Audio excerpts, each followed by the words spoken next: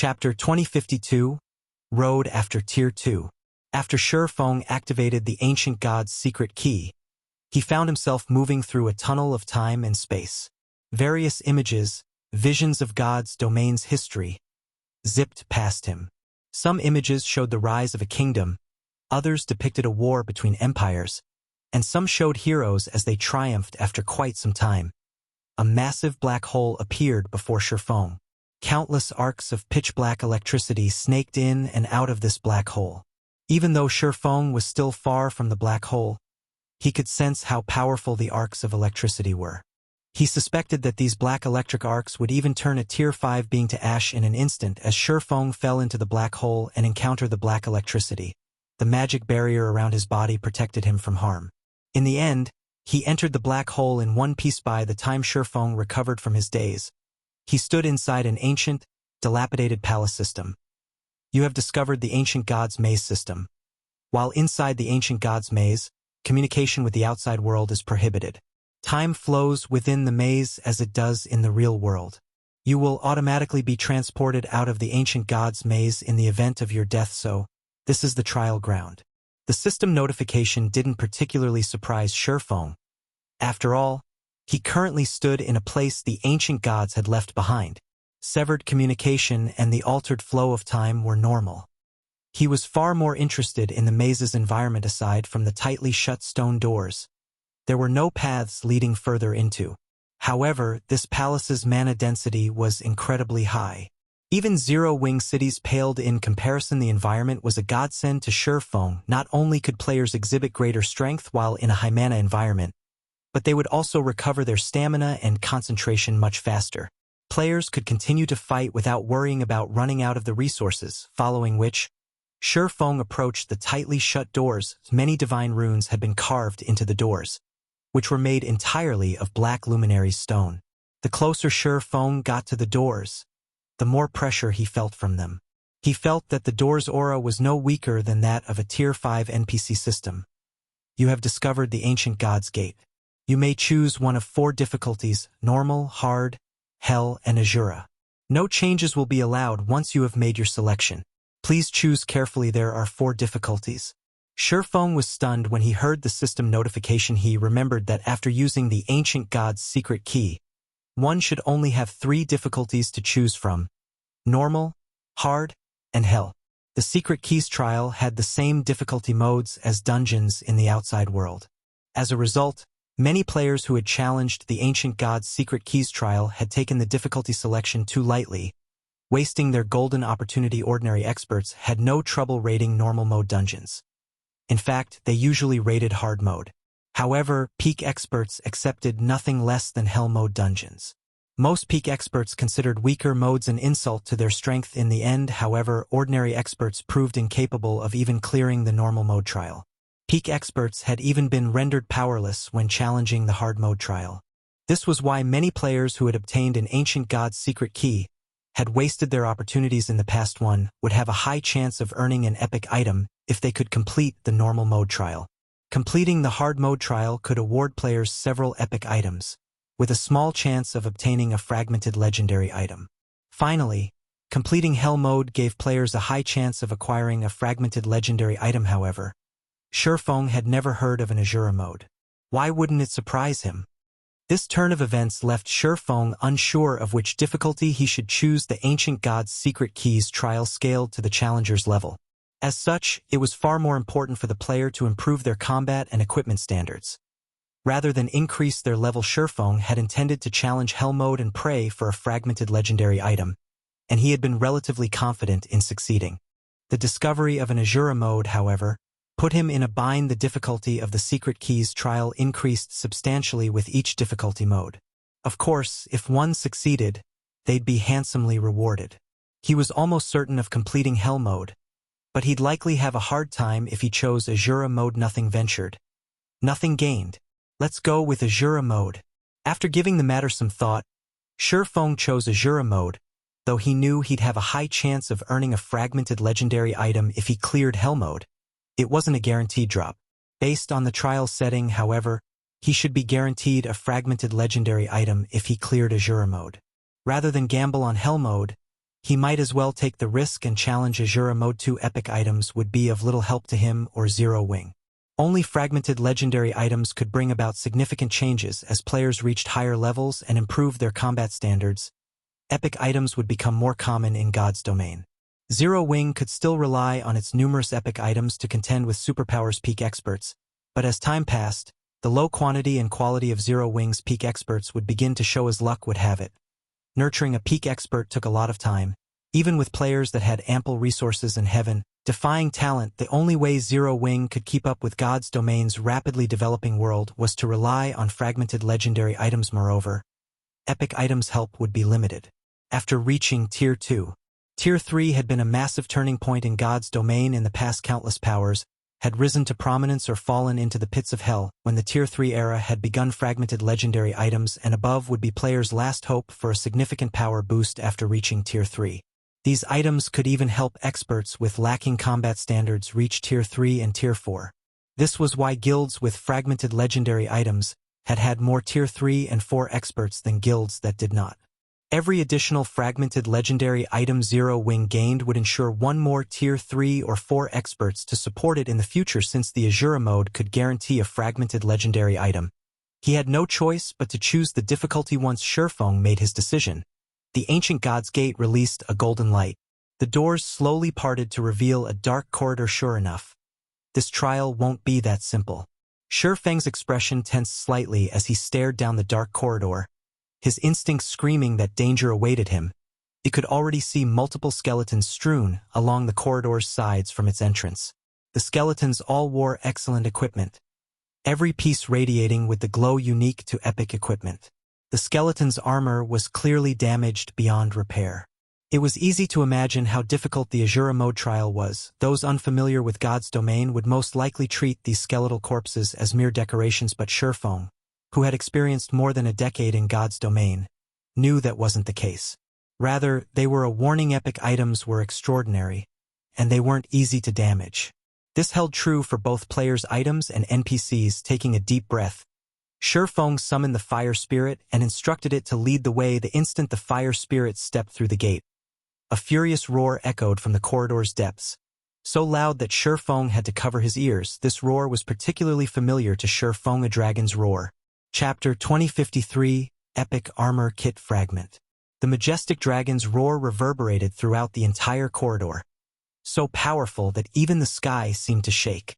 Only after the roar faded away could Surfong finally move his body again. However, after the roar ended, both Surfong and the fire spirit received a debuff called Dragon's Might, which reduced their reaction speed by 20%, movement speed by 30%, and physique by 15%.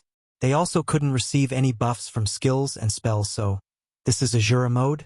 Surfong was astonished as he looked at the debuff. He and the fire spirit had received. The reduction in physique and speed was only secondary. The crucial point was the inability to receive buffs. This meant that even Berserk skills were useless. Having Berserk skills sealed was potentially fatal to expert players, especially when surviving out in the fields. Berserk skills could be used during crucial moments to save one's life or deal with a problem that could not be dealt with normally. Berserk skills could even be used to achieve reversals. Without the ability to use Berserk skills, all these possibilities would be gone.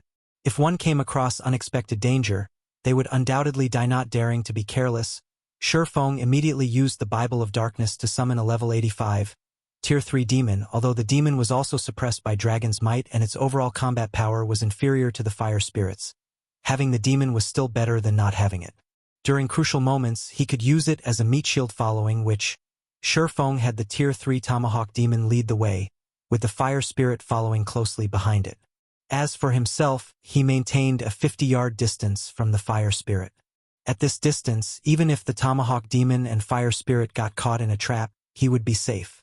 If they stumbled upon a dangerous situation, he could also run away at a moment's notice. However, contrary to his expectations, he did not come across any dangerous situations at all, even after walking for more than 10 minutes. Let alone a monster, there wasn't even a simple trap set up in the corridor. He traversed the corridor and arrived at a dark hall relatively easily. The hall was the size of a football stadium, with stone pillars erected on all sides. The divine runes carved onto these stone pillars made the place extraordinarily chilly.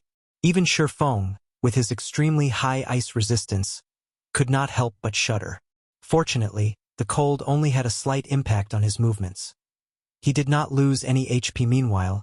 As soon as the Tomahawk Demon and the Fire Spirit arrived at the center of the hall, the divine runes on the surrounding stone pillars suddenly shone. Both the demon and the Fire Spirit disintegrated, the elemental mana used to make up their bodies reverting to its original form. Afterward, the entire hall lit up brightly as blade-wielding soldiers emerged from the ground one after another. These soldiers were giants made from various types of elemental mana: elemental guard, elemental creature, great lord, level 72. HP 32, 000, 000/32, 000, 000. Among these elemental giants, one held a staff. Mana belonging to the four major elements gathered passively around this giant. All of the ambient mana responded to every single action this giant made, as if this giant was the elemental overlord of this entire hall. Elemental prayer, realm lord, elemental creature, grand lord, level 73. HP 65, 000, 000/65, 000, 000. As these elemental creatures appeared, a translucent pillar made out of magic crystal rose from the center of the hall. Sealed inside this translucent pillar was a dazzling, crystalline bottle that radiated a shudder-inducing aura. Bloodline. A trace of surprise flashed across Surfeng's eyes when he saw the crystal bottle inside the magic crystal pillar. Although he had been confident that the Azura Mode trial's reward would be something excellent, he never imagined that it would be this excellent. At his standard, epic items no longer posed a temptation. Only top-tier epic items could move him now. However, a bloodline was far more valuable than any epic item. The value of even the most ordinary bloodline rivaled that of a fragmented legendary item. A bloodline might provide expert players more help than a fragmented legendary item. Despite that, the first item he came across in the Azura Mode Ancient Gods Maze was already a bloodline. How could he not be surprised by this situation? However, Surfeng calmed himself very quickly. The bloodline was indeed valuable, but it would mean something only if he actually obtained it. The monsters standing before him were extraordinary. Moreover, since summoned creatures could not be used inside this hall, he would have to rely entirely on himself to deal with these monsters. However, with just a rough glance, he already spotted more than 200 Great Lord-ranked elemental guards. The elemental prayer standing at the center of the hall was even a realm lord, an existence whose combat power far surpassed that of monsters of the same rank and level. Against such a force, even a level 70, 100-man expert team would not be a match. In a situation where berserk skills and summon creatures could not be used, even Surfeng would have no choice but to turn tail and run when coming across the elemental prayer. It wasn't because his combat power was inadequate. After all, his current weapons and equipment were already beyond extraordinary. He could easily contend against a Grand Lord of the same level. The problem was that the elemental prayer had too much HP. Before he could whittle down the elemental prayer would have long since killed him. Let's give it a try.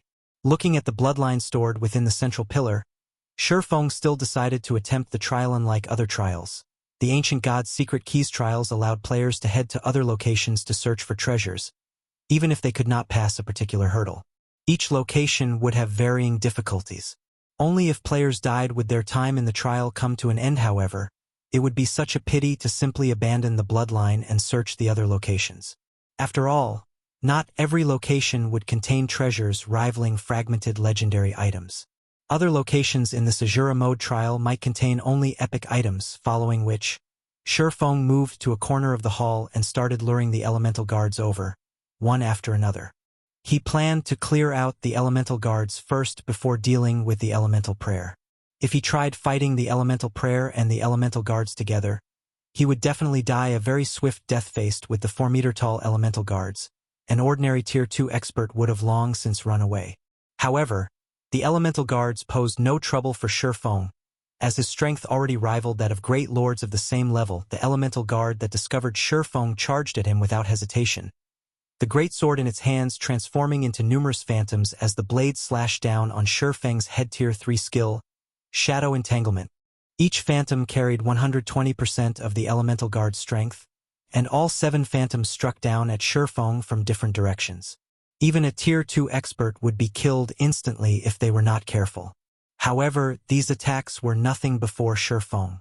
Crisscrossing the abyssal blade and killing Ray, he deflected 2 of the 7 phantom swords toward the other phantom swords, neutralizing the attack in the blink of an eye. Surefeng received no damage at all. Following which, he stabbed the Elemental Guard's Elemental Core 43, 574. He dealt a critical hit when striking the core. The Elemental Guard's HP promptly fell by a visible chunk. Afterward, Surefeng stabbed the Elemental Core once more with his other sword as the battle wore on. The Elemental Guard's HP continuously decreased. Even though the Elemental Guard's battle recovery was strong, killing the Elemental Guard was only a matter of time. If another Tier 2 expert were here, they would definitely be shocked by the current scene playing out. A Tier 2 player was actually overwhelming a level 72 Great Lord without using any skills or spells. A feat that even peak experts of the same level could not achieve. However, while Surefeng was indeed capable of killing the Elemental Guard, at the end of the day it was still a bona fide Great Lord.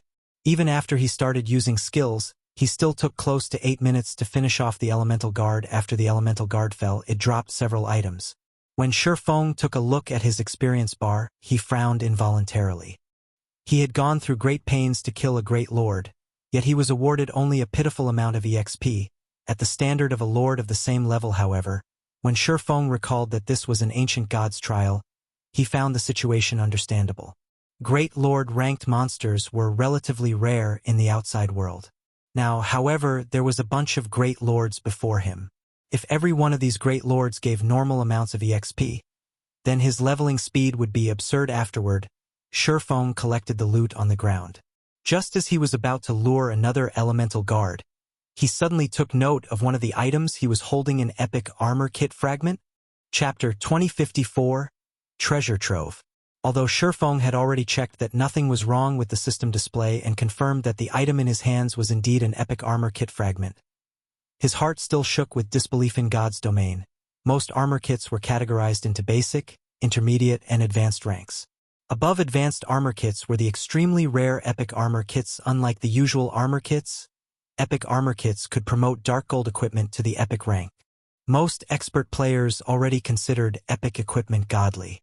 Since an epic armor kit could transform dark gold equipment into epic equipment, one could easily imagine how valuable an epic armor kit was, especially when players used it on dark gold equipment that they had high compatibility with. Of course, the level of epic equipment upgraded using the epic armor kit was fixed.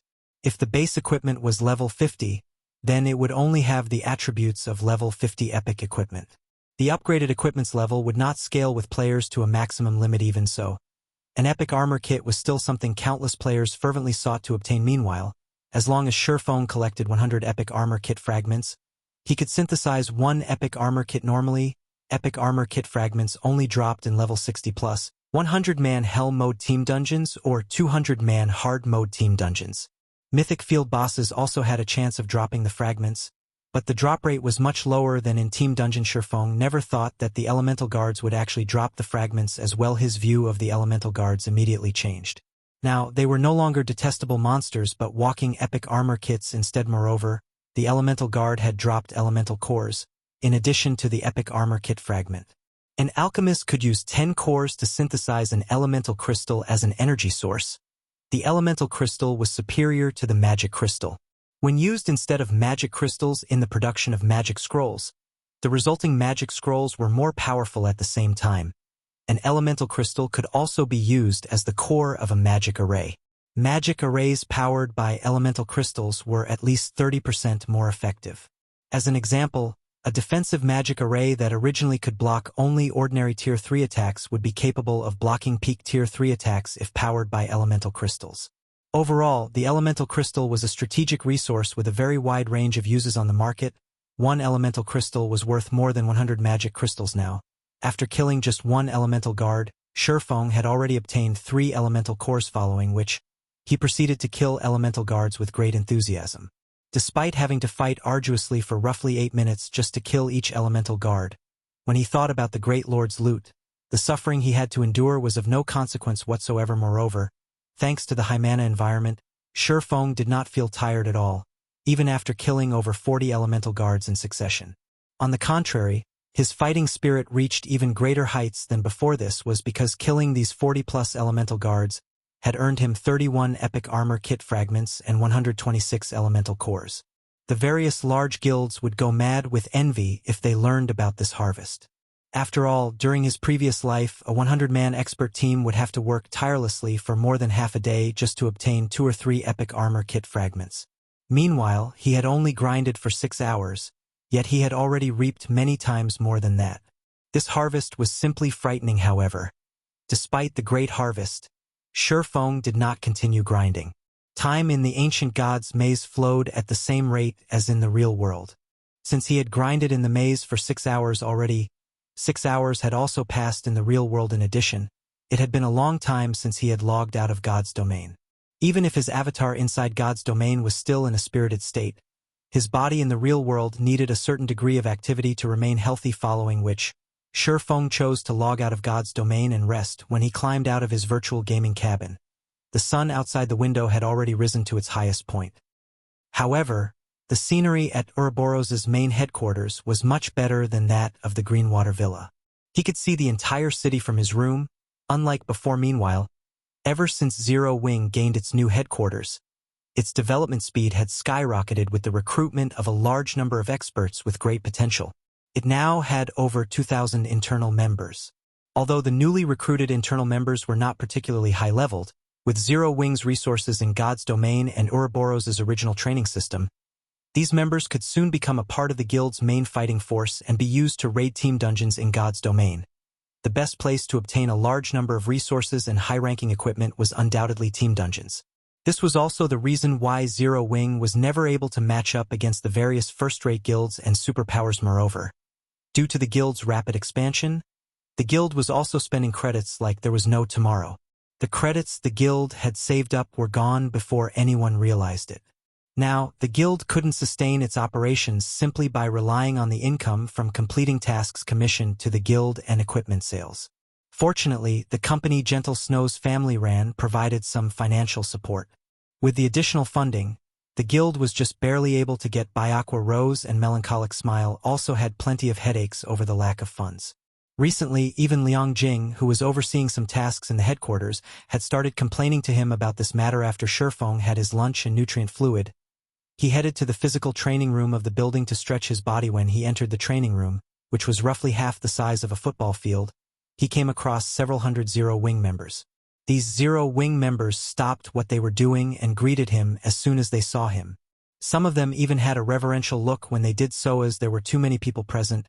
Shurfeng could only nod and smile in response. However, when he saw more than a dozen people lining up before the physical training machines, he could not help but feel a little ashamed. During his previous life, it had been rare to see 5 or 6 people waiting to use the physical training machines Shadow possessed. Now, there were more than a dozen people waiting for their turn. He had to admit that the current Zero Wing was only the shell of a first-rate guild. If it wished to catch up to the various first-rate guilds and superpowers, it needed a lot more funds. Insufficient funding would impede the guild's development significantly. I need to figure out a way to earn some credits through God's domain, Shurfeng thought to himself as he gazed at the guild members working out. After all, he couldn't rely solely on Gentle Snow's company. Previously, 5 major companies were necessary to keep Ouroboros functioning. Although the current Zero Wing wasn't as large as the past Ouroboros, sustaining its operations with just one major company was still impossible. Roughly 1 hour into Shurfeng's training, Blackie suddenly rushed into the training room, an anxious expression on his face. Did something happen? Shurfeng asked curiously. Something big happened. Representatives of the Blackwater Corporation have come to talk with us, Blackie said in a panic as he looked at Shurfeng. Chapter 2055. Blackwater visits. Blackwater. Shurfeng couldn't help his confusion. Why are they here? The Blackwater Corporation was a major international corporation. Aside from super first-rate guilds and super guilds, other existences were nothing in the corporation's eyes. Furthermore, Zero Wing had clashed with Blackwater quite a few times thus far. Our guild has been prospering in the Ur Empire recently. Maybe they're here to warn us away? Blackie wondered aloud after calming down. Why don't we just leave them hanging? Even if they're a major corporation, they can't do anything to us on the surface, and moving against us in the shadows won't be easy as long as we're prepared for it. You're overthinking things. Blackwater is still a major corporation at the end of the day. They wouldn't bother with a personal visit to warn us because of our skirmishes in the Empire. They wouldn't be able to afford the humiliation of such an act, Shifeng said, chuckling. Forget it. Rather than waste time with random guessing, we might as well hear them out. He still knew a little about how these major corporations operated. If Blackwater really wanted to strike out at Zero Wing in the real world, it wouldn't have sent representatives. It would have made its move behind the scenes, following which, Blackie led Shifeng to the top-floor reception room. In the reception room, Liang Jing, who was slightly nervous to receive the Blackwater Corporation's representatives, visibly relaxed when she saw Shifeng enter the room. Before she had met Shifeng, a major international corporation would have been unreachable, yet such a power had sent representatives to visit Zero Wing. Why wouldn't she be shocked? In contrast, Aqua Rose maintained her calm composure despite sitting, face to face, with Blackwater's representatives. As a previous honorary elder in a first-rate guild and the princess of her own major corporation, she had experience in these situations. Two representatives from the Blackwater Corporation waited in the room. One was a handsome, middle-aged man wearing casual clothing. Although he wasn't tall or muscular, he radiated a strange pressure. The other representative, a tall, robust man in a black suit, stood behind the middle-aged man. Based on his appearance, he seemed to be the latter's bodyguard. Although he didn't radiate any particular pressure, as if he were just a pedestrian, Shifeng recognized the bodyguard as extraordinary. He could feel the subtle threat of death from this bodyguard. Hello. You must be Zero Wing's elder Yifeng. Sure enough, as the rumors have said, you really are quite young. Your future is truly limitless, the middle-aged man said, smiling after observing Shifeng closely for a moment. Right, let me introduce myself. I am the Blackwater Corporation's Jingyang, currently serving as an elder in the Blackwater Guild. Elder Jingyang, to what does Zero Wing owe this visit? May I know what you wish to discuss? Shifeng asked as he eyed Jingyang. Getting straight to the point, he was somewhat familiar with the name, but his knowledge of this man was limited to God's domain. Jingyang's name was familiar due to his status as a Tier 5 Grand Wizard in the past. Although the man hadn't amassed any eye-catching battle records, a Tier 5 player was still formidable. He had stood at the peak of God's domain. Shifeng had certainly never expected the Blackwater Corporation to send such a big shot to visit Zero Wing. What a straightforward question, Jingyang said, laughing. He then nodded and continued. Since that is the case, I'll be direct. I'm here in place of the Blackwater Guild's Xuanwu Chisa. Vice Guild leader Xuanwu has a very favorable view of Zero Wing, and she knows that Zero Wing is facing some financial difficulty. If Zero Wing is willing to sell us 10 guardian puppets, not only will we pay an ample amount of credits, but we'll also provide 50 bottles of S-rank nutrient fluid. I'm sure you'll have no issues nurturing more experts quickly with these resources. 50 S-rank nutrient fluids? Blackie's eyes nearly fell from their sockets when he heard Jingyang's offer. He and Shifeng had seen plenty of credits before, but S-rank nutrient fluid was a different story. Blackie was no longer ignorant regarding training in God's domain.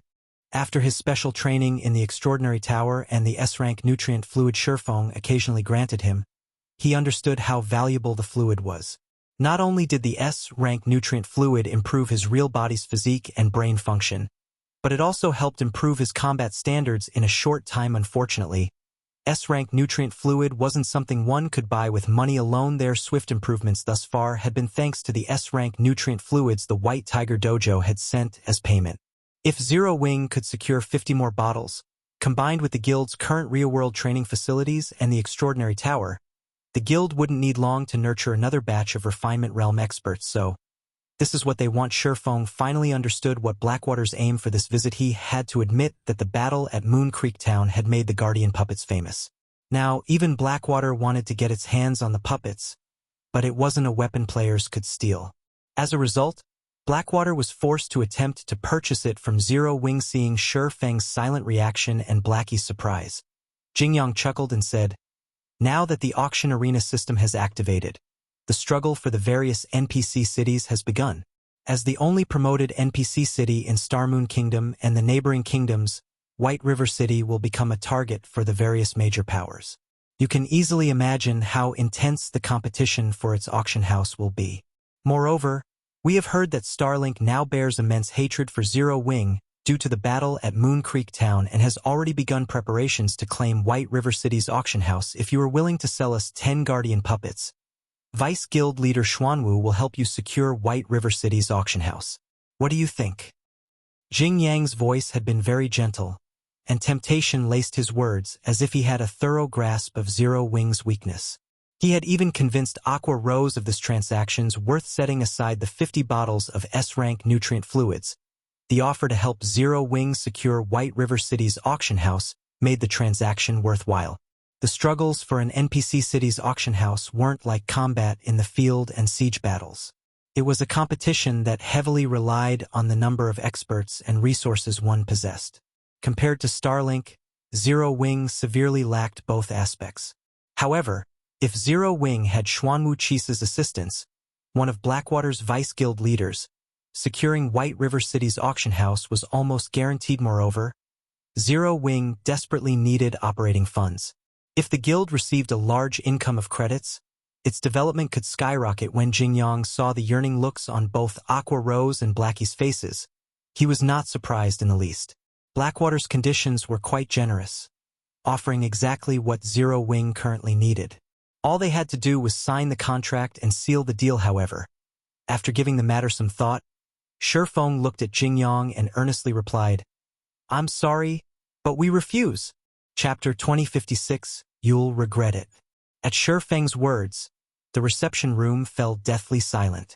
Both Jingyang and Aqua Rose were stunned and confused as they stared at Shifeng. Why? Jingyang could not help but ask after taking a deep breath. Blackwater's conditions were incredibly generous. If Zero Wing accepted the offer, it could grow more powerful than it had ever been. No guild would consider rejecting such an offer, and this was the perfect opportunity to reconcile with Blackwater. It was always better to have another ally than an extra enemy in God's domain. The Guardian Puppet was a very powerful war weapon, first-rate whether protecting a town or attacking it. Other war weapons couldn't hold a candle to it, but it was only powerful right now. As players reached higher levels and Tier 3, the Guardian Puppet would become obsolete. At most, one could rely on it as a slightly tougher Tier 3 combatant. In his opinion, Shifeng should be more than willing to agree with Blackwater's conditions. It should already be an honor for Zero Wing that Blackwater had paid a personal visit. Other first-rate guilds couldn't even qualify for the corporation's attention. Yet Zero Wing was unappreciative of Blackwater's goodwill. It's nothing major. The price your guild has offered is just too low, so we don't wish to sell. Shifeng replied in an extremely calm tone. Low? Jingyang was stunned. Softly, he asked, "How much do you want?" Then, in addition to the credits, I want 100 bottles of S-rank nutrient fluid and 10 high-potential shops in major NPC cities. Shifeng said after giving the matter some thought. Both Aqua Rose and Blackie turned to their guild leader in shock, gaping. 100 bottles of S-rank nutrient fluid. Not even the White Tiger Dojo could afford such a price.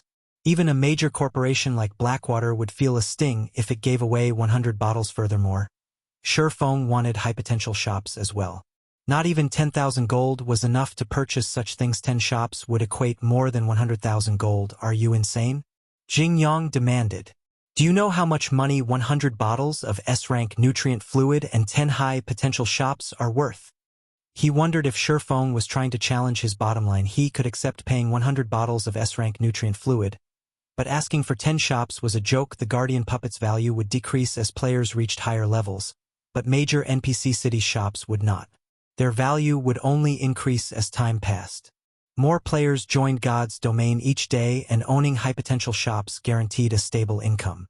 Even leasing these shops to others would generate substantial profits. To put it simply, the Guardian Puppet's value couldn't compare to that of high-potential shops. Not even 4 Guardian Puppets were worth a shop in a major NPC city, let alone a one-on-one trade. Elder Jingyang, if you find these conditions unacceptable, you may return to negotiate with your superiors, Shifeng said, smiling at the enraged man before him. His asking price was far above average, but at this stage of the game, 10 Guardian Puppets were worth it. With 10 units, the Guardian Puppets could exhibit sufficient combat power, and whoever controlled them could effortlessly capture a guild town. They would also be a massive help when establishing a guild town in a neutral map if he didn't need the S-rank nutrient fluids and credits so desperately. He wouldn't have even considered selling the Guardian puppets to Blackwater. Constructing 10 puppets wouldn't be easy, and the materials were quite rare, young man. You shouldn't be too greedy. Zero Wing will only benefit in the future if it secures Blackwater's friendship. Forget about the high-potential shops, Jing Yang said after calming himself down. He then looked at Shifeng and stated his final price, 70 bottles of S-rank nutrient fluid, as well as the conditions I mentioned previously. Take care as you leave. I won't be able to see you off. Shifeng said. You. Very good. You'll regret this decision. Jing Yang nearly spat blood when he heard Shifeng's response. He left the room in a huff, not wanting to linger in Zero Wing's headquarters a moment longer. After Jing Yang left, both Aqua Rose and Liang Jing, who had witnessed the entire conversation from a corner of the room, turned to stare at Shifeng in befuddlement. They also could not help but admire Shifeng. That was 70 bottles of S-rank nutrient fluid they were talking about. Yet, despite the temptation of Blackwater's offer or its threats, Shifeng had remained unfazed after Jing Yang left Zero Wing's headquarters. He contacted Xuanwu Chisa and updated her on the negotiations' outcome. What an interesting person. Xuanwu Chisa could not help her smile. Even though Zero Wing's existence is on the line, he insists on keeping a tight grip on the Guardian puppets.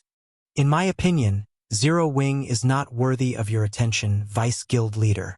They have no idea that Starlink isn't the only guild targeting them, and that many other superpowers have set their sights on White River City. They don't realize the lifeline we're offering. They will regret their decision today, Jing Yang said, sneering. In truth, he had visited Zero Wing's headquarters for 2 reasons. The first reason was for business. The second was to determine whether Zero Wing qualified to become one of Blackwater's puppets. However, it would seem that the guild's members were simply ignorant fools. All right, enough. Return for now. We still have much to do, Xuanwu Chisa said before disconnecting the call. She did not bother to comment further on the matter once the negotiations with Blackwater came to an end. Shifeng received Zero Wing's latest status report from Aqua Rose, and Blackie. The guild continued to develop rapidly, especially regarding member recruitment. Zero Wing's elite member count now exceeded 400,000, and more than 4,000 expert members operated in Starmoon Kingdom. The guild's growth was frightening. Shifeng had to admit that the battles in the Witch's Hill and near Moon Creek Town had elevated Zero Wing's fame and reputation. Now, many previously hesitant elite and expert players had finally decided to join Zero Wing. In addition, Fire Dance and Zero Wing's other main force members had finished training in the Extraordinary Tower, splitting up into multiple 100-man teams to raid level 60 team dungeons. Their raid progression had also been impressive. They'd likely obtain the first clear of Starmoon Kingdom's various 100-man team dungeons in a few more days. The lack of funds was the only problem now, giving Aqua Rose and Blackie plenty of headaches. In response, Shifeng agreed to rent Zero Wing City's shops for credits, reducing the guild's coin income. After Shifeng had assigned tasks, he returned to his room and logged back into God's domain. Chapter 2057, Improving Swords Transmigration. Level 72 elemental guards wandered around the quiet hall supported by numerous stone pillars.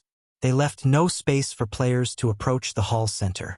As one approached the central crystal pillar, the elemental guards closed ranks. The moment Shifeng logged back into the game, he returned to clearing out these elemental guards. Blackwater's sudden business proposition and Zero Wing's rapid development had helped Shifeng realize that his guild's development had reached a bottleneck. Growing further would be painfully difficult with the guild's financial predicament nowadays. Zero Wing's fame and territory were growing. The guild's member count also continued to rise. Although he had been working to secure Zero Wing's foundations and had restricted the recruitment conditions further, the guild had still reached its financial limit. Even an outsider like Blackwater could see this. It was easy to imagine that other guilds had also noticed Zero Wing's struggles. Normally, a guild would attempt to negotiate with companies and corporations for investment.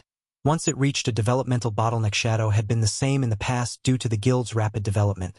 The guild had desperately needed capital. Only after receiving several large companies' investments did the guild continue its development, eventually becoming a second-rate guild. This was the most common option for upstart guilds, although it also scattered the guild's shares, decreasing its cohesion. Of course, there was another method to break past this bottleneck. A guild could maintain its state or reduce its member count, ultimately slowing its development speed. Normally, Surefeng might have chosen that option. At worst, it would allow other guilds to surpass Zero Wing.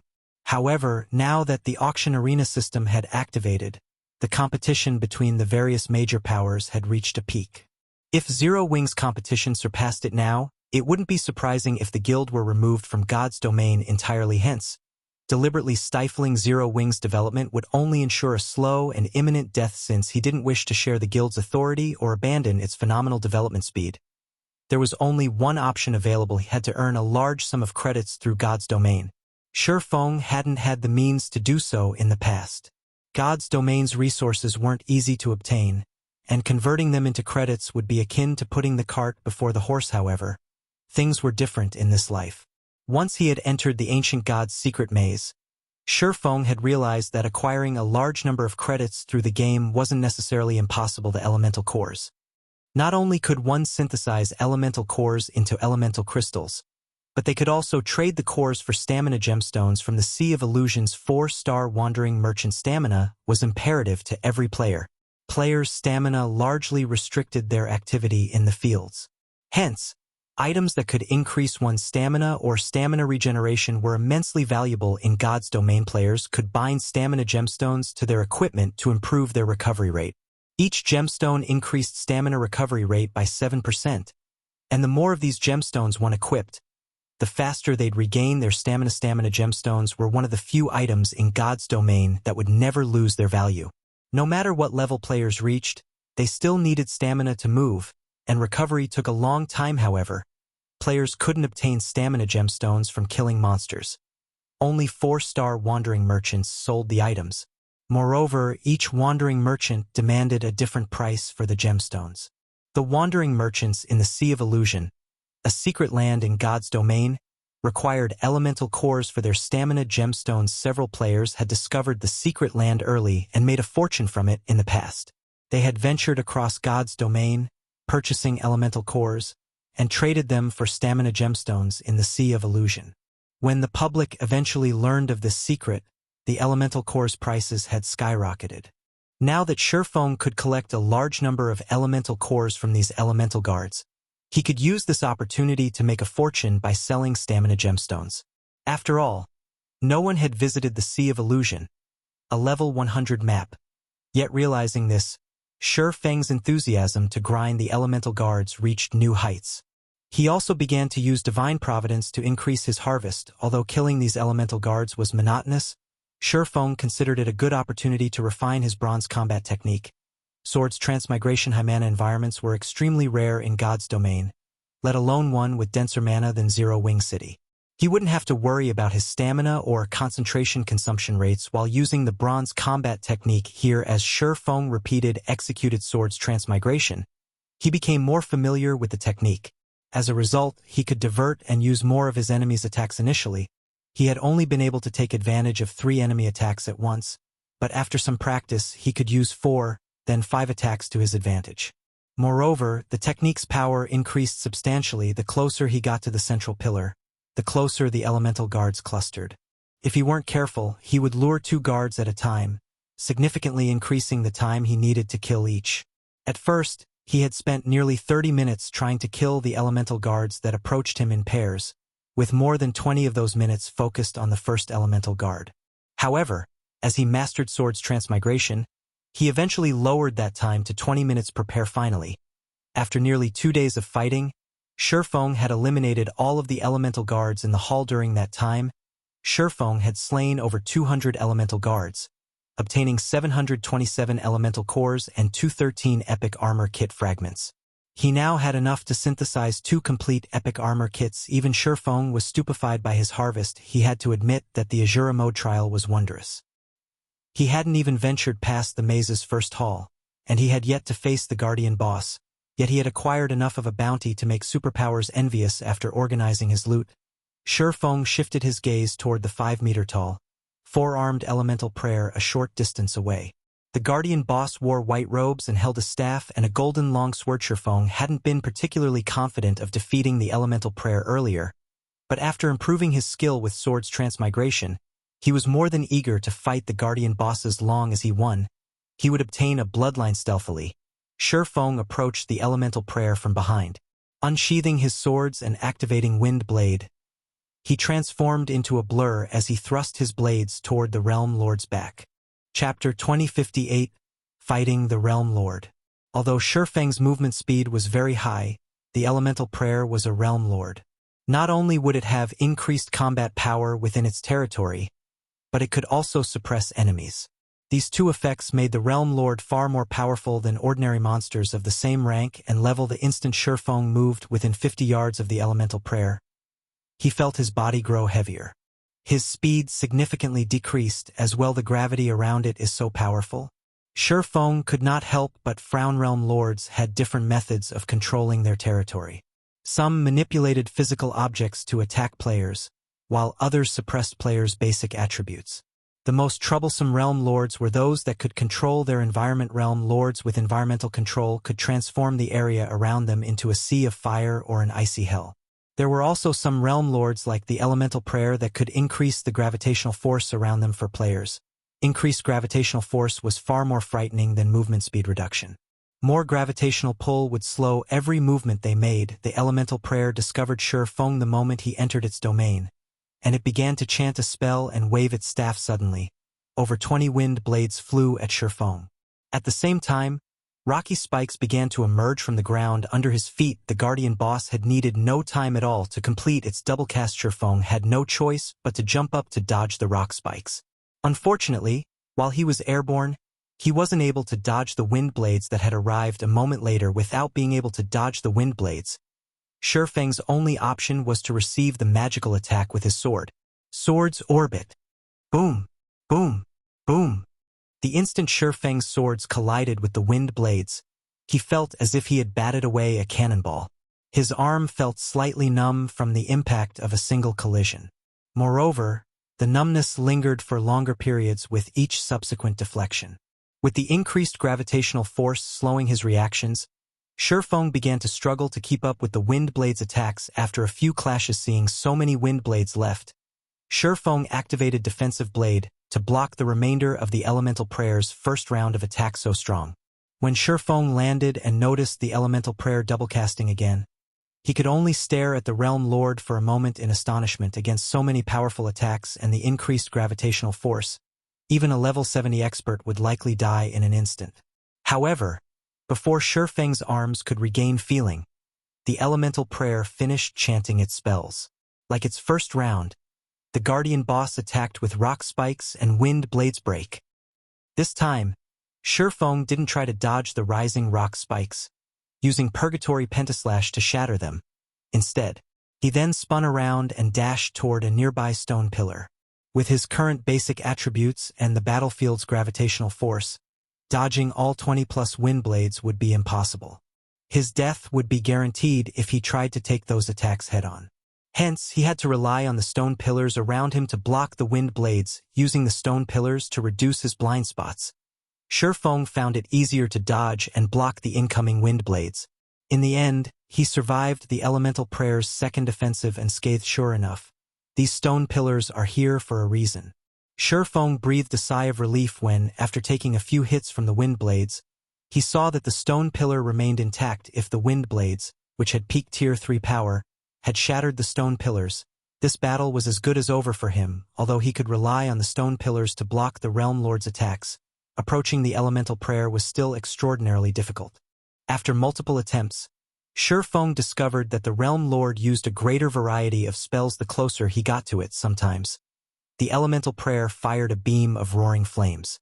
Other times, it called down a column of water from above.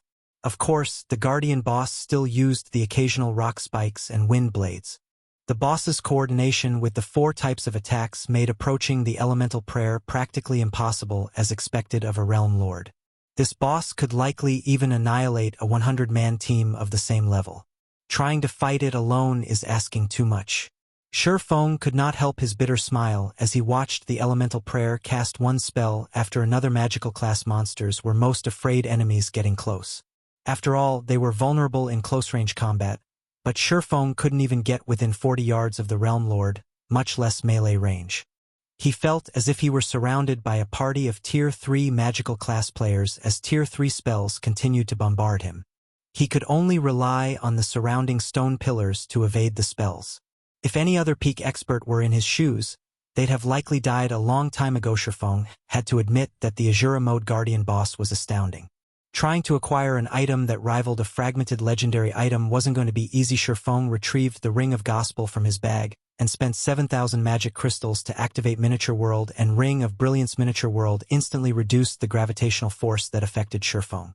At the same time, the Elemental Prayer's basic attributes fell by a significant chunk. Although Miniature World suppression didn't hinder the Realm Lore drastically, it still reduced its basic attributes by 20%, which considerably reduced the power of its spells. Meanwhile, Ring of Brilliance improved Shurfeng's physique and basic attributes by 20%. Now, Shurfong could intercept the Elemental Prayer's wind blades with his swords without relying on the stone pillars. Moreover, Shurfong could exhibit his full strength now that the Elemental Prayer's gravity domain had been weakened. He could dodge the boss's attacks with ease and soon reached the Realm Lord. Killing Ray tore through the air, sending a streak of blue light slicing at the Elemental Prayer. Although the Guardian boss wielded a golden longsword, its melee prowess paled in comparison to its magical power. Shurfong easily maneuvered his attack past the Elemental Prayer's defenses and landed a direct, critical hit, dealing over -40,000 damage. Despicable intruder. Suffer God's fury. The Elemental Prayer bellowed after taking the hit. The golden longsword in its hand disintegrated, and 8 smaller versions appeared around the Realm Lord, each wrapped in golden flames. Under the Elemental Prayer's control, golden longswords flew toward Shurfong. Shurfong hurriedly moved and executed Sword's Transmigration to block the attacks. The power within these golden longswords was immense. They clearly harbored more strength than Shurfong currently possessed. Instead of receiving the attacks head-on, Shurfong expertly used his movement techniques to evade some of the flaming weapons, while deflecting the rest. By doing so, he managed to fend off the Guardian boss's attacks without taking damage. After knocking away the golden swords, Shurfong used the opportunity to bombard the Elemental Prayer with one skill after another. Thundering Flash, Thunder Flame Explosion, Flame Burst, Shadow Blade.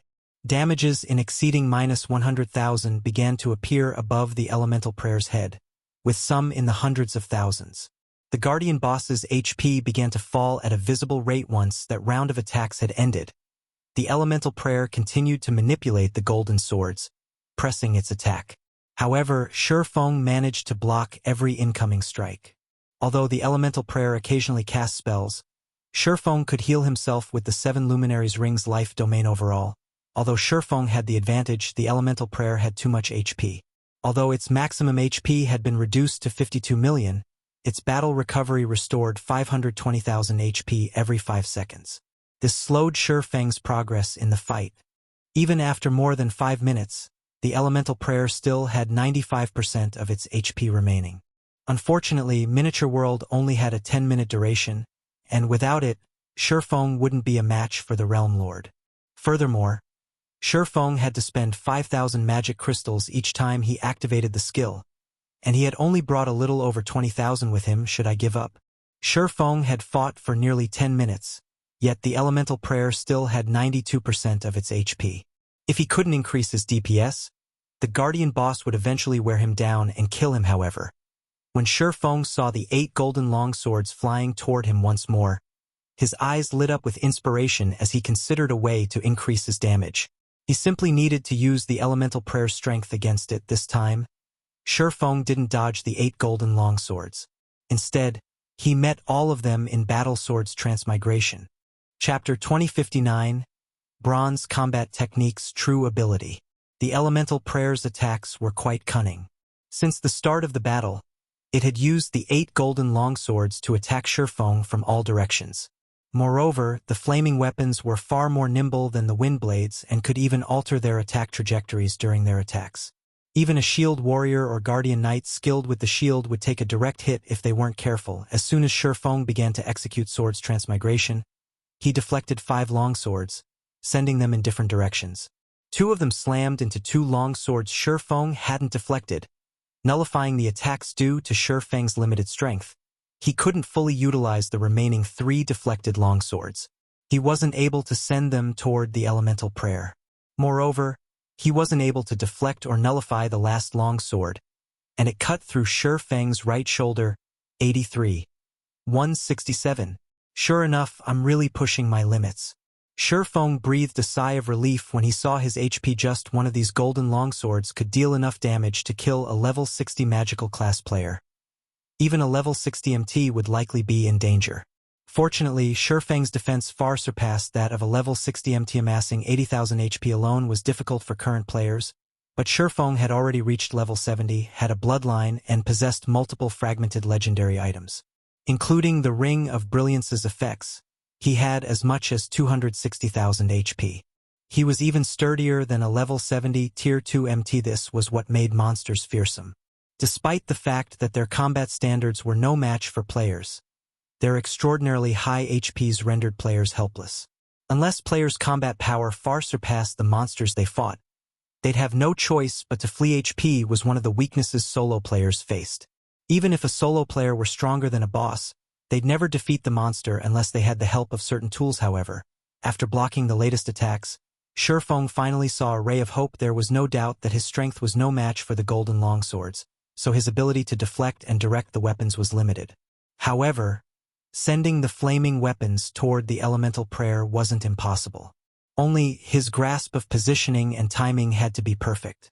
This was also the first time he had to deflect 5 attacks with so much strength, so he severely lacked the proper experience. After taking a brief moment to consider his next move, Shi Feng began to attack the Realm Lord again. Like before, the 8 golden longswords flew toward him from multiple directions. This time, however, Shi Feng immediately activated Void Shield, the translucent barrier enveloping his body sword's transmigration. Boom! Boom! 2 golden longswords struck the Void Shield, and the 5 blades Shi Feng deflected landed near the elemental prayer's feet, missing the boss by a few inches. Did I attack too soon? Seeing the flaming longswords land at the elemental prayer's feet, Shi Feng knew he had been too hasty, resulting in an undesirable outcome. He needed to make some minor adjustments. Despite seeing the elemental prayer launch another round of attacks, Shi Feng deliberately maintained his speed. Boom! 3 golden longswords flew into the Void Shield simultaneously. Fortunately, Shi Feng had sent one of the 5 longswords he had deflected into the elemental prayer's foot. A damage of over -300,000 appeared above the Realm Lord's head, far exceeding what Shi Feng's normal skills were capable of. This excited Shi Feng. The outcome was almost as he had imagined. The system calculated the damage monsters dealt to each other differently than the damage they dealt to players. Although the flaming weapon had lost a fraction of its power after Shi Feng had deflected it, it still dealt far more damage than what he could manage now. Shi Feng, more or less, understood why the various superpowers in the past had kept such a tight lid on their bronze combat techniques. Mastering a bronze combat technique like Sword's Transmigration was far more powerful than obtaining a curse or taboo skill. Even without external tools, players would have the potential to solo high-ranked bosses with such a technique. The successful experience gave Shi Feng a far better grasp of his timing, following which, Shi Feng returned another dozen attacks to the elemental prayer. Moreover, his deflections became more accurate with each successful attempt. Initially, he had only been able to hit the guardian boss with one of the golden longswords, but eventually, he returned 2 flaming weapons, doubling his DPS and devouring the Realm Lord's HP. 95%, 85%, 80%. Although he wasn't able to return the other 3 golden longswords he deflected, as he became more familiar with the process, he was able to nullify the remaining attacks. He no longer allowed any of the golden longswords to hit him. Time quickly passed. When the elemental prayer's HP fell to 30%, the Realm Lord went berserk and called down lightning to strike around it. This forced Shi Feng to activate Absolute Domain to survive. Foolish mortal, burn to ash. The elemental prayer's eyes lit with a scorching glow as it glared down at Shi Feng. Suddenly, the surrounding mana began to surge toward the guardian boss, and the mana storm that ensued prevented Shi Feng from approaching. The elemental prayer then raised its staff, manifesting a 3-fold magic array above its head that covered a 100-yard radius. Raging thunder. Suddenly, arcs of golden electricity shot up from the ground. A large-scale destruction spell. Surprised, Shi Feng activated the 7 Luminaries Rings Fantasy Domain, which made him immune to all magic damage. Magical class bosses generally possessed a few large-scale destruction spells, but they didn't normally cast the spells when players were within melee range, since such spells didn't differentiate between friend and foe. It was very easy to get caught within one's own spell if cast at close range. This was also why Surfeng hadn't bothered to use any of his own large-scale destruction spells, yet the elemental prayer before him cast its spell without hesitation. The guardian boss intended to perish along with its enemy. After Surfeng activated Fantasy Domain, a sea of electricity enveloped everything within a 100-yard radius, with the elemental prayer in its center. Even the guardian boss suffered damage, his HP continuing to decrease. The golden arcs only began to dissipate after 6 seconds, having destroyed a significant portion of the hall. After its large-scale destruction spell, the Realm Lord had only lost 5% of its HP. What a powerful spell. Was that a Tier 3 curse? Surfeng stared at the rising smoke on the elemental prayer's body in astonishment. If not for his magic immunity skill, that attack would have killed Surfeng. He barely had any lightning resistance, and his magic resistance alone wouldn't have been enough. Clearly, the elemental prayer didn't have that problem. As an elemental creature, its magic resistance was immensely high. Even after taking damage from its own Tier 3 curse, it had only lost 5% of its HP, roughly 3 million in total. If it were any other boss, it would have lost at least 6 million HP. However, it was clear that the elemental prayer was slightly weaker after casting the Tier 3 curse. Taking advantage of this opportunity, Surfeng fervently hacked and slashed at the Realm Lord. Fortunately, the 8 golden longswords no longer had more strength than Surfeng, and as a result, he easily deflected the flaming weapons back at the guardian boss, taking more HP from it than before. When the elemental prayer's HP fell to 1%, Surfeng activated Divine Providence and finished it off with instant strike. With a short cry, the elemental prayer collapsed, transforming into countless particles of light. Chapter 2060, Elemental Prayer's Loot. The mana density within the hall rose sharply after the elemental prayer's death. It went berserk as it gathered around the Realm Lord's dissipating corpse, gathering the particles of light into a dazzling ball. Slowly, the ball of light rose into the air, growing larger as it absorbed more mana. The light illuminated the hall as if a miniature sun had risen. After several seconds, the gigantic light ball burst, and 2 dazzling streams of light flowed toward the ground. 2 items? Surfeng watched the 2 beams shine before him in utter astonishment. According to his understanding, every Guardian boss players killed in the Ancient God's Secret Keys trial only yielded 1 item, but that item would undoubtedly be top-tier quality. However, the elemental prayer had dropped 2 items, the equivalent of killing 2 Guardian bosses. Surfeng had definitely hit the jackpot. When Surfeng stepped forward and touched the 2 beams of light, the light faded and revealed 2 translucent globes, each containing 1 item. When these 2 items revealed themselves, the sound of a system notification reached Surfeng's ears. System, congratulations! You have slain the elemental prayer within 30 minutes. You may choose one of the 2 items before you as your reward. Surfeng was speechless. He had hoped that Divine Providence had doubled his loot, but in the end, he'd still walk away with a single item. This choice was simply a result of killing the elemental prayer within half an hour. However, after giving the matter some more thought, Surfeng found the situation reasonable. All of the items these Guardian bosses dropped were the best of the best. Being able to double one's loot with higher luck would be absurd. Let's have a look at these 2. Then, after containing his excitement, Surfeng tapped on the 2 items and inspected their attribute panels. After a brief look, Surfeng's heart began to pound with elation once more. Although he knew that these items would be top tier, he couldn't help his gasp after inspecting them. Both items were amazing. Not even a mythic field boss's loot could compare to either item's value. One of the 2 items was an emerald bead named Elemental Protector. It was a bona fide epic item that could summon 4 elemental beasts of the same tier as the user and 5 levels higher at no cost. Each of these 4 elemental beasts could use skills and spells that correlated with their element: earth, water, wind, and fire. However, this item could only summon up to tier 4 elemental beasts, and it had a 12-hour duration and a 2 nature day cooldown. As long as a player reached tier 4, they could use the Elemental Protector to summon 4 tier 4 beasts to fight alongside them. It was an astounding ability. Tier 4 magic scrolls were even rarer than epic items in God's domain, and Shurfeng had only heard of Tier 4 summoning scrolls, never actually seen one regardless of the era. A Tier 4 summon creature would be an immensely powerful ally, even after 10 years in God's domain. Tier 4 and above combatants were extremely rare.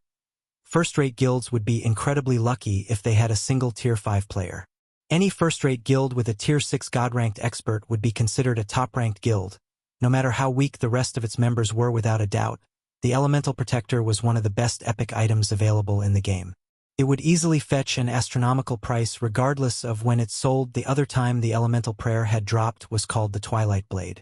It was the same weapon the Realm Lord had used against Shurfeng, and although it wasn't a famed sword, it was a replica of the legendary weapon. Afterglow. Every legendary weapon had once been famous throughout God's domain.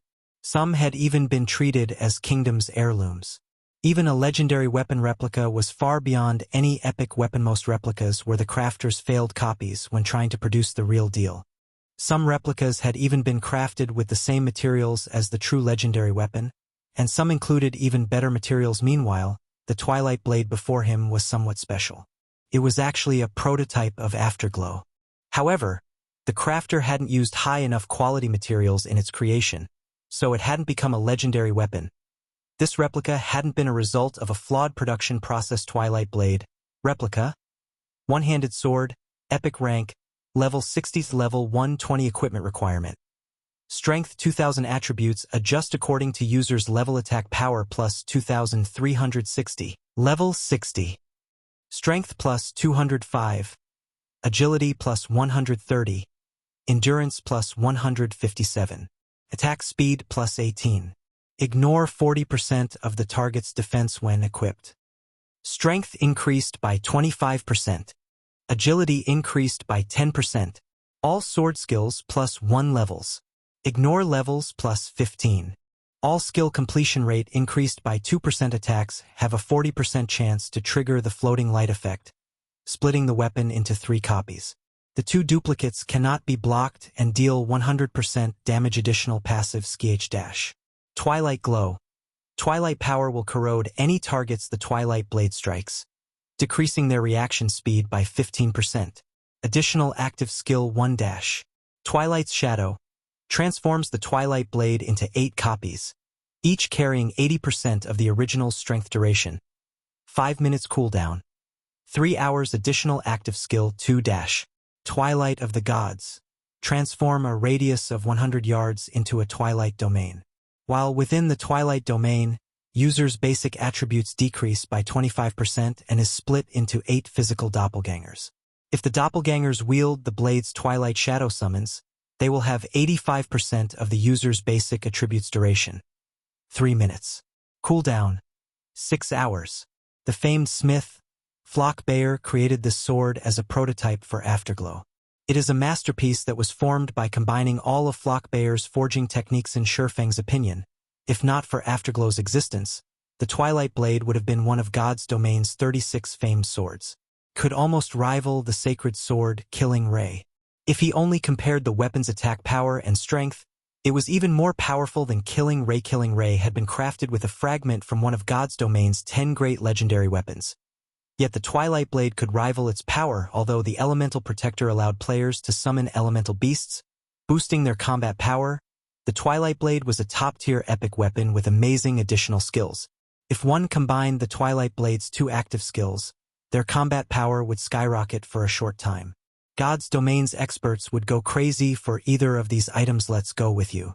After giving the matter some thought, Shurfeng chose the Twilight Blade. The Elemental Protector might be the better choice from a guild's perspective, but it would only be useful if the guild had a Tier 4 player. Tier 4 was still a long time away for Shurfeng and Zero Wing.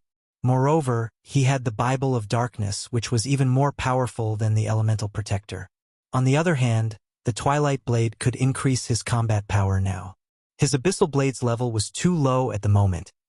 Its evolution speed couldn't keep up with his leveling speed.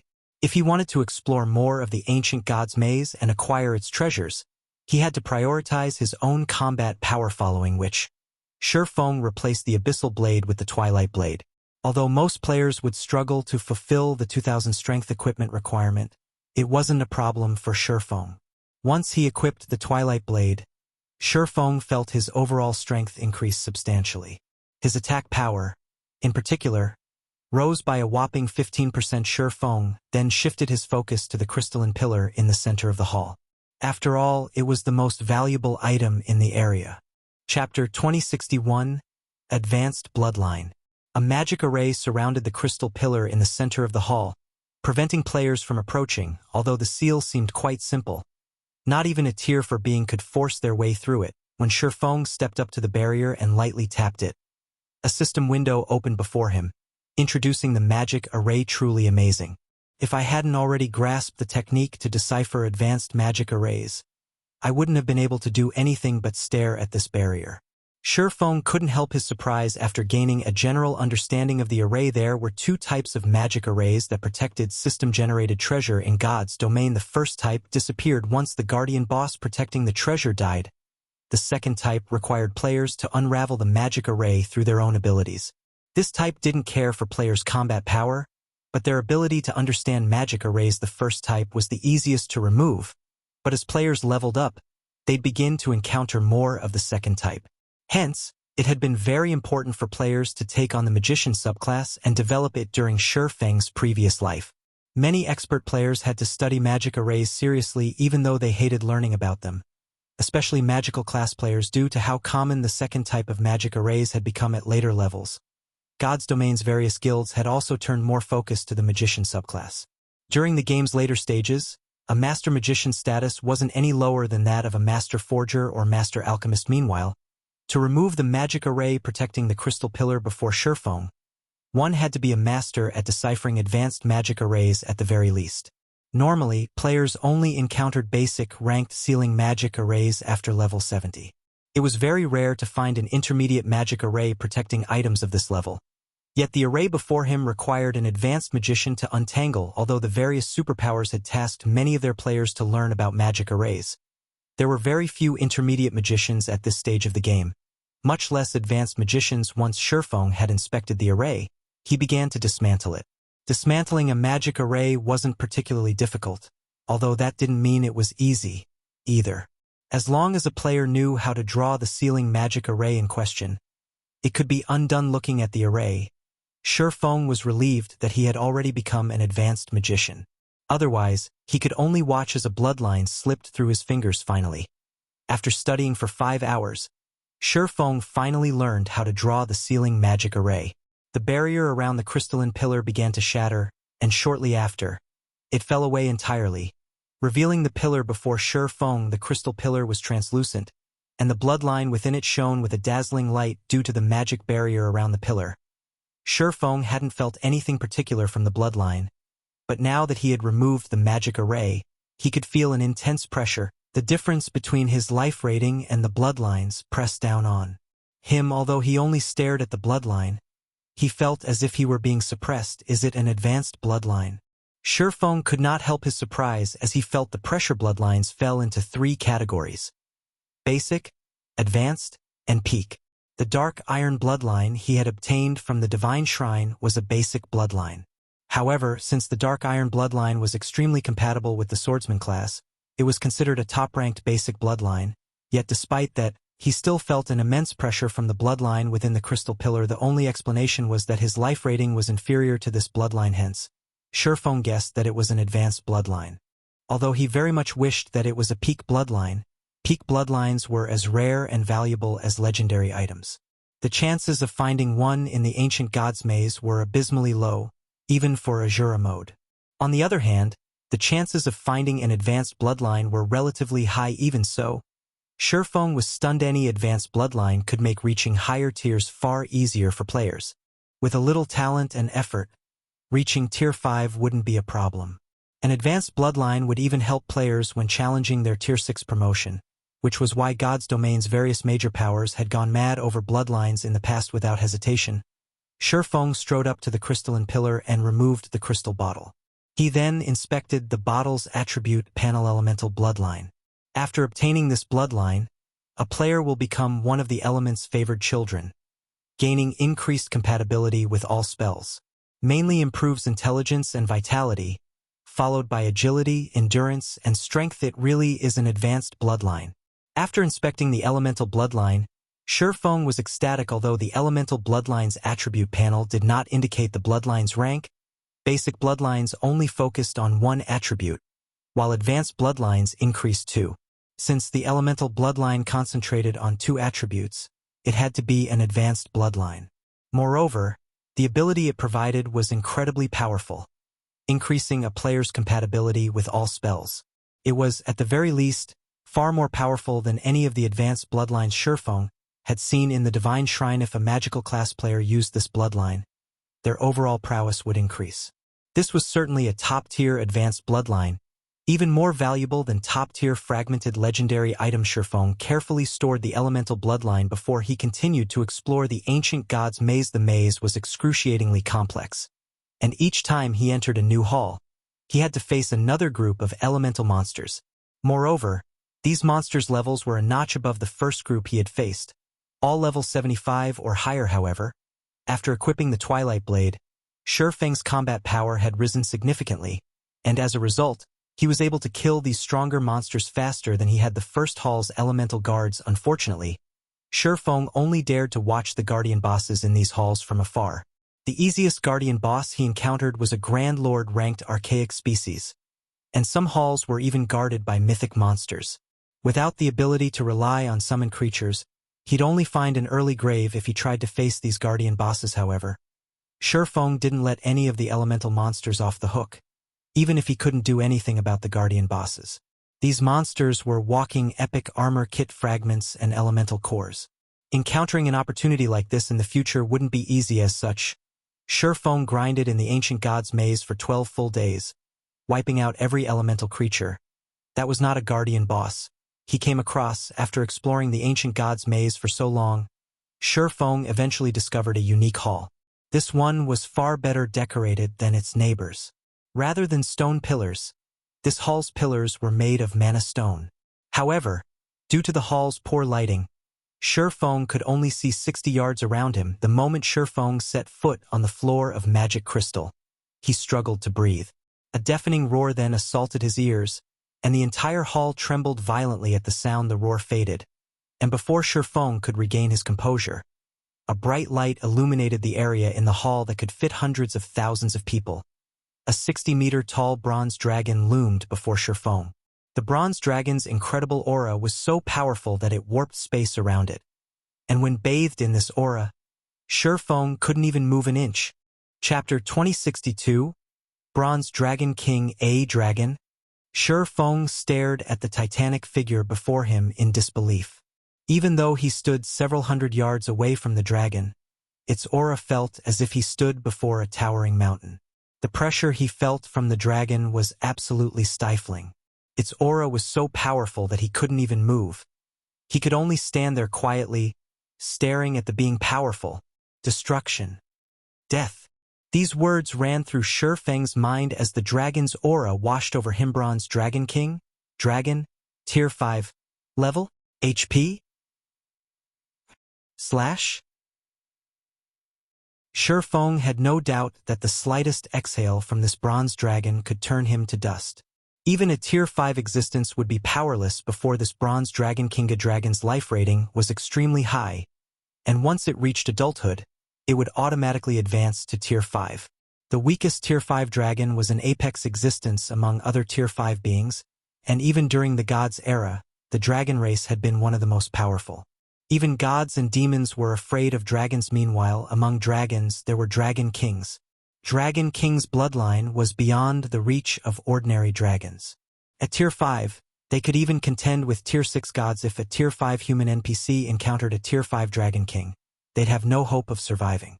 If they were wise, Tier 6 god-ranked players would take the long way around a Tier 5 Dragon King. Trying to fight such a being head-on would be the epitome of foolishness. Fortunately, this Bronze Dragon King was sealed within a magic array. Otherwise, Shurfeng wouldn't have even had time to run. With a wave of his claw, the Bronze Dragon King could send Shurfeng on a free trip back to White River City. This is the final test. After seeing the raging Bronze Dragon King behind the magic barrier, Shurfeng shifted his attention to his surroundings. The hall contained a second magic array, and within it sat a resplendent box. Most players might not think much of this box, but Feng, who was unusually familiar with God's domain, realized that this box had been made with 7 luminaries crystal. 7 luminaries crystal was incomparably valuable to both players and NPCs. It was one of the reasons that so many major corporations invested in God's domain. Nothing else in the hall grabbed Feng's attention. Unlike the previous halls, this one only contained a guardian boss. There weren't any mobs for Feng to kill, although Feng wanted to approach and inspect the Bronze Dragon King. His powerful aura prevented the swordsman from moving. After raging for another 10 seconds or so, the Bronze Dragon King eventually calmed down. The ferocity of its aura also began to lessen, and Feng regained control of his body, but as soon as Feng began to relax, the imprisoned dragon spoke. Little human, the fact that you have reached this place proves that you have some ability. According to the rules those despicable gods and demons had set, I will give you 3 options. The Bronze Dragon King said, watching Feng. Your first option is to accept my trial. If you pass, you'll receive the treasure those gods and demons left behind. Taking the gods and demons' oath is your second option. You can also acquire the treasure this way. Your third option involves signing a contract with me. Although you won't get the treasure, you will receive my blessing. My blessing will grant you strength beyond human limits. Make your decision. Although the Bronze Dragon King spoke in the dragon language, which Feng knew nothing about, he was actually able to understand the Dragon King's intentions. There are choices. The situation surprised Feng a little. He had never imagined that the final hall in the ancient god's maze would offer him choices. He had never heard of such a thing. According to his knowledge regarding the Secret Keys trial, players weren't given any choices. If players wanted any of the trial's treasures, they had to defeat the guardian bosses. Yet he now had 3 options to consider. The first option was undoubtedly the standard procedure. If players were confident of their strength, the first option would be the best. The second option allowed players to obtain the treasure without risking themselves overmuch. Many players would likely choose this option without a second thought. This was the final hall in the ancient god's maze, after all. The treasure in this room would be extraordinary, but Feng understood one thing. There were no free lunches in this world. Current players might know nothing about gods and demons' oaths, but he did during his previous life. These oaths had earned the nickname divine contracts, and every one of them was a 2-way deal. By signing a divine contract, players would have to abide by the conditions the gods and demons had set. If they failed to do so, they'd suffer a miserable fate. Many in the past had eagerly signed divine contracts and failed to meet the stipulated conditions, and in the end, they had suffered such severe penalties that they had been forced to delete their accounts. Hence, while the second option the Bronze Dragon King had stated sounded good, the risk was considerable. The third option wasn't much different than the second, although this contract would be between the player and the Bronze Dragon King. There was no real difference between signing the Bronze Dragon King's contract and signing one with gods and demons. Although the third option wouldn't award the final hall's treasure, a Dragon King's blessing was just as extraordinary. Any blessing held great significance to players, especially the Bronze Dragon King's. Its effects were likely even stronger than that of a bloodline. Blessings were so valuable in God's domain because of how few were granted. Only incomparably powerful existences could bless others, and those that received a blessing would acquire great power. However, this power had its price. The blessing's giver would have to segment a fraction of their strength, granting it to their target. In other words, the blessing giver would lose strength to empower others. Hence, even Tier 6 gods were incredibly careful when offering a blessing. They never gave one on a whim. May I know what the oath's conditions are? Feng asked after giving the matter some thought. This I cannot answer. You may only learn more about the oath after taking it. This is a condition those gods and demons set for me so long ago. The Bronze Dragon King explained indifferently. Human, I do not have much patience. You only have 10 minutes to consider. Can't tell me? Huh? Feng realized what was happening after listening to the Bronze Dragon King's words. Since players could obtain the treasure by taking the oath, its conditions were undoubtedly quite strict. However, whether or not a player could accept these conditions remained unknown. By denying players the oath's details, players couldn't determine the condition's severity. This also ensured some sense of fairness to the Bronze Dragon King's situation. If players knew the oath's conditions, they wouldn't bother with the dragon's blessing. Human, What is your choice? The Bronze Dragon King demanded in a deep tone after 10 minutes had passed. After taking in a deep breath, Surefeng replied, "The first option." Whether it was the gods and demons' oath or the Bronze Dragon King's contract, the risk was too great. On the off chance that he couldn't fulfill the conditions, he would have to delete his account and start all over again. He didn't dare take such a gamble. What? The first option. Surefeng's decision stunned the Bronze Dragon King. Are you sure that is your choice? Chapter 2063, Suppressed Swordsmanship. Confusion flashed in the Bronze Dragon King's eyes as he watched Surefeng. He was so surprised by this swordsman's answer that he couldn't help but ask for confirmation. Yes. I choose to accept your trial, Dragon King, Surefeng said. Nodding, you really are a strange human. Ever since this maze was built, thousands of adventurers have visited, but none have accepted my trial because they already knew what outcome awaited them. Do not think my trial is so easy to complete, the Bronze Dragon King growled. But since you have decided, according to the rules the gods and demons have set, if you can survive against me for 3 days, you will pass my trial. Let's begin. The Bronze Dragon King began to chant an incantation, and abruptly, he began to disintegrate into countless particles of light, passing through the magic barrier the gods and demons had set up. After passing through the barrier, these particles of light gathered to form a humanoid shape before Surefeng after a short moment. A soldierly, middle-aged man in a suit of bronze stood within the hall. Unlike ordinary people, golden, divine runes marked this man's face and body, as if they were a seal. Death and destruction filled his amber eyes, which didn't contain a shred of humanization. Surefeng stared at the soldierly man in astonishment. Extremely few beings were capable of humanization in God's domain. Rather, only legendary monsters were capable of the feat. Not only was humanization a sign of peerless strength, but it was also proof of a monster's frightening intellect to current players. A monster's intellect, at most, equated higher combat standards, making these monsters more difficult to defeat than normal monsters. However, as players progressed through the game, they would discover that monsters with high intellect were absolute nightmares. Humanized monsters had, in the past, turned many kingdoms and empires upside down. One kingdom had even perished during a humanized monster's attack. That monster had merely been a Tier 4 mythic ranked creature, and by that time many experts had already reached the same tier. However, even after the various superpowers had combined their strength, the humanized monster had annihilated their forces. Since no one was capable of stopping the monster's rampage, the kingdom had been obliterated. In the end, the humanized monsters that had been defeated had only lost because they had been Tier 3 beings. Even so, defeating these monsters had required a large group of Tier 4 experts and a collection of powerful tools. This was when players had realized the horror of high-intellect monsters in the past. The humanized monsters' superhuman-like combat standards had even surpassed that of domain realm experts. In fact, the two weren't even on the same level. Human, according to the gods and demons' rules, I will not use my full power against you. Moreover, you have 300 chances to succeed. You simply need to survive against me for 3 days, the Bronze Dragon King said as he smiled at Surefeng. If you don't have any more questions, let the slaughter begin.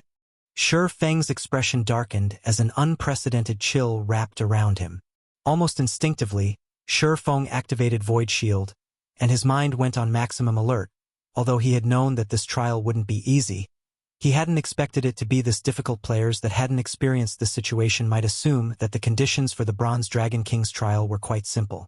They only had to survive against a level 70 Tier 3 monster for 3 days, and they were given 300 lives to do so.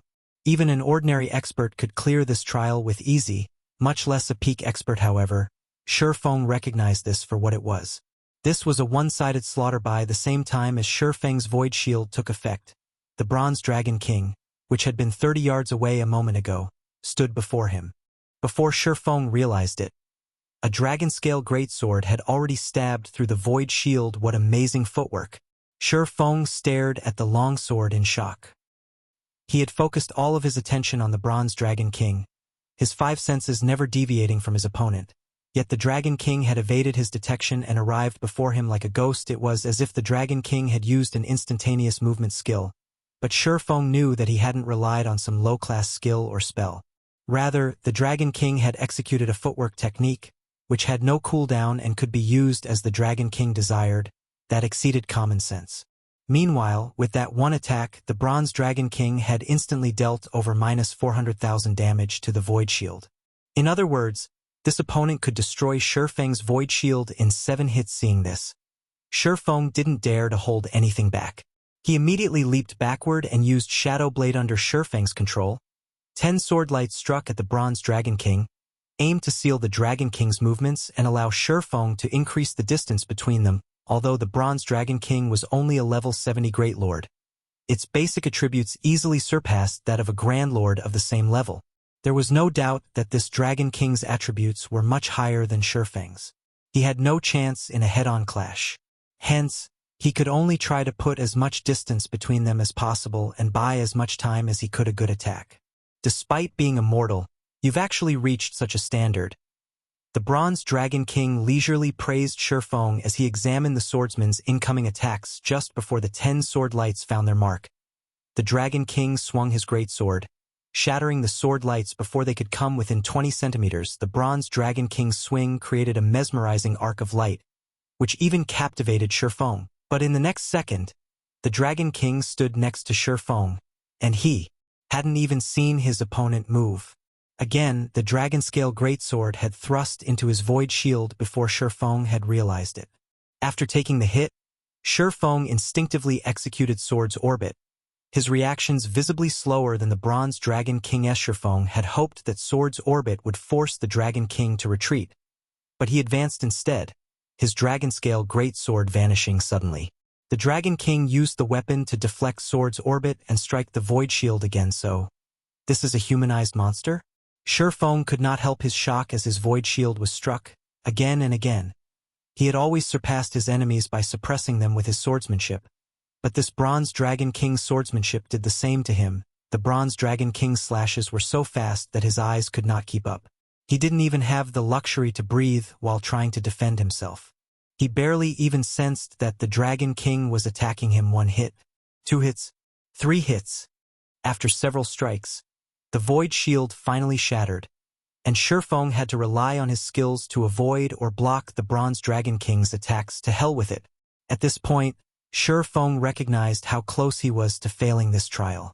He immediately executed Sword's Transmigration, the strongest combat technique in his arsenal. Chapter 2064, Realm That Surpasses Human Limits.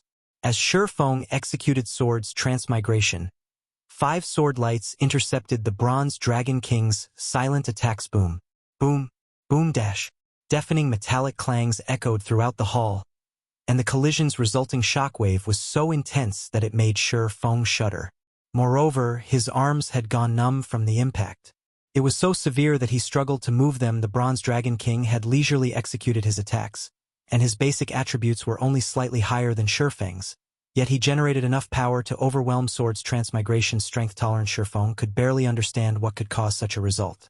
Without waiting for Shifeng to recover, the Bronze Dragon King's Dragon-scale greatsword vanished once more.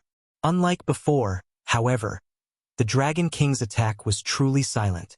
Shifeng couldn't sense the slightest hint of the Dragon King's attack trajectory before he felt a stinging pain in his chest. Before he realized it, the Bronze Dragon King had thrust his greatsword in Shifeng's chest, his HP depleting rapidly without signs of stopping. He is already beyond human limits? Shifeng looked up at the Dragon King in surprise as the humanized boss retrieved his weapon. Shifeng's vision darkened as his HP fell to 0, and he fell to the ground. Lifeless Sword's Transmigration was the strongest combat technique Shifeng possessed. He was even confident of posing a threat to domain realm experts by relying on the technique. However, against the Bronze Dragon King, Sword's Transmigration had only kept him alive for one move. The Bronze Dragon King was an apex existence in God's domain. Both his attacks and movement techniques were simply amazing. The Dragon King could launch his attacks without alerting Shifeng, as if the boss's boy acted without commands from his mind. The Bronze Dragon King's reflexes were so fast that Shifeng's mind couldn't even react. Although such a feat was normally impossible, the Bronze Dragon King had done it. He had completely surpassed human limits. Shifeng finally realized why the various superpowers in the past had dispatched tons of Tier 4 experts to defeat Tier 3 humanized monsters that were a much lower level, and even the players had still suffered tremendously to secure victory 5 seconds after Shurfeng died. He appeared before the magic array that had sealed the Bronze Dragon King with full HP. It felt as if the skirmish had been a dream, however. When Shurfeng glanced at the Bronze Dragon King's humanoid form nearby, he understood that this was no dream, all right. Let's begin the second round. The Bronze Dragon King stated as he unsheathed his dragon-scale greatsword and resumed his attacks. Now that Shurfeng had experienced the Dragon King's power, he didn't dare clash with the boss head-on. If he wanted to avoid dying 300 times in 3 days, he needed to buy as much time for himself as possible. With this in mind, Shurfeng turned and fled as if he had predicted this ploy. The Bronze Dragon King threw his greatsword at Shurfeng, forcing the swordsman to a halt to avoid the flying weapon. Taking advantage of the brief pause, the Dragon King appeared behind Shurfeng, and without alerting the player, another dragon-scale greatsword appeared in the boss's hands, swinging toward Shurfeng before he had time to register the movement. Fortunately, Shurfeng had expected something like this and had activated Divine Steps a moment earlier. He promptly switched places with one of his doppelgangers, which were invulnerable to attacks. The following events happened as Shurfeng had expected. Once the Bronze Dragon King realized that the doppelganger before him was immune to damage, he attacked the other Shurfeng copies. Although Shurfeng couldn't perceive the Dragon King's strikes, he knew that everyone revealed some weakness when attacking. Discovering the Bronze Dragon King's weakness was precisely his goal, following which, Shurfeng swapped positions with the same doppelganger. He then turned and slashed at the Guardian boss as the Dragon King attacked another doppelganger. His side was exposed. Seeing this, Shurfeng was ecstatic, and the hand that held Killing Ray sped towards the opening dang. However, just before the sacred sword met its target, an imperceptible attack countered the weapon, stopping its advance. So fast, the counterattack made Shurfeng realize that even if he found an opening in the Bronze Dragon King's defenses, he couldn't take advantage of it. The Dragon King was far faster than Shurfeng and could easily defend himself once he detected the incoming strike. Relying on speed to defeat the Bronze Dragon King would be impossible before Shurfeng could follow up with another attack. The Bronze Dragon King shoved his great sword through Shurfeng's chest again, and the swordsman collapsed. Although Shurfeng suffered a second death, he didn't feel discouraged since he was no match for the Bronze Dragon King's speed. He'd have to contend with this opponent through his strength. After running away to buy time and evading the Dragon King's thrown greatsword, Shurfeng had realized that he couldn't shake off the boss. His only option was to face the Dragon King directly on his third attempt. Shurfeng used Shadow Blade and merged the 10 blades into pairs. He then sent the 5 pairs of blades flying at the Bronze Dragon King. The Dragon King found Shurfeng's attempt at retaliation amusing in response. The Dragon King swung its greatsword at the 5 attacks' convergence point. The convergence point of each attack was the size of a strand of hair, but the Bronze Dragon King countered all 5 pairs with the tip of his greatsword, nullifying 1 blade in each pair. This effectively transformed the 5 combination attacks into 5 ordinary attacks. The Dragon King's counter had also altered the remaining blades' trajectories after nullifying Shurfeng's Shadow Blades. The Bronze Dragon King killed him again, however. Shurfeng refused to give up. Instead, he continued to try different methods of buying time and retaliated against the Dragon King 10 times, 30 times, 100 times. The Bronze Dragon King killed Shurfeng, again and again. Without knowing how much time had passed, Shurfeng immersed himself in the battle, focusing on nothing but fighting through these repeated battles. Shurfeng was able to verify his theories and challenge his ideas. As a result, he continued to extend his survival time. Initially, he had only survived against the Dragon King for a few seconds, but now he could last more than 20 seconds despite the Bronze Dragon King's ability to perfectly and effortlessly neutralize his attacks. Shurfeng's fighting spirit burned brighter as he fought. He insisted on trying out more attack methods, despite numerous failures after dying over 200 times. Both Shurfeng's mind and body were exhausted. His reactions were slowing, and even though he was immersed in a high-mana environment, he was still slightly pale eventually. The Bronze Dragon King initiated the 300th match advancing. The Bronze Dragon King arrived before Shurfeng, launching 6 slashes that escaped the swordsman's notice. This time, however, Shurfeng took a half-step back and swung Killing Ray and the Twilight Blade in cross slash. Not only did Shurfeng manage to dodge 4 of the Dragon King's attacks, but he also deflected the remaining 2 with his own swords. However, due to the extreme power of the Dragon King's attacks, Shurfeng hadn't altered the greatsword's trajectory by much. As a result, one of the Dragon King's attacks grazed Shurfeng's shoulder, dealing more than -100,000 damage. He blocked my attacks? Confusion flashed in the Bronze Dragon King's eyes as he stared at Shurfeng. Shouldn't he be exhausted by now? How did he block them? Did he get lucky? I don't care how lucky you may be. This is the end. After Shurfeng blocked the Bronze Dragon King's attacks, the boss assaulted his target more fervently. 9 extreme slashes. Chapter 2065, Domain Realm. 9 streaks of silver light cut at Shurfeng. Not only were the Dragon King's 9 extreme slashes silent, but the sword lights also bloomed like flowers, creating a mesmerizing scene. When the silver flowers bloomed, the world around the Dragon King seemed to freeze. If Miracle Dragon, for Miracle, saw this, he'd be stunned. He had been trying to master the technique, but the Bronze Dragon King's execution was perfect. Not only did the Dragon King's 9 sword lights avoid all forms of perception, but their trajectories eventually converged at a single point, as well. The Bronze Dragon King had just executed a fully offensive combat technique. When the sword lights met, space around them shattered. A pitch-black spatial tear extended toward Shurfeng, but despite the fact that the attack was impossible to detect, Shurfeng responded, moving his feet forward and positioning Killing Ray in front of him. Then, he activated Parry, his actions simple and straightforward. From afar, it would seem as if Shurfeng moved very slowly, and a spectator would see his every action. However, these slow motions actually blocked the Bronze Dragon King's 9 extreme slashes. Boom. When the Dragon-scale greatsword collided with Killing Ray, a deafening boom echoed throughout the hall, and the resulting shockwave was so intense that it reached several hundred yards away.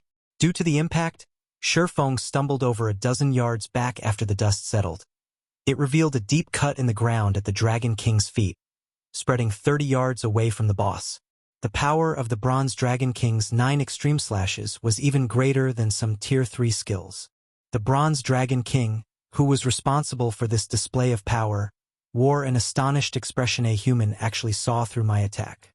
The Bronze Dragon King frowned at the horizontal cut before his feet. The angle of the cut wasn't a result of his 9 extreme slashes. It was obvious that his attack had been deflected. If Shurfeng hadn't seen his attack trajectory, the human wouldn't have succeeded. He would have been sent flying. However, the Bronze Dragon King did not know that Shurfeng hadn't seen his attacks in the least.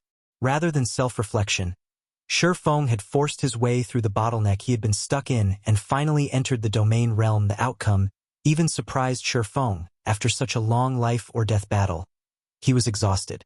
Even his vision was blurry. He couldn't sense the Bronze Dragon King's attacks normally, much less with blurry vision. Under such extreme conditions, Shurfeng had used every method he could think of to detect the Dragon King's attacks. Finally, rather than trying to predict the boss's attacks by watching his arms and body, Shurfeng began to read the Dragon King's breathing and subtle movements. After repeated deaths and experiments, he finally managed to see the Bronze Dragon King's attack trajectory. So, this is the domain realm? Shurfeng could not help his growing excitement as he glanced at the trembling sacred sword in his hand. He had finally risen to the realm he had never been able to touch. Perhaps it was because of his widened horizons or his changed perception of the world, but he now felt as if the world around him was utterly new. He finally understood how amazing it was to wield a domain. It was no wonder why domain realm experts were considered monsters now. He could predict his opponent's intentions and movements by watching the subtle changes to their bodies.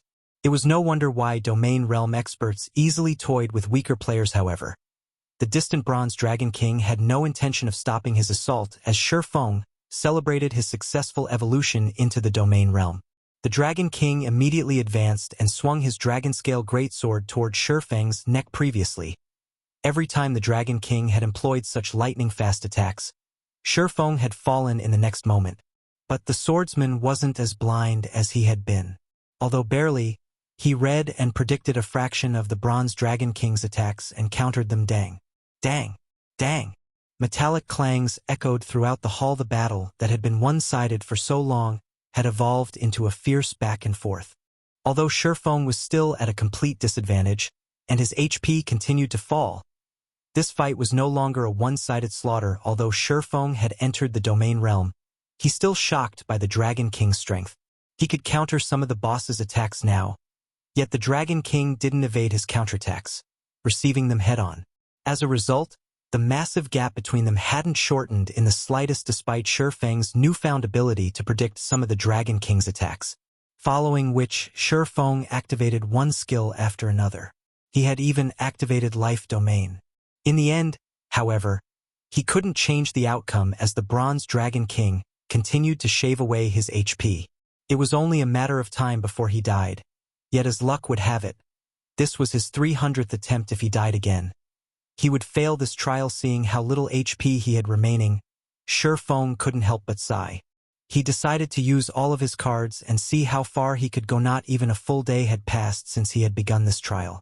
With the small fraction of HP he clung to, he wouldn't even survive 5 more minutes, much less 2 more days, since he was going to die anyway. He might as well use this Bronze Dragon King to test his new strength. Shurfeng used the Twilight Blade's 2 active skills, Twilight's Shadow and Twilight of the Gods. The Twilight domain dominated everything within 100 yards of Shurfeng. Suddenly, he split into 8 copies of himself, each with 75% of the main body's basic attributes. Each copy then claimed a Twilight Blade, and their basic attributes soared to 85% of the original form. Although Shurfeng had sacrificed some of his basic attributes to activate Twilight of the Gods, he had turned the one-on-one fight into an 8-on-1 battle as the Bronze Dragon King charged toward him again. Shurfeng activated the Ring of Gospel's Ring of Brilliance as well. Unfortunately, Shurfeng didn't have enough magic crystals on him to activate Miniature World, but due to Ring of Brilliance, his doppelgangers now had 100% of his basic attributes. Their physiques were even stronger than his main body's meaningless tricks. The Bronze Dragon King sneered at Shurfeng. In response, he summoned a second Dragonscale Greatsword, dual-wielding the 2 massive weapons. The intensity of his aura also skyrocketed. He still reserved some of his strength. Shurfeng tensed as he felt the Bronze Dragon King's aura grow. "It's over, human," the Bronze Dragon King growled, transforming into a streak of light as he moved toward Shurfeng. His movement speed was significantly higher than it had been, which made his movements more difficult to read. Divine Flash. Not one to fall behind, Shurfeng surrounded the Dragon King with all 8 of his clones and executed Sword's Transmigration simultaneously. However, as he exchanged blows with the Bronze Dragon King, Shurfeng's vision abruptly darkened, and he fell forward. The Dragon King stood before Shurfeng proudly, his expression as indifferent and arrogant as it had always been. The Dragon King had known that this trial was impossible for any mortal since the very beginning. However, just as the Bronze Dragon King was about to return to the magic barrier, he halted, frozen in place. Looking down, he discovered a faint, white mark on his arm. He had actually lost 1 HP. "He injured me?" Shock brightened the Bronze Dragon King's eyes as he stared at the mark on his arm. Chapter 2066. Legendary Item. Shurfeng expected the system to teleport him out of the Ancient God's maze after his battle with the Bronze Dragon King. But when he reopened his eyes, he wasn't in the outside world.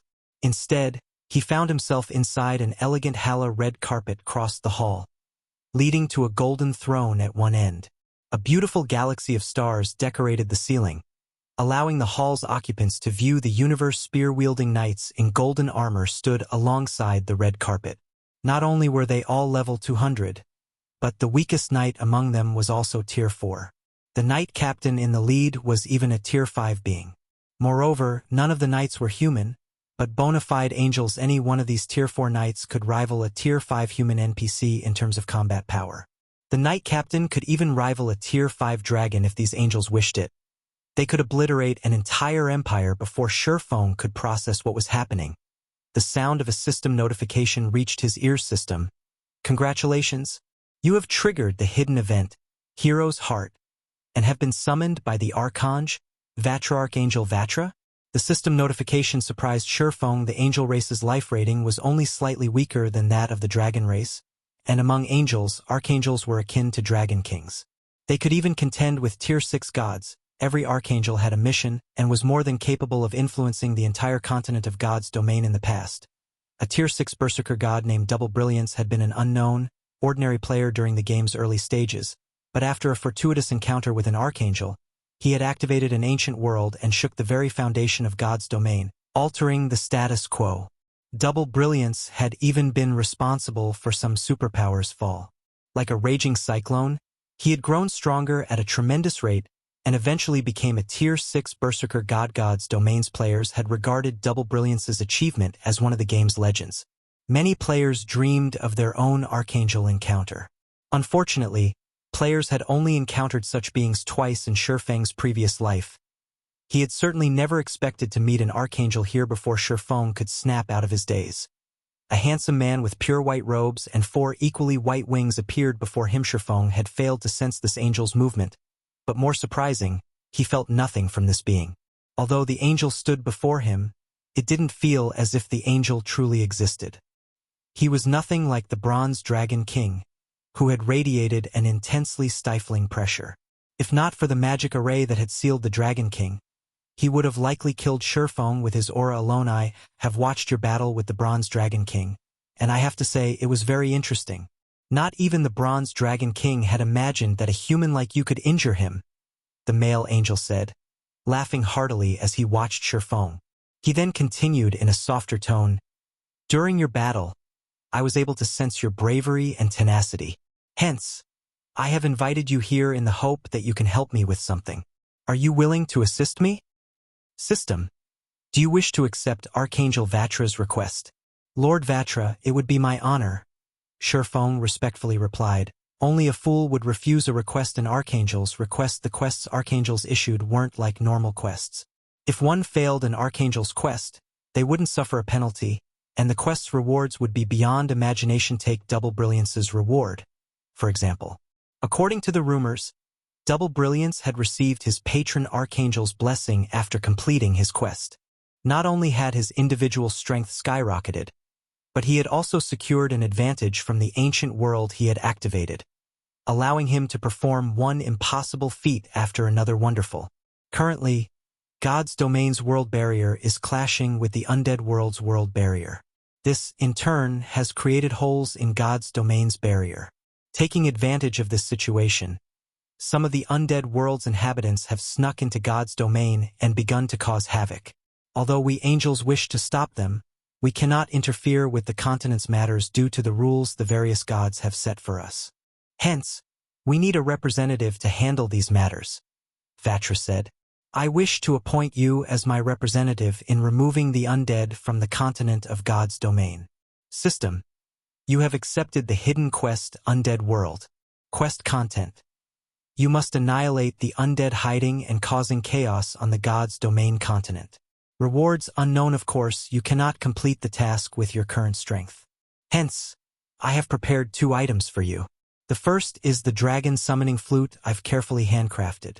The second item is this stone. These 2 items will help you deal with the undead that have snuck into God's domain. After saying so, Vatra revealed a shining horn and simple black stone, handing them to Shurfeng. Dragon summoning flute. Replica. Legendary rank item. A horn rumored to summon a flock of dragons. Spend 3,000 advanced magic cores to summon 5 dragons to assist in battle for 3 hours. Cooldown 15 days. The dragons summoned can only fight NPCs. They cannot fight players or monsters. A legendary item. Shurfeng was stunned into silence as he examined the dragon summoning flute. He had to admit that a legendary item was awe-inspiring. The dragon summoning flute could actually summon 5 dragons. If only he could use it during his own battles, it would be a truly incredible item. However, the cost to use the flute was painfully high. Advanced magic cores could only be obtained from high-ranked bosses. Moreover, advanced magic cores had a large variety of uses. Not only could they be used as a component when crafting master potions, epic weapons, and epic equipment, but they were also necessary for building many types of constructions.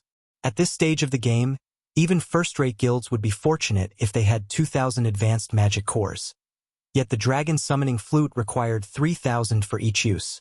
No ordinary guild could afford such an expenditure. After inspecting the dragon summoning flute, Shurfeng shifted his attention to the black stone in his other hand. Mysterious stone, consumable. From the outside, it looks just like a simple stone. However, this stone contains a strand of a god's power. It has a chance of granting players self-awakening. This stone may be used up to 33 times self-awakening. Is this stone that amazing? Shurfeng was still speechless after reading the Black Stone's introduction. Self-awakening might be a foreign concept to current players, but Shurfeng was quite familiar with the idea. Self-awakening could allow players to master a combat technique forcibly, of course. Learning a combat technique so brutally had a downside. Players would consume far more stamina when using the technique they learned through self-awakening. However, this method also had its benefits. Self-awakening would allow players to experience what it felt like to use the full technique and master it, which would, in turn, lower the technique's stamina consumption. This process was far more effective than watching a video or experiencing the technique in a different way. As Shurfeng began to research the Black Stone, Archangel Vatra waved a hand. Suddenly, Shurfeng felt the system transport him out of the hall as he returned to the space-time tunnel. Chapter 2067 New White River City. Starmoon Kingdom, White River City. When Shurfeng returned to White River City, he discovered that the city had undergone massive changes while he had been gone. He had only been away for 2 weeks or so. Yet experts from well-known adventurer teams now crowded the streets. Even the weakest among these experts was level 63, Tier 2, and they all wore level 60 secret silver equipment. It almost seemed as if such equipment had become widely available, something so common that it wasn't worth players' attention. Bronze mounts were also a common sight in the city now. Occasionally, Shurfeng even noticed players atop mysterious iron mounts. White River City had become almost as prosperous as an empire's imperial capital. Shurfeng had very nearly failed to recognize the city due to these massive changes. Moreover, Starmoon Kingdom's guards used to protect the city, but now, guards from other nations patrolled its streets. Shurfeng even spotted players from multiple foreign first-rate guilds as he walked through the city, including a few peak experts from these guilds. Shurfeng wasn't the only player to notice these experts. Players who visited White River City for the first time were just as shocked. Amazing. Isn't that player wearing the Dawn Light set for Berserkers? Look at that elementalist. He's wearing the level 60 Fine Gold ranked Wind Spirit set. I've heard that the set only drops from level 60, 100-man Hell Mode team dungeons. So this is White River City? Isn't the equipment these players are wearing here a little too amazing? I have only seen a handful of people with level 60 Fine Gold set equipment in the Black Dragon Empire's Black Dragon City.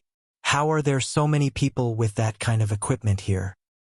The players visiting White River City for the first time couldn't help but asp when they saw the well-equipped experts wandering the city. But the original residents merely spared these experts an indifferent glance. White River City had been developing too quickly, practically every day, and this was no longer an unusual sight. The city's rapid changes were all due to the auction arena system's activation. As the only NPC city in Starmoon Kingdom and the neighboring kingdoms to have the auction arena system, White River City had instantly become the heart of these kingdoms. The various major powers swarmed to the city in an attempt to compete for control of it. Hence, the quantity and quality of the experts here had skyrocketed. The auction arena system also provided a development opportunity for merchant and independent players, who had come running to the city as well. As a result, White River City had grown into a large-scale NPC city with a player population exceeding 20 million. It also had more powers than any other NPC city in Starmoon Kingdom and its several neighbors. As for weapons and equipment, even the level 60 Secret Silver rank, which was rare in other cities, was almost a standard in White River City. Many experts even wore level 60 Fine Gold equipment. At this point, only level 60 Dark Gold equipment could draw attention in White River City. Unlike White River City's newest players, the city's original residents paid no attention to the wandering experts and their equipment as they rested and chatted by the roadside. Instead, they were focused on their discussions over the fight for White River City. The official struggle for White River City is going to start in 2 days. Independent players like us will get to enjoy a good show. I've heard that there are already 4 superpowers fighting for supremacy. I wonder how Zero Wing will hold its position. If Zero Wing loses White River City, all of its investments in the city will go to waste. Why are we even talking about this? Zero Wing can't hold the city. One of those superpowers will take it in the end. The auction arena's competition isn't like field combat. Players can't rely on tools in the auction arena. Participants will have to rely on powerful experts and resources to win. It. Zero Wing is much weaker than a superpower in this regard, especially when it comes to the number of peak experts it has.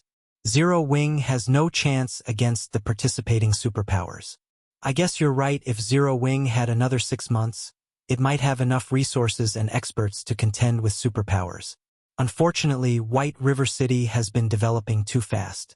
It was actually one of the first NPCs to get promoted. If it had been a part of the second or third batch to get an auction arena, Zero Wing wouldn't have had any issues securing its hold over the city. Nowadays, nothing grabbed players' attention than the fight for White River City in the Star Moon Kingdom. Not only would the upcoming fight determine who controlled the city, but it was also the first time these major powers seriously clashed. The auction arena also presented an opportunity for independent players to display their skills in front of these powers in hopes of reaching greater heights. While this sounded like a joke, it was the best way to become famous overnight. Now that God's domain had more influence in the real world, more corporations invested in the game, and they all needed talented experts to work for them.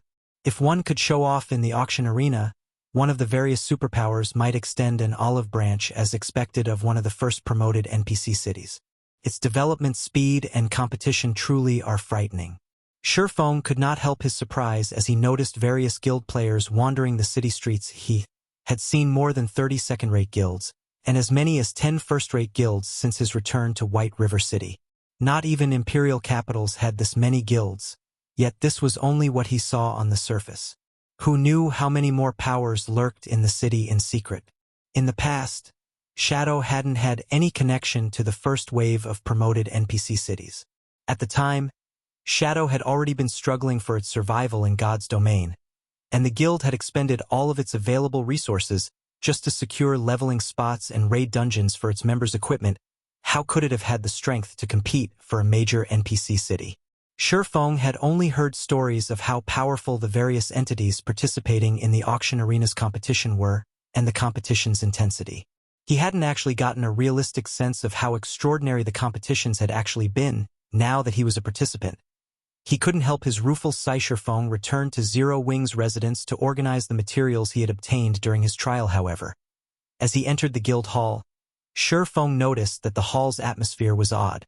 He could sense a depressing energy throughout the building, and the number of experts in the hall had visibly decreased. Yulan, did something happen? What's with the strange atmosphere? Surefong asked Yulan, who currently sorted through the guild members' information. Guild leader, you're back. Yulan's face lit with joy when she saw Surefong, but then she frowned and said, while you've been gone, Twilight Echo's survival in the Storm Empire has become unsure.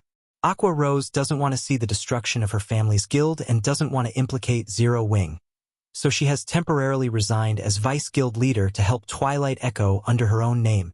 Many of the players that were originally from Twilight Echo have gone with her. I tried to contact you about this, but I couldn't get through to you. Twilight Echo is having an existential crisis? Surefong was surprised to hear the news. What happened? According to what we know, it seems that Nature Hall is trying to monopolize the Storm Empire and wants every guild in the area to submit as a subordinate. Since Twilight Echo refuses to submit, it tried to move out of the Empire, but Nature Hall refuses to let the guild get out safely and has threatened to remove Twilight Guild from God's domain. Thus, the guild is in danger of perishing. Yulan explained. I see. Once he had a general understanding of the situation, Surefong revealed a bitter smile and wondered aloud, is Zero Wing really that unreliable? Twilight Echo was everything to Aqua Rose's family.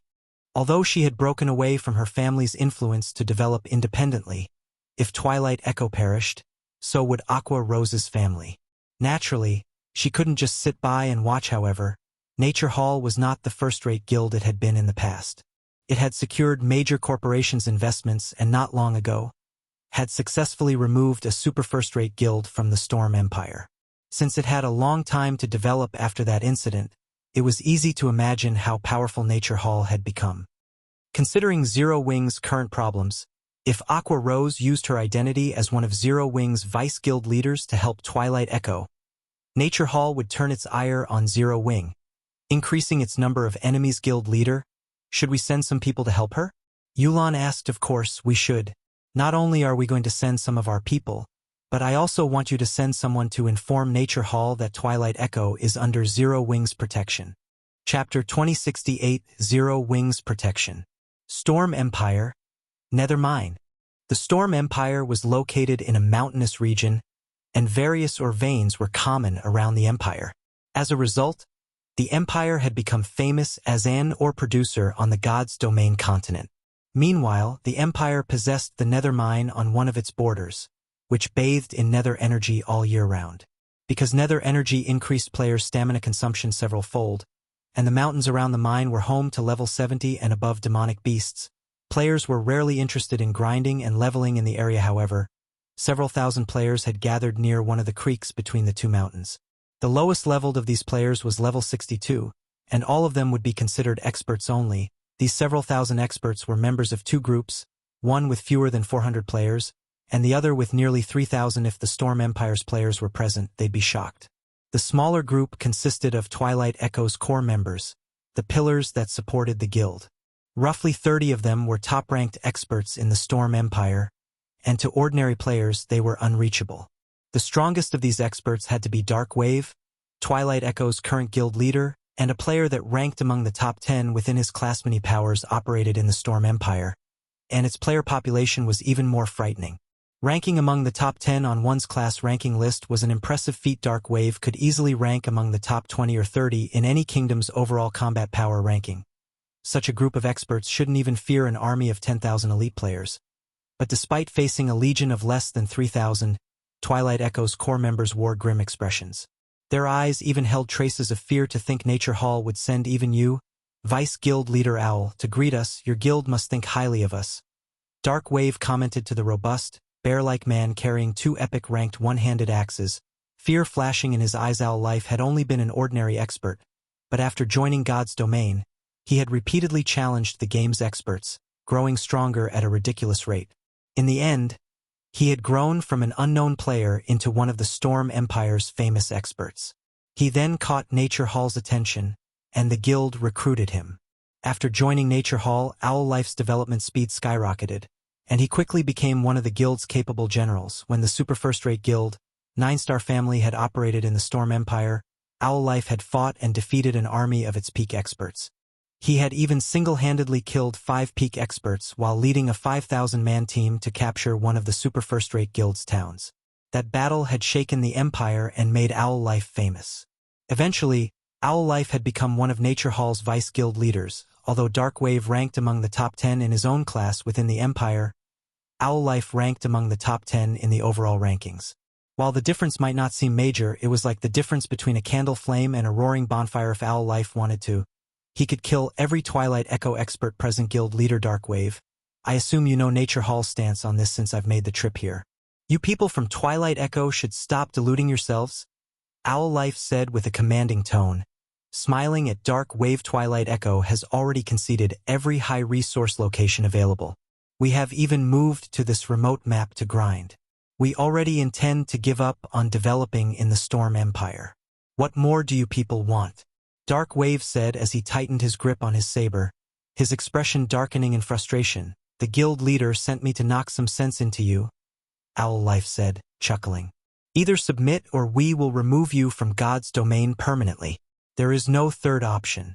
Don't think that we will let you continue to develop just because you've fled to this remote location. Dark Wave's frown deepened. Nobody could have expected the competition between the various powers would become so intense after the auction arena's activation. To strengthen its hold on the Storm Empire, Nature Hall had begun an all-out war against the Empire's powers, eradicating any that opposed it. Guild leader, why don't we just fight them? That's right. If we have to go down, we'll take them with us. Twilight Echo's experts prepared themselves for a desperate battle in response to Nature Hall's determination to drive them into a corner. You want to suffer mutual destruction? Do you really think that you're capable of that? Owl Life could not help but laugh when he heard Twilight Echo's members. Owl Life's words incensed Twilight Echo's members further. Only Dark Wave remained silent. He had nothing to offer in rebuttal. His silence wasn't due to a lack of courage, But because Owl Life spoke the truth, no one in the guild had a better idea than he of how powerful the players who ranked among the top 10 on the Empire's overall combat power rankings were. It was no exaggeration to consider these players humanoid monsters. We don't have any other choice. Once the battle begins, I'll try to pin down Owl Life for as long as I can. Everyone else, split up and run, Dark Wave said. He then turned to Aqua Rose, who stood beside him, and said, Aqua, you've seen it for yourself now. Your return can't solve this matter. You need to try to escape this. Don't let Twilight Echo ruin your future. As Aqua Rose's fourth uncle, he was grateful that his niece had returned to help the family's guild. Unfortunately, she couldn't change anything. After seeing how Nature Hall treated Twilight Echo, he knew that if any other superpower interfered, Nature Hall would make his guild suffer for it. Dark Wave knew that Zero Wing, Aqua Rose's guild, had been developing quite well recently and was now better off than Twilight Echo. Helping Twilight Echo wasn't worth Aqua Rose losing her opportunity in Zero Wing. Aqua Rose bowed her head and gritted her teeth in frustration. She had never expected Nature Hall to be so intent on cornering Twilight Echo. If she hadn't returned most of her weapons and equipment to Zero Wing's guild warehouse before leaving, she might have been able to fight Owl Life and allow more of Twilight Echo's members to escape. You want to flee? Are you even strong enough for that? Owl Life ridiculed, sneering at the serious expressions on Twilight Echo's members. However, just before a fight broke out, 1,000 players ran into the valley. An elegant girl in beautiful mage robes, looking like a fairy, led the force, and many of the players in the valley couldn't help but stare among the 1,000 new arrivals. The lowest leveled player was 63, while most were level 64. The weakest piece of equipment these players wore was level 60 Secret Silver rank. Many of these players even wore level 60 Fine Gold and Dark Gold equipment. Both Nature Hall and Twilight Echo's members watched these newcomers with envy. However, the most noticeable aspect of these players was their sharp auras. They clearly weren't ordinary experts. Who are you? Can't you see that Nature Hall is busy here? If you don't want any trouble, leave immediately. Owl Life warned the approaching 1,000-man legion. Normally, he would have already commanded his subordinates to eliminate any intruders, but this 1,000-man legion clearly wasn't a normal force. Even his players would suffer if they attacked these new arrivals without Karas. We're from Zero Wing, Violet Cloud said with a faint smile. Zero Wing? Isn't that a guild from Starmoon Kingdom? Owl Life faintly recalled such a guild, and from what he could remember, Zero Wing had been developing excellently recently. He then asked, Why have you come here? We have orders from our guild leader to inform Nature Hall that Twilight Echo is under Zero Wing's protection, Violet Cloud calmly replied. Chapter 2069, Defeating Nature Hall in 2 moves. Zero Wing wants to protect Twilight Echo. Nature Hall's members were stunned when they heard Violet Cloud's announcement. Twilight Echo's members were just as dumbfounded. Nature Hall was akin to the Storm Empire's emperor. It had already grown powerful enough to demand respect from super guilds, yet Zero Wing, which was barely on par with a first-rate guild, intended to oppose Nature Hall. The guild leader plans to interfere? When Aqua Rose saw the 1,000-man legion from Zero Wing, excitement and worry flashed in her eyes. She hadn't had a specific understanding of Nature Hall before her return to the Storm Empire, but it wasn't long before she realized that Nature Hall shouldn't be provoked. Nature Hall's foundations were beyond her imagination. The guild already had more than 100 peak experts and tens of thousands of expert members. With so many experts, Nature Hall's rule in the Storm Empire was unshakable. How arrogant. This is Nature Hall's territory. Do you think that a few words will protect Twilight Echo? Owl Life roared in anger. Not even your ally, the Dragon Phoenix Pavilion, would dare to act so pompously before Nature Hall. Vice Guild Leader, what's the point of wasting words on them? Since these ignorant players dare to act so insolently before our guild, we should get rid of them, here and now. That's right. Let's teach these country bumpkins the difference between a kingdom's overlord and an empire's. We'll show them how little they matter in the Storm Empire. Nature Hall's members voiced their outrage over Violet Cloud's declaration, even offering to teach Zero Wing's members a lesson. We are only here to give you notice. Your reply is irrelevant, Violet Cloud calmly responded. If you don't have any more questions, We'll be escorting Twilight Echo's members away now. The valley fell silent when Violet Cloud finished speaking. Even Dark Wave, Twilight Echo's guild leader, could not help but gasp at the girl's comment. He could not understand just what gave Zero Wing the confidence to provoke the Storm Empire's emperor. This is bad. Anxiously, Dark Wave turned to look, and Aqua rose and said, "Aqua, you need to stop them. If this gets out of hand, Zero Wing will be doomed." Aqua Rose nodded, but although she wanted to contact Violet Cloud, Owl Life didn't give her the chance to do so. Bastards. Everyone, heed my command and eliminate these lowlifes. Owl Life snarled as he pointed at Violet Cloud. The chilling gaze he aimed at the young woman even caused the experts around him to shudder. A little over half of Nature Hall's forces split away from surrounding Twilight Echo's team and charged at Zero Wing's 1,000-man team. Their battle cries echoing throughout the valley. Nature Hall's members moved like well-trained soldiers. Not only were they fast, but they were perfectly in sync with each other. 18 shield warriors and guardian knights moved to the forefront, radiating a silver glow as divine runes covered their bodies. They all had more than 200,000 HP, and their auras resembled that of ancient war gods, so strong. Twilight Echo's members lost their composure when they saw this. Every member of Twilight Echo's team was an expert. They could easily gauge an opponent's strength based on their aura.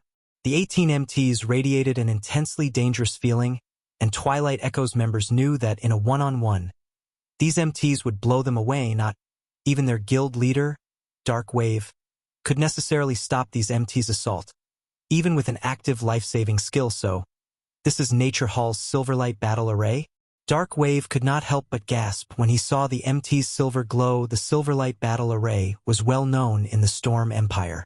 Nature Hall had relied on this battle array to defeat its first-rate guild when it had still been weaker than 9-star family. He had only ever witnessed the Silverlight Battle Array in videos before, and now that he got to see it in person, the increased strength, HP, and speed were beyond his expectations. It was no wonder why Nature Hall didn't fear other superpowers. Nobody can stop our guild's Silverlight Battle Array. Let's tear apart these Zero Wing players.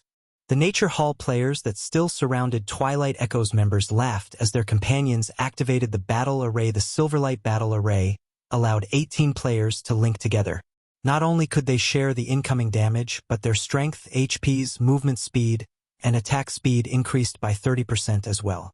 Most importantly, they could share their senses through the battle array. However, before the 18 MTs reached Zero Wing's team and tore apart its defensive line, Violet Cloud, who stood among her players, waved her staff. Dimensional fracture. Space tore before Violet Cloud, rapidly extending toward Nature Hall's members. Although the spatial tear looked fine and weak, it felt like the roar of an ancient behemoth. The sky and the earth trembled at its might. Dodge it. Owl Life shouted, panicking. Unfortunately, the spatial tear grew too quickly for his warning to be of any use. Crack. The sound of shattering glass shook the valley as the spatial tear reached Nature Hall's MTs, who failed to react in time. Like a hot knife through butter, the spatial tear cut through the 18 MTs, their bisected forms falling to the ground. Nature Hall's rear-line healers had no time to cast a healing spell before their MTs lost the last of their HPs. Moreover, the spatial tear didn't stop with the 18 linked MTs, reaping the lives of players standing dozens of yards away. Do you still wish to fight us? Violet Cloud asked as she retracted her staff and gazed upon Nature Hall's members. With just one move, Violet Cloud had killed over 200 experts. Her indifferent tone suggested that she didn't consider the act significant, and Nature Hall's survivors shuddered in fear. You merely have a powerful spell. Do you really think that none of us can take you down? Rage flared in Owl Life's eyes as he glared at Violet Cloud. While he didn't particularly mind the deaths of 200-plus guild experts, he minded losing the 18 MTs that could utilize the Silverlight Battle Array. The guild had carefully nurtured all of those players, and every one of them was very close to reaching the refinement realm. With the Silverlight Battle Array, each of those players had the combat power to surpass ordinary refinement realm experts. Losing a level might not impact their progress over much, but the loss of their weapons and equipment definitely would. They would need a lot of time to recover the items. Owl Life's body transformed into a blur as he dashed toward Violet Cloud like a vicious gale crab. Owl Life is attacking. Dark waves darkened as he watched Owl Life make his move. Owl Life wasn't like the 18 MTs that had died. With his weapons, equipment, and combat standards, he ranked at the very top of the Storm Empire. His 2 one-handed axes were even epic set weapons. He could easily repel a great lord of the same level, and the valley's narrow terrain gave him the perfect battlefield. If Owl Life reached Zero Wings' team, disaster would ensue in less than 10 seconds. Owl Life arrived before Zero Wings members. Although Zero Wings ranged experts bombarded him with attacks, he effortlessly dodged or blocked the incoming spells and arrows. None of the attacks managed to reach him as they watched. Nature Hall's players felt their blood boil with excitement. Ha ha ha. The Vice Guild leader is finally making a move. Zero Wings members are dead for sure. However, as Nature Hall's members expected to see Owl Life throw Zero Wings members into the air, Violet Cloud moved again. Like her previous attack, she lightly waved Death's Sigh and manifested multiple magic arrays around her. Are you kidding me? Both Nature Hall and Twilight Echoes members were stunned. Violet Cloud had called forth 200 magic arrays, a blade of darkness forming before each array go. Violet Cloud shouted like raindrops. These 200 blades of darkness descended on Owl Life, all under Violet Cloud's control. They were not magical projectiles that could only move in a straight line. Burial Flower. Even Owl Life frowned as he watched the 200 blades of darkness fly toward him like lively sprites. He immediately activated his Epic Axe's active skill, and a gigantic flower formed beneath his feet. 12 flower petals circled Owl Life, each carrying 100% of his strength. The petals acted like MT's shields. Unless Violet Cloud's attacks had higher strength than he did, they wouldn't break through Burial Flower's defenses. Burial Flower formed a nearly invincible barrier around him, following which, Owl Life charged toward Violet Cloud. However, the hammering sounds the blades of darkness made as they collided with Burial Flower's petals changed Owl Life's expression. Burial Flower's petals, which contained 100% of his strength, couldn't withstand the blades of shadow. The petals barely deflected the attacks and altered their trajectory against 200 blades of darkness. Owl Life's Burial Flower and Epic Axes seemed like paper tigers. Even though he fought with everything he had and fully displayed his Void Realm combat standards, he could only dodge or block a fraction of Violet Cloud's attack in the blink of an eye. The blades of darkness slid through Owl Life's body, plundering the Berserker's HP. Owl Life, one of the Storm Empire's top 10 experts, had been defeated. Chapter 2070, Powerful Zero Wing. He died. Owl Life's been killed in one move. Nature Hall and Twilight Echoes members gaped in shock after witnessing Owl Life's death, unable to believe their eyes. However, not only did the man's corpse lie before them, but his trademark weapons, the burial axes, rested next to his body. Aqua, your guild's experts are quite strong. Is that girl your guild's #1 expert? Dark Wave asked his niece, his eyes glued on Violet Cloud. He had known that Zero Wing had been developing impressively, but he hadn't thought it had become this strong. Violet Cloud's gaze remained indifferent even after killing Owl Life, as if she had casually slain a common monster she had randomly come across. Someone actually treated Owl Life, one of Nature Hall's Vice Guild leaders, like a common monster, killing him as if swatting a fly. If news of this spread, it would shake the very core of the Storm Empire. No, Violet doesn't rank #1 in the guild, but she should stand among the top 5. Only, Aqua Rose stopped herself, watching Violet Cloud in confusion. She was very familiar with Violet Cloud's standards. Like her, the girl was a Refinement Realm expert. However, Violet had achieved more in the Refinement Realm than she had. Although, if it came down to a fight, and their levels and equipment were equal, she could fight Violet Cloud to a standstill with her Sea God's legacy. If the battle happened at sea, she'd win by a landslide. If Aqua Rose had to fight a peak expert like Owl Life, even with all of her epic equipment, she'd have a very hard time defeating him.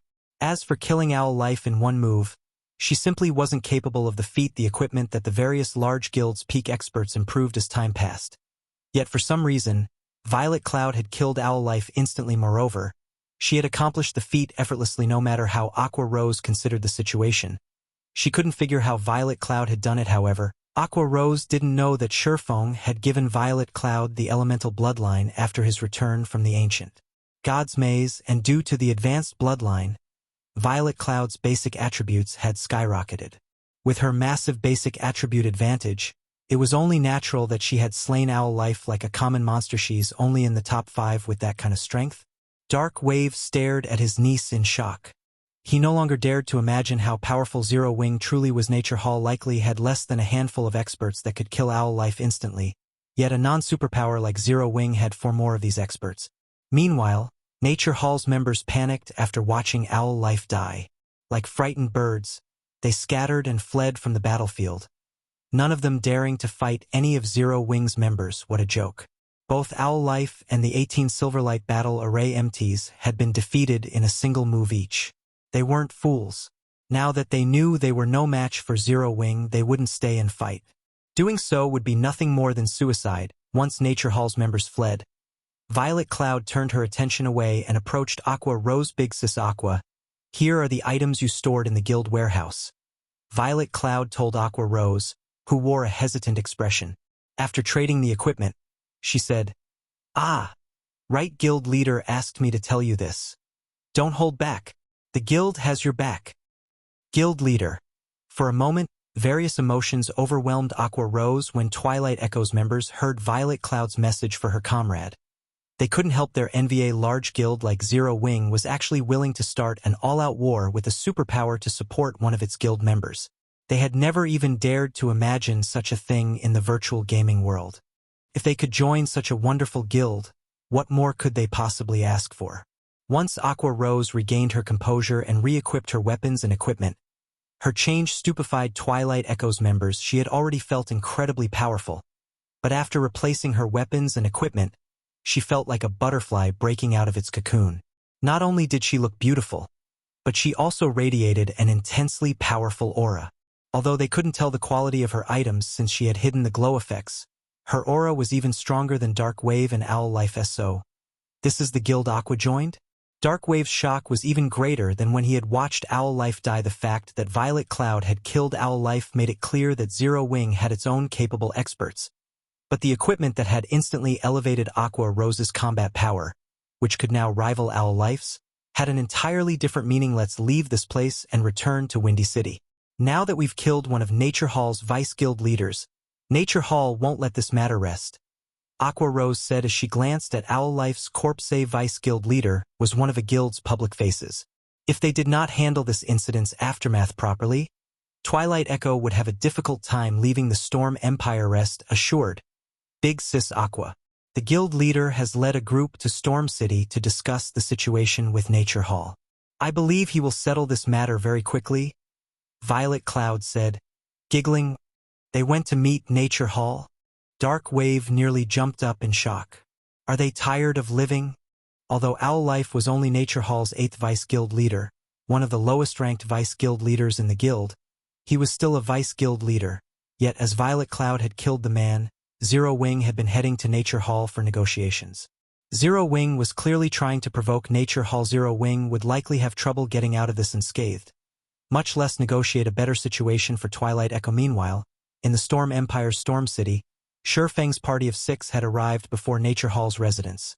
As the Storm Empire's imperial capital, Storm City's player population even surpassed Black Dragon City's.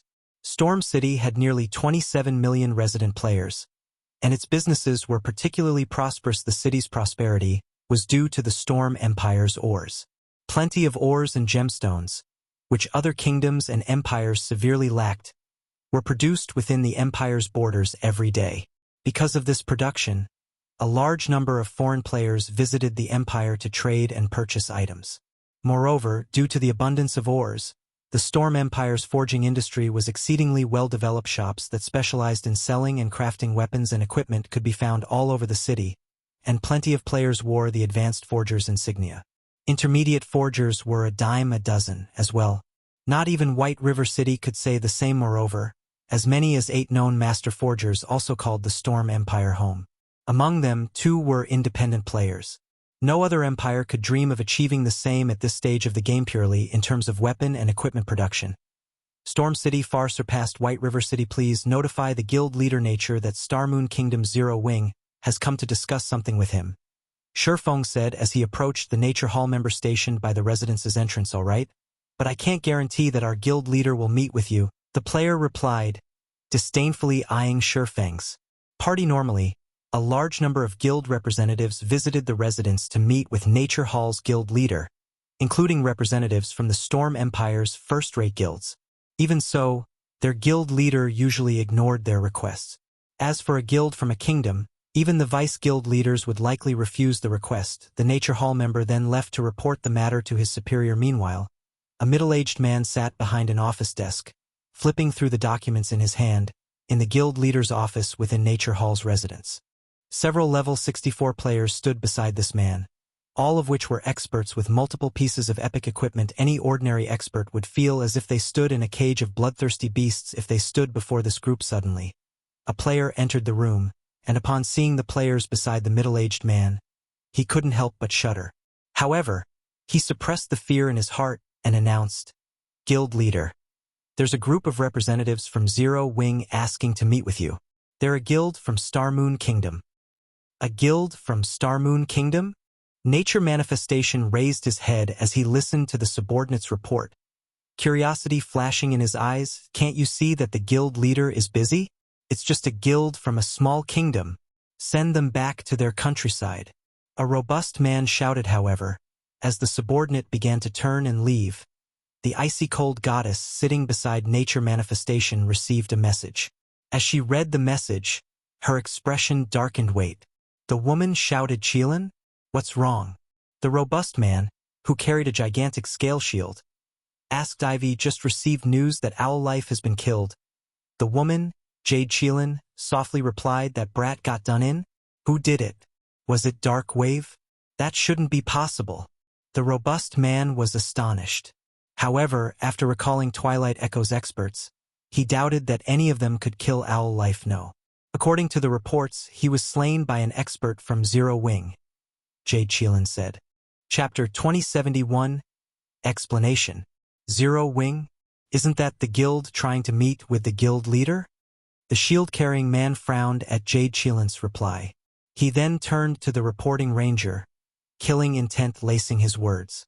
"These people sure have guts." A vice-guild leader was one of a guild's public faces. Guilds typically avoided killing each other's vice-guild leaders or guild leaders unless they wanted to shed all pretense. Much less one of Nature Hall's vice-guild leaders. "They dare visit us after killing our people? Zero Wing is too arrogant." A gloomy youth sitting on one of the sofas in the office turned to Nature Manifestation and said, "Guild leader, why don't you let my evil spirit legion take care of them?" "Tooth, your evil spirit legion is Nature Hall's blade. Using it to teach a guild from a small kingdom a lesson is making a mountain out of a molehill," Jade Cheelin said. Moreover, Zero Wing must have realized the severity of its actions and come to make amends. Hearing Jade Cheelin's reasoning, the other players in the room nodded in agreement. The Evil Spirit Legion was Nature Hall's trump card, and it was a large part of the reason for Nature Hall's victory over the 9-star family. Zero Wing didn't even qualify to face this legion, as Jade Cheelin had said. Zero Wing must have realized how detrimental killing one of Nature Hall's vice-guild leaders was, and was likely here to make amends for the mistake. How could a guild from a small kingdom afford to provoke a superpower like Nature Hall, after all? "Enough!" Nature Manifestation commanded with a low shout, silencing everyone in the room.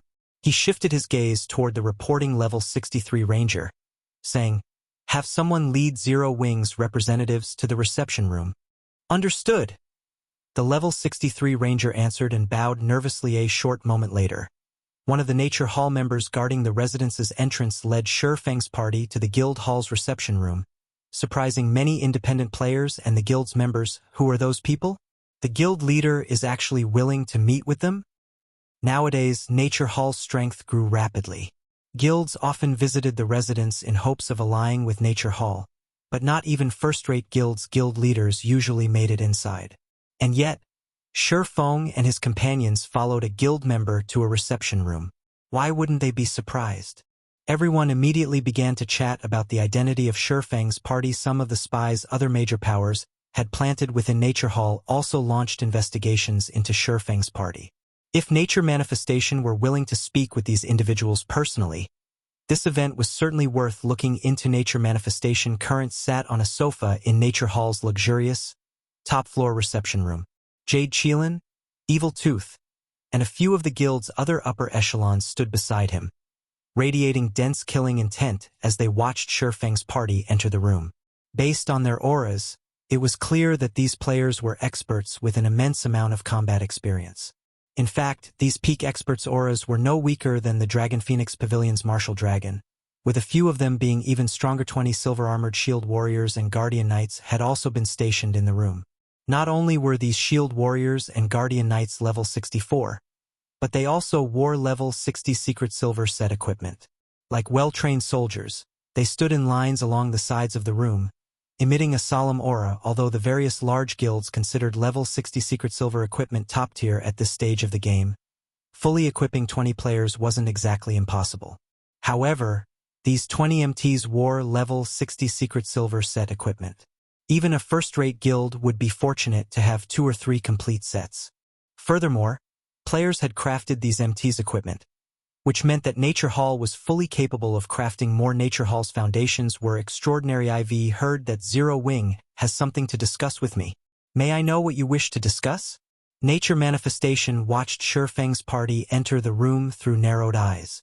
In a deep tone, he continued, "If this is about Vice Guild leader Owl Life, you may return to your kingdom. I am not interested in listening to your reasoning."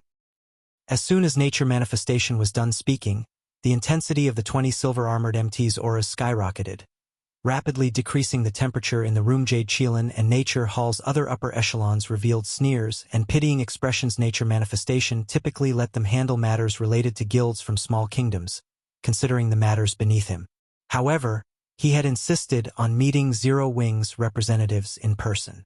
They had been curious about his sudden change of heart now. They understood Owl Life's death had enraged Nature Manifestation, so he wanted to speak with the culprits personally. It had been a long time since they had seen Nature Manifestation so angry. The last time he had been this furious, he had removed 3 guilds from God's domain permanently. Those guilds hadn't been small but first- and second-rate guilds. Since this guild had dared to enrage Nature Manifestation, Zero Wing would suffer a tragic ending. Even if Zero Wing regretted killing Owl Life and wished to make amends, it was too late to change its fate. Once he was angry, no one could stop Nature Manifestation. Not even 9-Star Family had succeeded in this regard. Explanation? What explanation? Shurfeng simply shrugged in response to Nature Manifestation's chilling gaze. What? After all you have done, are you seriously trying to deny your crime? Jade Cheelin said, sneering at Shurfeng's leisurely expression. Deny? Deny what? Shurfeng turned toward Jade Cheelin, frowning slightly. Is there even a need to say it? You are responsible for killing our Vice Guild leader Owl Life in the Nether Mine. Jade Cheelin hissed, her expression becoming even colder. Oh, that's what you're talking about? Shurfeng asked as realization lit his features. Calmly, he continued, that's right. We did that. You. Shurfeng's relaxed reply stunned Jade Cheelin. She had assumed that he'd try to deny the fact. She certainly hadn't expected him to admit it so boldly. It's good that you acknowledge it. What do you have to say for yourselves? Everyone in the room from Nature Hill, including the 20 MTs, Evil Tooth, and the others who stood beside Jade Cheelin, radiated dense killing intent. Their expressions made it clear that they were prepared to slaughter these visitors if Shurfeng said the wrong thing. What's there to talk about? Could Violet fail to kill this Vice Guild leader, Owl Life? Shurfeng asked in a strange tone. The hall fell silent as every player from Nature Hall glared at Shurfeng as if they were about to devour him alive. Arrogance. They had never seen such arrogance. Shurfeng simply didn't know how to spell the word death. After a short moment, Shurfeng returned his gaze to Nature Manifestation, calmly stating, we are merely here to tell you one thing. Twilight Echo, which your guild has targeted, is now under Zero Wing's protection. Chapter 2072. Repelling the enemy with one move. For a time, Nature Hall's members in the room were stunned into silence. They had no idea of how to respond to Shurfeng's declaration. Not only had Zero Wing dared to kill one of their Vice Guild leaders, but the guild's representatives had also come to Nature Hall's residence as if the death was of little significance. This swordsman acted as if Zero Wing had killed an ant on the roadside, not a Vice Guild leader. They couldn't help but marvel at Zero Wing's bravery now. Zero Wing even announced its protection of Twilight Echo. Nature Hall's latest target. This wasn't bravery. Zero Wing simply had a few loose screws. Not even superpowers would display such arrogance before Nature Hall. Jade Qilin even wondered if Shifeng knew anything about God's domain. Perhaps he had decided that, since his guild was doomed and would be removed from the game, he might as well provoke Nature Hall on its doorstep. Ha ha ha. Good. Very good. It's been too long since our guild has done anything outside of the Empire. To think a small kingdom's guild dares to act so pompously before us. Evil Spirit revealed a grin as he stared coldly at Shifeng, anger tainting his smile after chasing 9-star family out of the Storm Empire. The Empire hadn't had any powers that dared to provoke Nature Hall. To secure its control in the Empire and concentrate the guild's resources, Nature Hall hadn't extended its influence past its borders. Hence, the outside world was unaware of Nature Hall's power. There was also the fact that Shifeng and the others had a few screws loose. Evil Spirit assumed that Zero Wing's members had spent too long in their own kingdom and didn't see the difference between the Storm Empire and Star Moon Kingdom. Thinking that they could walk through the Empire unhindered, Nature Manifestation's personal security team stared at Zero Wing's members as if they were dead men. Walking's infuriated Boss Spirit. That guy is definitely dead. I bet these people won't get to leave Storm City alive. This is going to be entertaining. That's right. Even if they kneel and beg for their lives, there's no saving them. They'll probably lose more than just one level. Boss Spirit will use that item, and they'll lose 3 levels with each death. If we send a tracking team after them as well, we can even send them back to level 0. Although attacking another player inside an NPC city was risky, players obtained more tools as they reached higher levels as a result. Killing other players inside NPC cities became increasingly easier. This was especially true for a superpower like Nature Hall. Even slaughtering players in an imperial capital wouldn't be a problem for the guild. This was also why the various independent experts had been more hesitant to provoke God's domain's powers. A single mistake could send them back to level 0. After all, although the Zero Wing members present were experts and more difficult to defeat than independent experts, they were nothing to Nature Hall. Even a party of peak experts would fall in Storm City if they provoked Nature Hall. Much less Shifeng's party. Nature Hall had acquired a domain treasure called Dead World from an ancient ruin. As long as a player supplied enough magic crystals, Dead World would create a domain that cut off communication with the outside world. Not even the city's NPC guards would receive a notification of the transgression if one attacked another player within the domain unless it was destroyed or released. Ordinary NPC guards wouldn't even notice the domain when standing next to it. Only the Tier 3 guard captains could see through the domain. However, how rare were Tier 3 NPC guard captains? There wasn't even one Tier 3 guard captain for 10 patrol squads in an imperial capital like Storm City. Meanwhile, each patrol squad generally monitored 3 to 5 streets.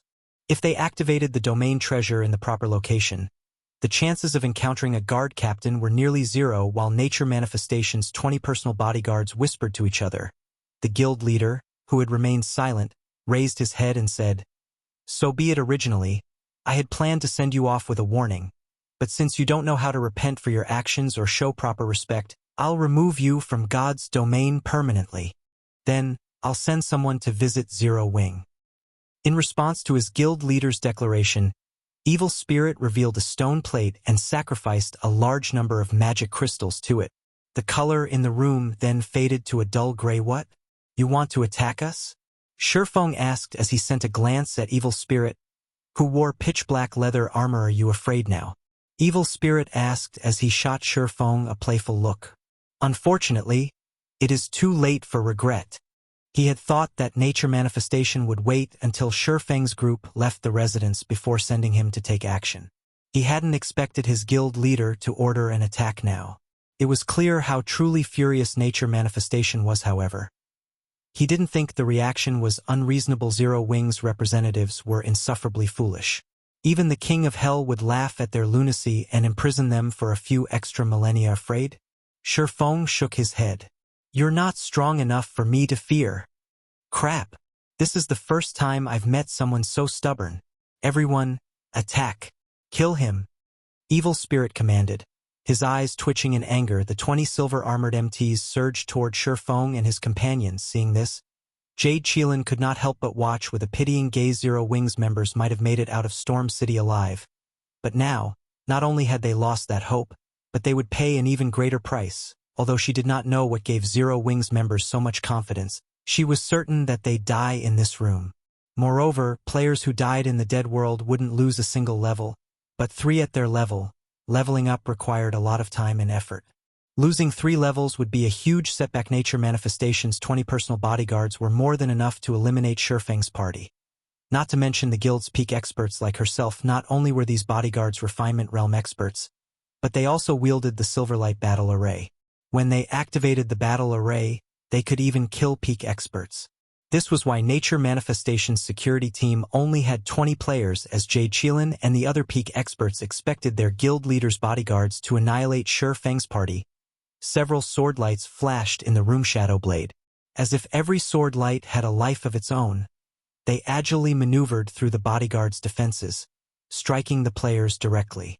As if some colossal beast had slammed into them, a dozen or so bodyguards flew into the walls behind them, which cracked under the immense force in the face of death.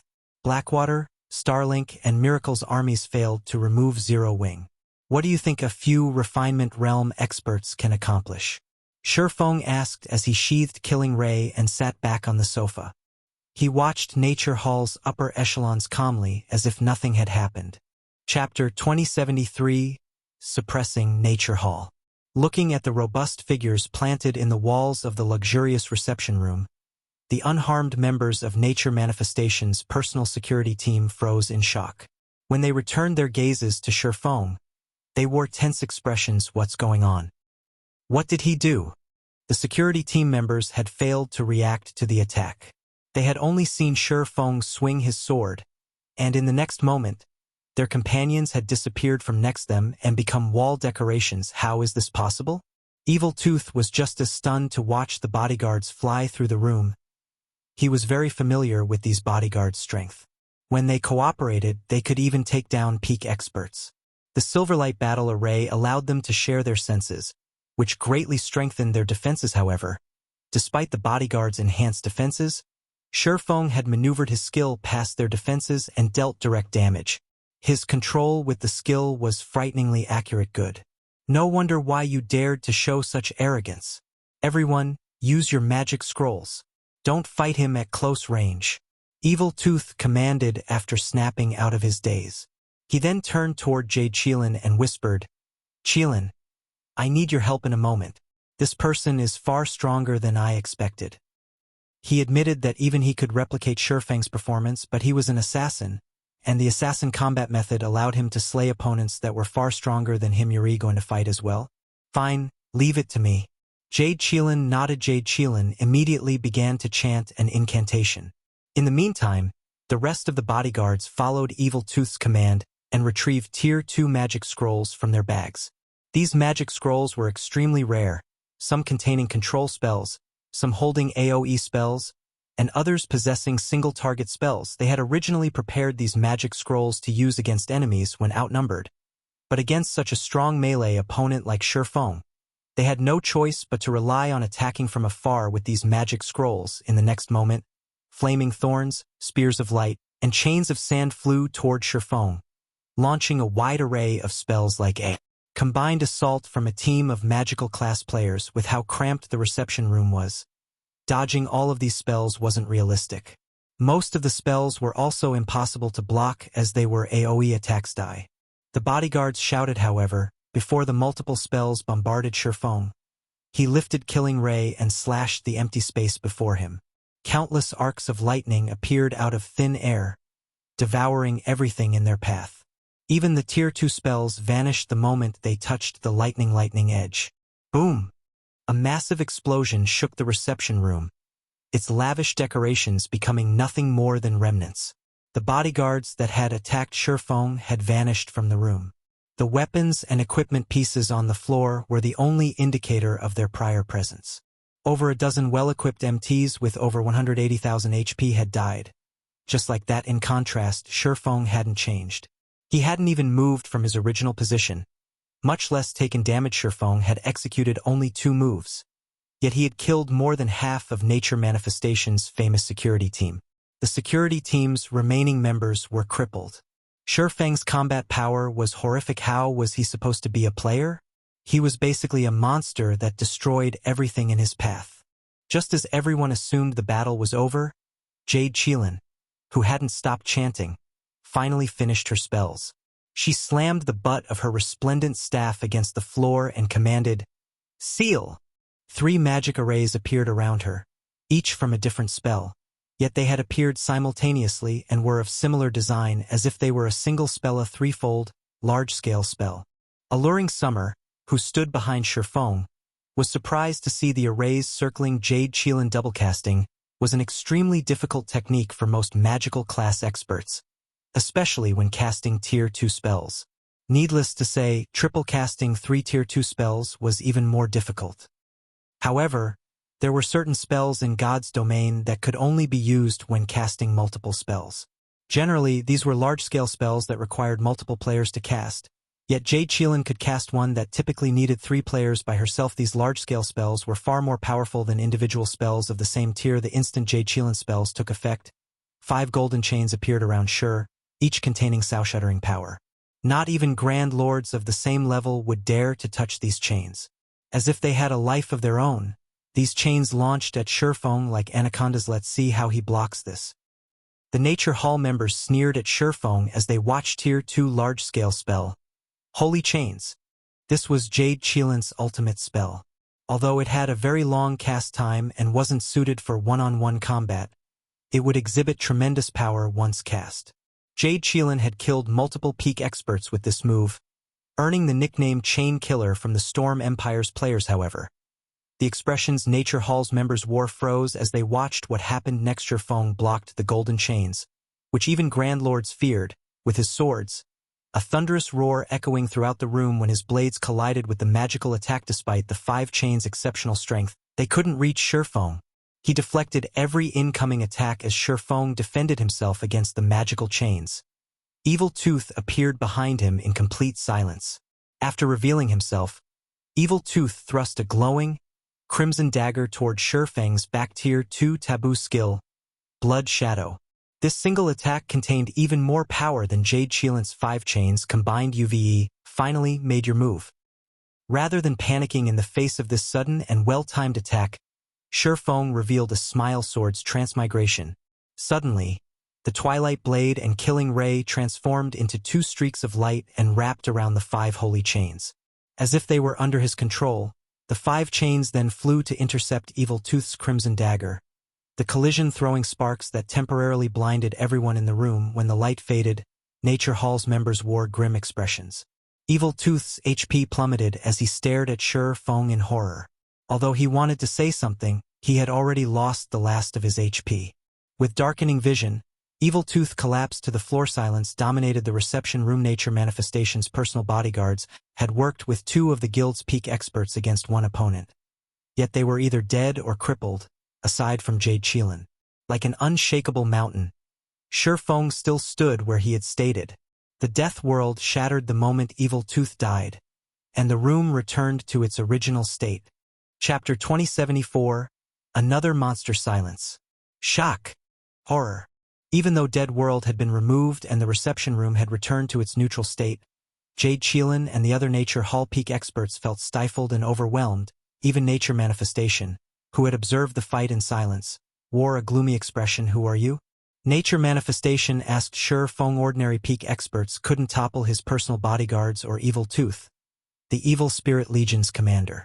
While he had considered the possibility of their defeat, he hadn't expected it to happen so easily. He couldn't imagine anyone, aside from domain realm monsters, who would be capable of such a feat. But how rare were domain realm experts in God's domain? Every domain realm expert that had ever existed in the virtual gaming world was accounted for, and they were all responsible for shaking the community to its core. However, based on his information, Shurfeng's name wasn't on that list. Black Flame. Shurfeng stated calmly. Black Flame? Zero Wings Guild leader? Shock colored Jade Qilin's face when she heard Shurfeng's reply. But how? Black Flame wasn't unknown to Nature Hall. After all, he ranked among the top 10 on the God's Domain expert list. He was a peak expert that had reached the Void Realm, and one of the top peak experts in the game, but at the end of the day, that's all. He was a peak expert. Although they earned the various superpowers' attention, they weren't powerful enough to threaten a superpower's very existence. Every superpower had plenty of peak experts in its ranks, no matter how she looked at it. However, no peak expert should be capable of the combat power Surfong had displayed. What an excellent scheme. So, you've deliberately hidden your strength all this time? Nature Manifestation asked. Unexpected, he was actually smiling. However, knowing their guild leader's personality, Jade Cheelin and her companion's new Nature Manifestation smile wasn't an indication of his good mood. Rather, it was a result of his anger reaching a tipping point. The various superpowers in God's domain viewed every domain realm expert as immensely important. Rather, these experts were impossible to ignore. Domain realm experts were strategic weapons, and as players reached higher levels, the threat these experts posed to superpowers would grow. Hence, superpowers took considerable precautions against every domain realm expert they encountered. If Surfong had revealed himself as a domain realm expert early on, the various superpowers would have paid more attention to Zero Wing. The guild's name would have likely joined the superpowers' blacklists, regardless of its developmental state. Some superpowers might have even extinguished Zero Wing immediately to save themselves from future trouble. As for Surfong recently reaching the domain realm, it wasn't likely. Reaching the domain realm proved that one transcended the limits of humanity. Despite the various super first-rate guilds and super guilds accumulating resources and knowledge over many generations, each superpower had, at most, nurtured only a handful of domain realm experts in each generation. It was easy to imagine how difficult reaching the domain realm truly was. In other words, Surfong must have hidden his strength from the public deliberately to avoid attracting too much attention. Now that he was satisfied with his personal strength and that of his guild, he wanted to use Nature Hall as a stepping stone to show off his power. That would explain why Surfong was willing to make an enemy of Nature Hall just to help Twilight Echo, a guild he was barely connected to. Guild leader, should we request senior fans' presence?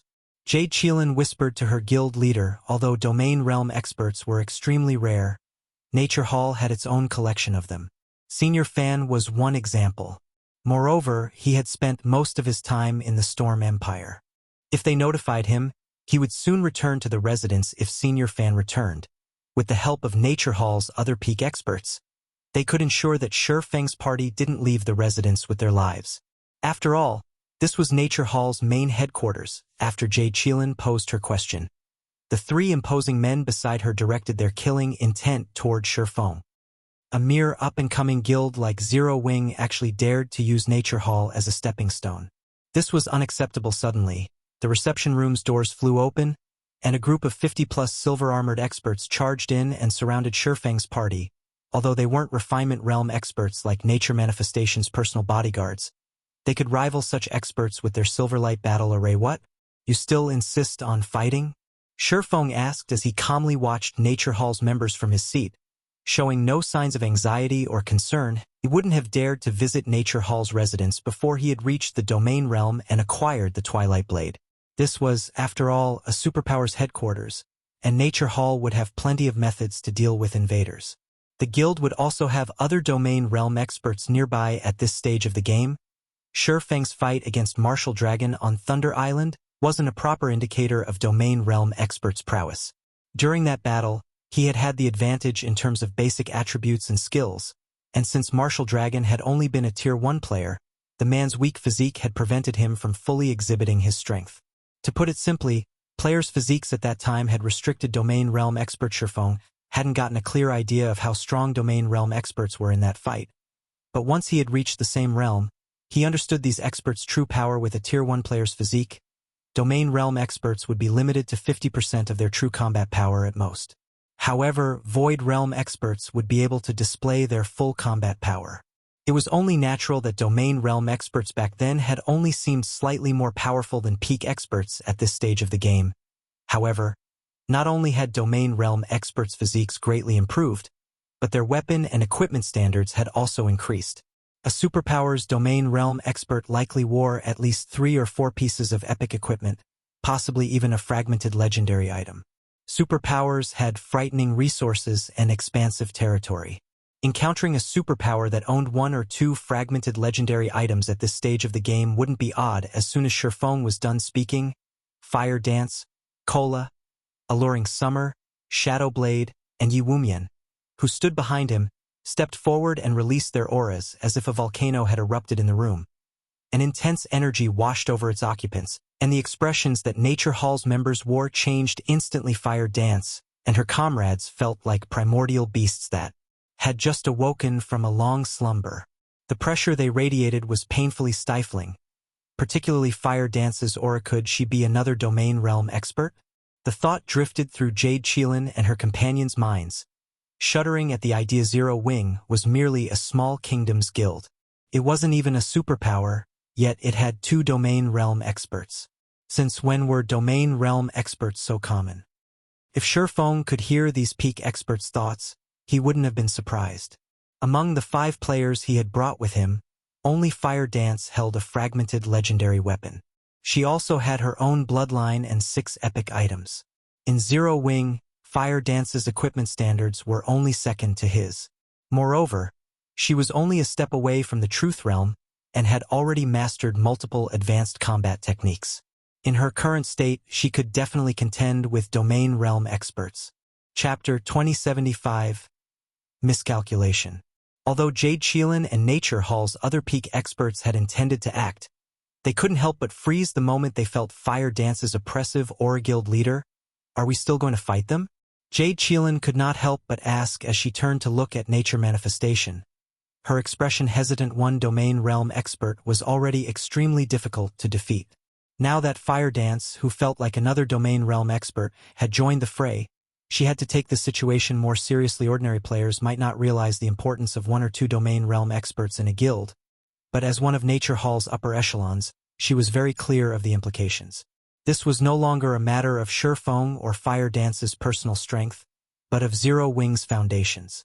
Instead, it was a matter of Zero Wing's guild foundations. If Zero Wing had only possessed a single domain realm expert, it could have been explained away as luck. It would prove nothing regarding Zero Wing's foundation.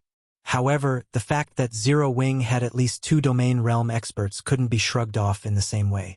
Domain realm experts weren't as common as cabbages. If Zero Wing truly had 2 domain realm experts, the guild wasn't as simple as everyone assumed. Qilin, you're overthinking this. Her aura doesn't prove that she's a domain realm monster. She could simply have absurdly high basic attributes. Zero Wing has no background, so it's lucky enough to have 1 domain realm expert. How could it possibly have 2? And such a young one at that? A solemn man with a scar across his face spoke up, listening to the man's reasoning. Nature Hall's members relaxed, releasing more than half of their anxiety. No one doubted this man's words. He was Deep Thunder, Nature Hall's first vice-guild leader, and one of the guild's main support pillars. He was also one of the top 10 experts on the Gods Domain's secret experts list. The secret pavilion had 2 Gods Domain experts lists. One recorded the top 1,000 experts with the most attention-grabbing battle records. The second was a secret list, which only superpowers could purchase. The secret experts list only contained 100 names. However, these players weren't ranked by their battle records, but based on the combat standards they had revealed. One had to be a Void Realm expert before the secret pavilion would even consider them for the list. Any peak expert that could rank on the secret experts list was, at most, a step away from the domain realm. Those that ranked among the top 10 were practically pounding against the edge of this realm. They only needed a slight push to reach the domain realm. Deep Thunder was one of these experts. Although none of Nature Hall's experts in the room had reached the domain realm yet, Deep Thunder was undoubtedly the most knowledgeable about it. Since Deep Thunder was certain that Fire Dance was not a domain realm expert, there was a 90% chance that he was correct. Thunder is right. Everyone needs to calm down. Although I don't know how this little girl from Zero Wing has such frightening basic attributes. Zero Wing is 100 years too early if it thinks it can stroll into Nature Hall's residence with such an attitude. Nature Manifestation commented, backing up Deep Thunder. He flashed Shurfeng a piercing glare before commanding, summon Senior Fan and the Evil Spirit Legion members immediately. Lock down the residence. I want to see how capable these Zero Wing representatives truly are. Although Shurfeng had displayed astonishing combat power, Nature Hall wasn't a pushover. Nature Hall had gone to great lengths to recruit Senior Fan and convince him to protect the guild. The Elder had been a domain realm monster for decades, and his combat standards were far above Shurfeng's. who, at most, had only entered the domain realm within the past few years. Senior Fan also wore the best equipment available in the game, and the Evil Spirit Legion was one of Nature Hall's trump cards. Although the Evil Spirit Legion only had 100 members, every member was a Refinement Realm expert or better. Even the weakest among them had mastered 3 combat techniques, and including the Silverlight Battle Array, they could even defeat Domain Realm experts. The Evil Spirit Legion was also why Nature Hall even dared to provoke super first-rate guilds. However, the moment Nature Manifestation issued the order, Fire Dance's group moved, charging straight toward the guild leader taking the lead.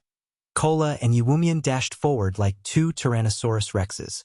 When the reinforcing security team members collided with the 2 MTs, they flew backward as if they had been hit by a truck, their tight defensive formation shattering instantly. Alluring Summer and Shadow Sword followed the 2 MTs closely.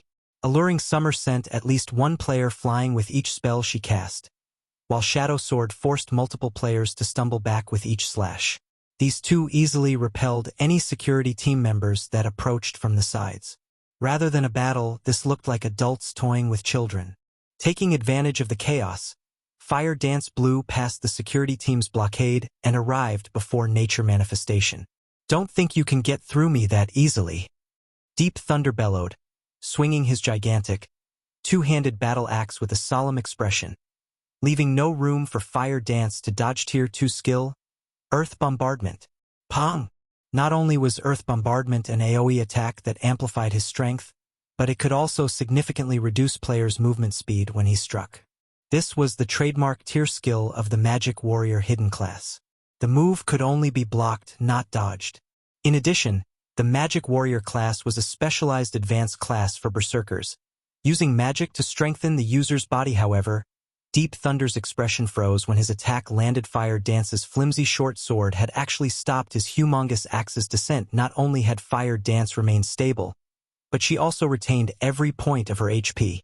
Before Deep Thunder could swing his battle axe again, Fire Dance's 1,000 transformations slithered toward the berserker's neck with an utterly unpredictable attack trajectory. Advanced combat technique, Illusory Snake. Scram! Deep Thunder shouted as he activated Whirlwind Slash to defend himself. Boom!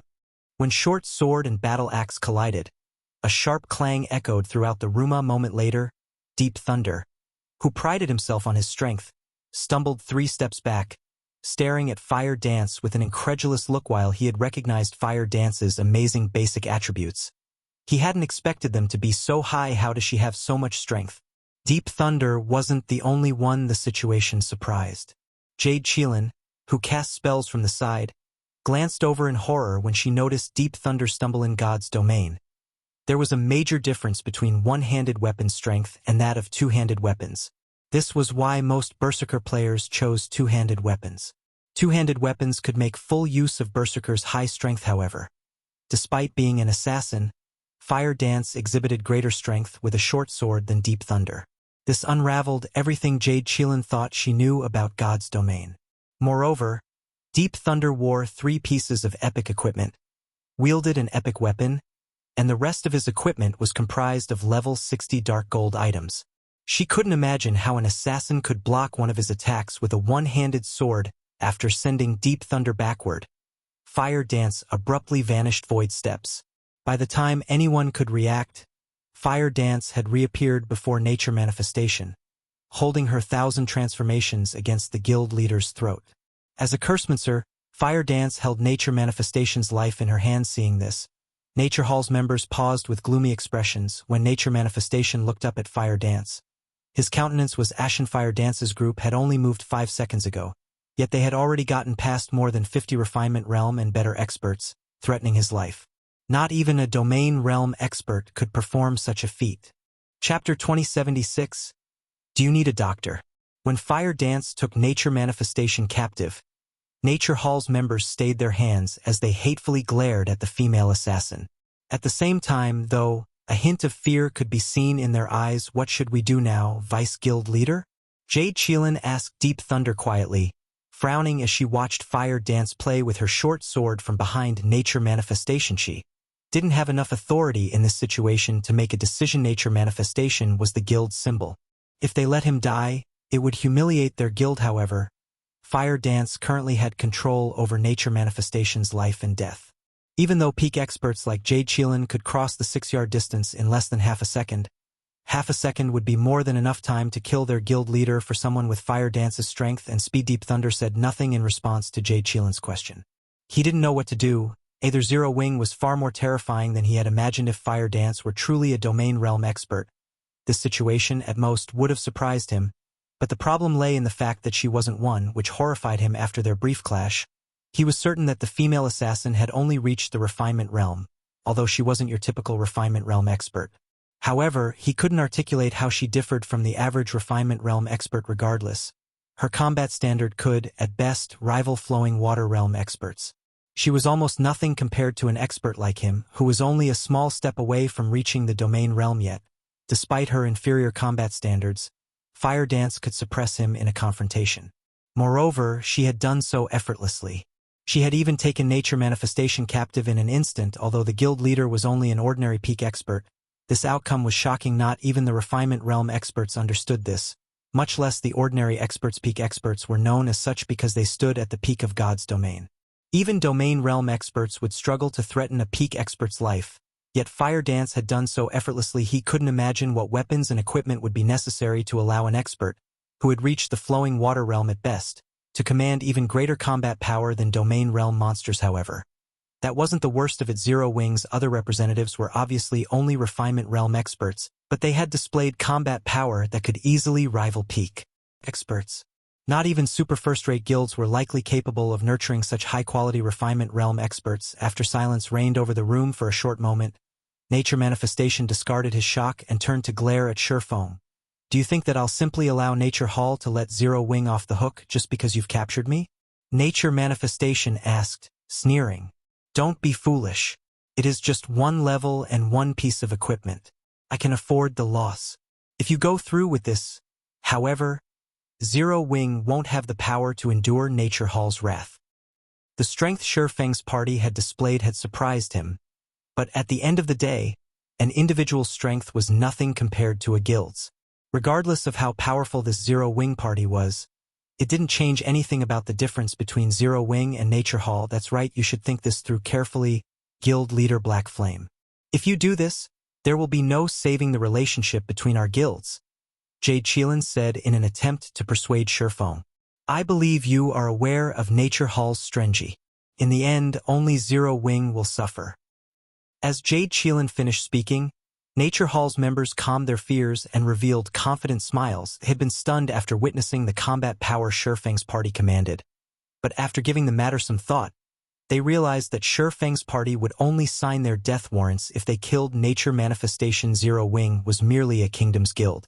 Regardless of its battle records, it was still far weaker than Nature Hall. Zero Wing could not afford to endure Nature Hall's wrath at all. As a guild leader, Surefong must have realized this. Unless Surefong insisted on dragging Zero Wing down with him, he wouldn't let Fire Dance kill the other guild leader. Even Storm City's independent players wouldn't believe that Surefong would do such a thing, let alone these guild upper echelons. As the smiles Nature Hall's members wore spread with delight, Surefong, who watched from his seat, returned the grins and said, What you say is true. There is a big difference between Zero Wing and Nature Hall, but what if Nature Hall lost Storm City? Lost Storm City? Is this fellow dreaming? What a joke! How could our guild possibly lose Storm City? Nature Hall's members began to laugh, thinking Surefong had gone mad. Storm City was Nature Hall's main headquarters.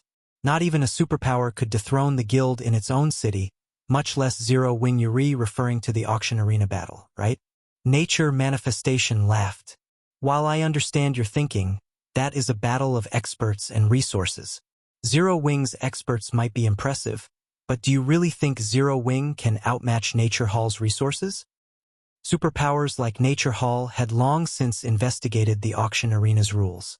In this competition, resources were far more important than military might. Hence, all of the various superpowers fervently collected epic materials while they had time before the auction arena competition began. Compared to Nature Hall, Zero Wing's material collection speed was useless. How could Zero Wing possibly hope to defeat Nature Hall in a contest for Storm City's auction house? However, As Nature Manifestation finished his statement, Feng revealed a dark gold crystal from his bag. The crystal was unusually eye-catching in this room, and it drew everyone's gaze while most of the reception room's occupants didn't understand why Feng had revealed this crystal. Nature Manifestation froze when he saw it. You. How did you get that? Nature Manifestation could not help but ask. Nature Manifestation's sudden change of expression even confused Fire Dance and her companions, let alone Nature Hall's members. No one knew why the Nature Hall's almighty guild leader would seem scared of a single crystal. Do you really need to ask? Feng said, revealing a faint smile. I am the player responsible for activating Thunder Axe City, of course. Is it so strange that I have this crystal? The item in his hand was none other than the Thunder Axe Crystal, which was capable of teleporting a large number of players to Thunder Axe City. It also normally cost 5,000 Thunder Axe City contribution points. You activated Thunder Axe City? That is impossible. How could you be responsible? Nature Manifestation stared at Feng with an incredulous look. Thunder Axe City was a super large-scale neutral city, and after its activation, it had quickly become a hub for many superpowers, including Nature Hall. Countless first- and second-rate guilds visited the city as well. The neutral city was so popular due to its abundant resources, especially incredibly rare epic materials. Thunder Axe City was practically a treasure trove. However, traveling to and developing in Thunder Axe City was quite difficult. Due to its terrain and environment, not even expert players could remain in the city for long. Even with its sturdy foundations, Nature Hall could only afford to send 300 experts to develop in the city long-term. However, not only did Feng possess the Thunder Axe Crystal, which one could purchase from the Thunder Axe Temple and provided convenient transport to the city, but he was also responsible for Thunder Axe City's activation. However, when Nature Manifestation recalled the group of giant players Zero Wing possessed and the Thunder Axe Crystal in Feng's hand, which no player should be able to obtain at this stage of the game, he knew that Feng's claim was likely true. Guild leader Nature. What's wrong? You don't look too good. Should I call a doctor? Feng asked, chuckling at Nature Manifestation's deathly pale expression. Chapter 2077, Nature Hall submits. As Feng's calm voice continuously echoed throughout the room, Nature Manifestation's expression twisted into something ugly. Traces of fear flashed in his eyes. Stupefying Nature Hall's members, Nature Manifestation stood at the very top of the Storm Empire. A single word from him could decide the life or death of the Empire's various guilds. He was also a bona fide peak expert. He could lead Nature Hall to become an overlord in God's domain in the future. Yet now, Nature Hall's members weren't the only ones surprised. The guild leader's reaction confused Fire Dance and her companions. Nature Manifestation had reacted calmly even when Fire Dance had taken him captive, yet now, he seemed more afraid of Feng's few sentences. Why wouldn't they be surprised? What do you want? Nature Manifestation asked as he watched Feng, afraid if he had only seen Feng as a domain realm expert before. He viewed the man as a monster, capable of shaking Nature Hall's very foundations. After learning that this swordsman had pioneered Thunder Axe City and acquired the Thunder Axe Crystal, most people were still unaware of Thunder Axe City. Even in Nature Hall, only the guild's upper echelons and the experts that had visited the city knew about its splendor. According to their understanding, Thunder Axe City should have activated more than 2 weeks ago. The various superpowers, however, had only discovered the city 9 days ago when Nature Manifestation thought about how Feng could send a large number of players to the city with the Thunder Axe Crystal and the man status as Thunder Axe City's pioneer. He couldn't help but shudder. Epic materials were even more important than expert players in the auction arena's battle. Zero Wing's members had already proven their combat power. If the guild also had a wealth of epic materials, Zero Wing could pose a significant threat to Nature Hall in the upcoming auction arena contest. Meanwhile, Deep Thunder, Jade Qilin, and Nature Hall's other upper echelons stated at Feng in fear. They had counted themselves fortunate to send 300 experts to Thunder Axe City. But Feng was actually responsible for activating the neutral city. Nature Hall is so powerful. How could Zero Wing ever hope to compare? Feng laughed. He then said, "We are only here to help Twilight Echo learn whether or not it can withdraw from the Storm Empire in safety. You shouldn't overthink the situation. Guild leader Nature." "Fine. Out of respect for Zero Wing, our issue with Twilight Echo stops here. As long as Twilight Echo leaves the Storm Empire, Nature Hall will let it leave. Nature Manifestation answered through gritted teeth. Even Nature Hall would struggle to take out experts like Fire Dance, Cola, and the others. If Zero Wing dispatched a large number of experts and relied on the epic materials it gained from Thunder Axe City, he wasn't confident that Nature Hall could hold Storm City. After all, Thunder Axe City had a frightening supply of epic resources available if Zero Wing took control of Storm City's auction house. Nature Hall's development would be severely affected. Even if Zero Wing failed, it could still force Nature Hall to dispatch more forces than planned, which would, in turn, ruin the guild's plans to claim other cities' auction houses. As Nature Hall's guild leader, Nature Manifestation couldn't sacrifice the guild's larger plans just to punish Twilight Echo. Moreover, he suspected that Zero Wing had far more trump cards than what it had revealed in this reception room. Of course, this was only his conjecture. The fact that Horrifying had pioneered Thunder Axe City was already frightening. Nature Manifestation couldn't think of what could be even more impressive than that. When Nature Hall's reinforcements heard their guild leader's decision, their jaws dropped. They couldn't believe what they had just heard. Just who was this black flame? Nature Hall's members grew more curious about Horrifying. This man had actually forced their guild leader to compromise with just a few words. No one would believe this if they told them Nature Manifestation had even chased the 9-star family out of the Storm Empire. How could he possibly submit to a guild from a small kingdom?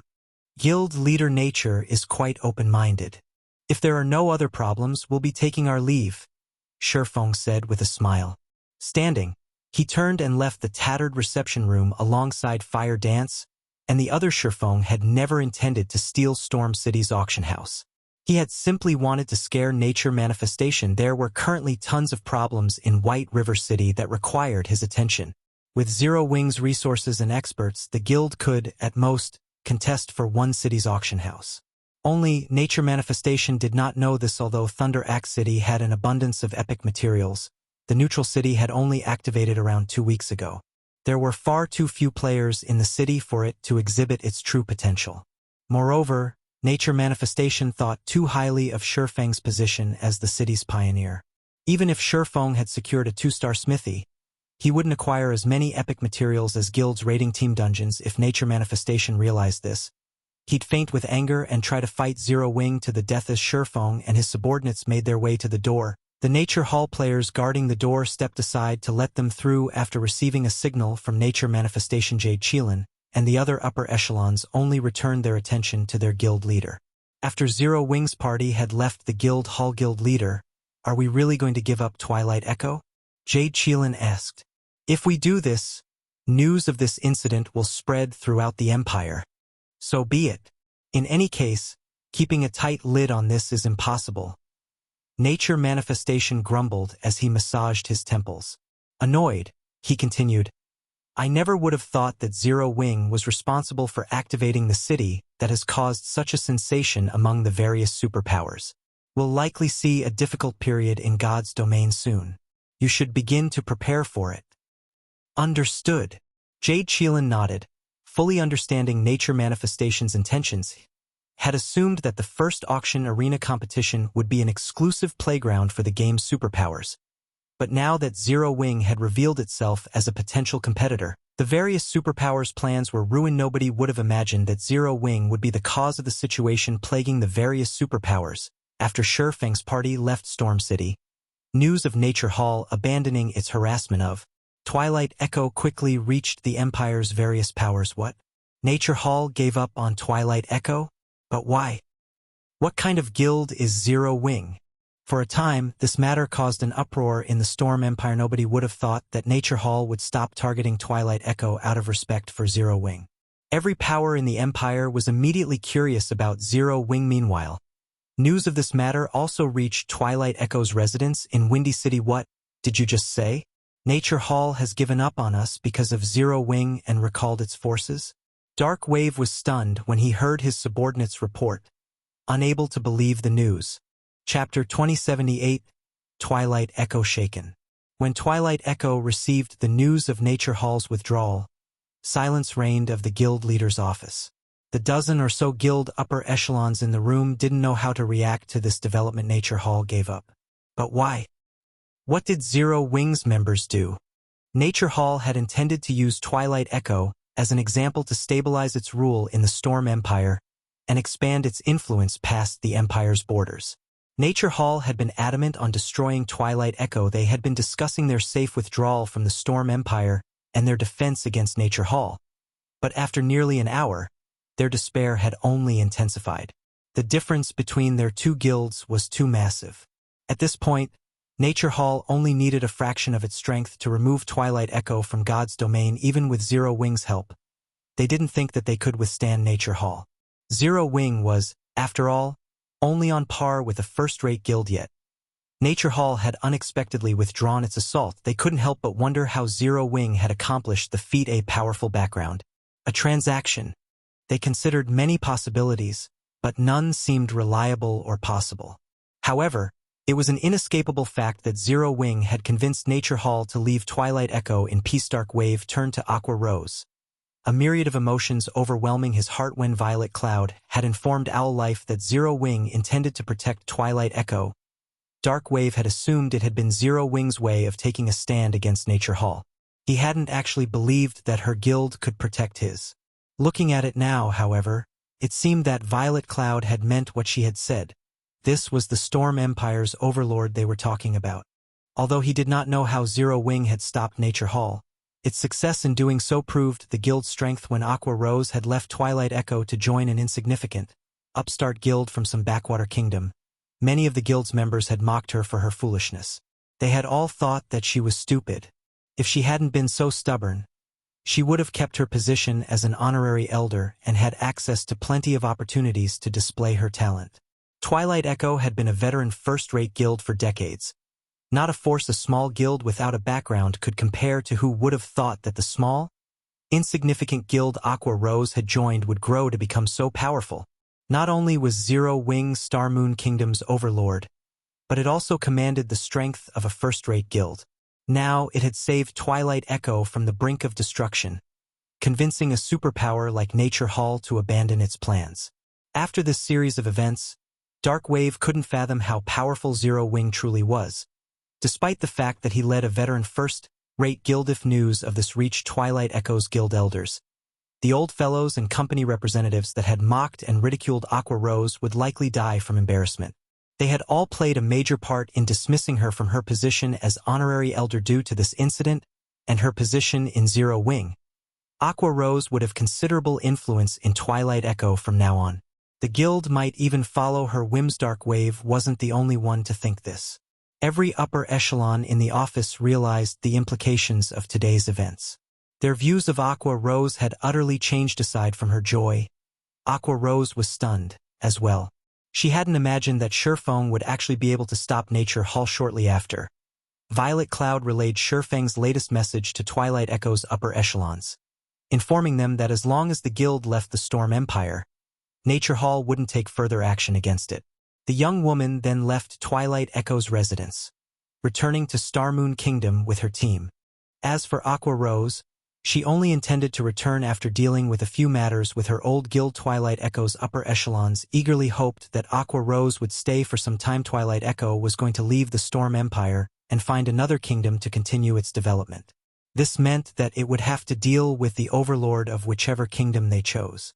If they had the help of a powerhouse like Zero Wing, settling in their new home would be far easier. Meanwhile, news of the events between Nature Hall and Twilight Echo soon reached God's domain's many superpowers. Nature Hall was one of them, and even though this incident was a small matter in the other superpowers' eyes, it was still necessary to watch the situation. Or Empire, Crimson Flame Fortress. How can Nature Hall be so dumb? It gave up such a good opportunity to stabilize its position in the Storm Empire just because of Zero Wing. Did Zero Wing offer the guild some massive bribe?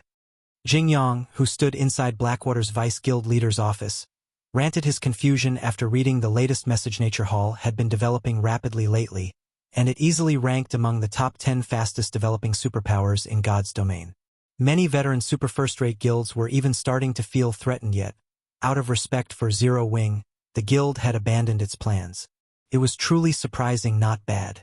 It seems Zero Wing is quite capable after all. It's no wonder why it rejected my offer of cooperation, Xuanwu Chisa said, a charming smile forming on her face. Vice Guild leader. You think too highly of Zero Wing. I don't know what benefits it offered Nature Hall to settle this matter. But Zero Wing hasn't solved its predicament in White River City. Ignoring the several powers that desire the city's auction house, Zero Wing has its hands full with its own internal problems, Jingyang said. Starlink has recently invested a lot of capital into hindering Zero Wing. It is even trying to poach Zero Wing's upper echelons and core members by offering to triple their current salaries. Starlink has also begun to claim commissions meant for Zero Wing by offering lower prices, slowly chipping away at Zero Wing's financial situation. I doubt it will be more than a month before Zero Wing crumbles in on itself. Larger guilds had both advantages and disadvantages. When a guild had a low member count, its daily expenditures were relatively small. Hence, its finances were easy to handle. However, as a guild grew, it would face more difficult financial problems. Including hostile corporations' intervention, a guild's financial problems could become even more challenging. Hence, although Zero Wing seemed to have grown quite powerful, it had acquired new weaknesses. Zero Wing had still been a relatively small guild without a headquarters in the real world, and as a result, it hadn't had to contend with major expenditures. Its size had rendered hostile corporations' interference ineffective, but things had changed. Now, not only had Zero Wing purchased Ouroboros's main headquarters, but it had become even larger than Ouroboros at its peak. Its monthly expenditure was easily dozens of times larger than Ouroboros's had been. This was why the various first-rate guilds feared the various superpowers. Not only could a superpower crush a first-rate guild under its military might, but it could also launch an economic assault. Meanwhile, after Shifeng's party returned to Star Moon Kingdom's White River City, he sent Fire Dance and the others to continue their team dungeon raids and collect as many epic materials as possible to prepare for the auction. It's about time that I deal with my elemental core. Shifeng grinned as he opened his bag to inspect the elemental cores within. He then altered his appearance using the demon mask and visited White River City's teleportation hall. Spending 4 gold, 30 silver, he teleported to the distant Sea of Illusion. Chapter 2079 Sea Tribe Weapon. Sea of Illusion, Blue Coral City. Shifeng was disguised as a level 61 swordsman as he walked through Blue Coral City's streets.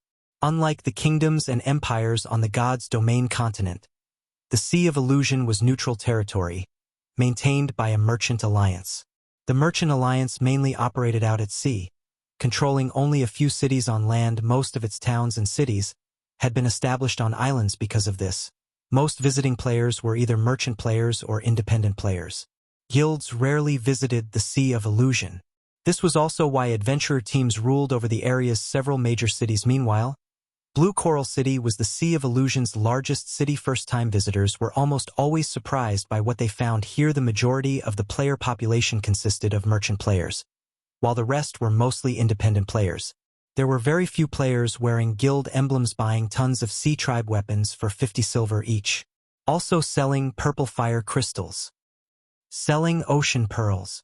Get a 5% discount for buying more than 100 pearls. Urgently selling 3 Sea Tribe weapons for 1 gold, 70 silver. Players busied themselves as they set up stalls along the city streets, selling a large variety of items. This wasn't typical of cities in normal kingdoms and empire. Sea Tribe weapons. Shifeng slowed to a halt when he heard the advertising players. He vaguely remembered that Sea Tribe weapons had been popular for a time during his previous life. They had once been items that all naval players had desired. The Sea Tribe weapons could be traded to the Sea of Illusion's NPC forgers to commission crafted weapons, which would allow players to exhibit greater combat power in battles at sea. Weapons that had been made with Sea Tribe weapons were 15% to 20% stronger than normal weapons of the same rank, a considerable improvement. Only trying to craft a high-quality naval weapon was not easy, and the production success rate wasn't 100%. If one wanted to commission a level 60 secret silver weapon, they'd need 3 Sea Tribe weapons, and the production success rate would only be 50%. A level 60 fine gold weapon would cost 5 level 60 Sea Tribe weapons, and the success rate was only 30%. To put it simply, the higher the desired weapons quality was, the more Sea Tribe weapons a player would need, and the lower the production success rate would be. Meanwhile, players could only acquire C-Tribe weapons by killing the level 50+ members of the C-Tribe. Hence, complete naval weapons were incredibly expensive on the market of course. C-Tribe weapons had another purpose, and Surefeng knew it purchasing secret laws. Secret laws were extremely rare in God's domain, even rarer than combat techniques. They also provided players a significant boost. Secret laws were a type of berserk skill, but unlike normal berserk skills, which were prohibited in certain areas, secret laws could be used anywhere like combat techniques. They could even be used when silenced. However, secret laws were a huge burden on the user's stamina and concentration. The more powerful a secret law was, the more stamina and concentration it would consume. In addition, players didn't have to master a secret law to use it. Only using an unmastered secret law would drain more resources than usual. The worst part was that secret laws would drop automatically when players died. Even so, countless experts in God's domain coveted secret laws due to their many benefits. Secret laws provided a boost to physique and allowed players to exhibit more of their combat power. Moreover, secret laws gave players a clearer idea of their flaws. These were the reasons that players had coveted secret laws. They were even more valuable than combat techniques. Meanwhile, C-Tribe weapons could be exchanged for one of these precious secret laws. Although there were limited copies of the secret law available and the process of acquiring one was particularly troublesome, Surefeng didn't mind. He might have had some trouble purchasing a few copies if he had tried before visiting the Ancient God's Maze. But he shouldn't have any issues now. One needed to fulfill two conditions to purchase copies of the secret law.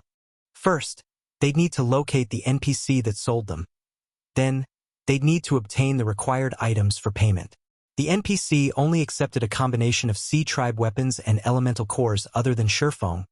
It wasn't likely that any of God's Domain's players knew about this NPC, and of course, collecting C-Tribe weapons and elemental cores wasn't a problem for Surefeng, following which, Surefeng spent 10 silver to set up a stall in Blue Coral City's business district, buying C-Tribe weapons for 60 silver each, only buying a certain amount.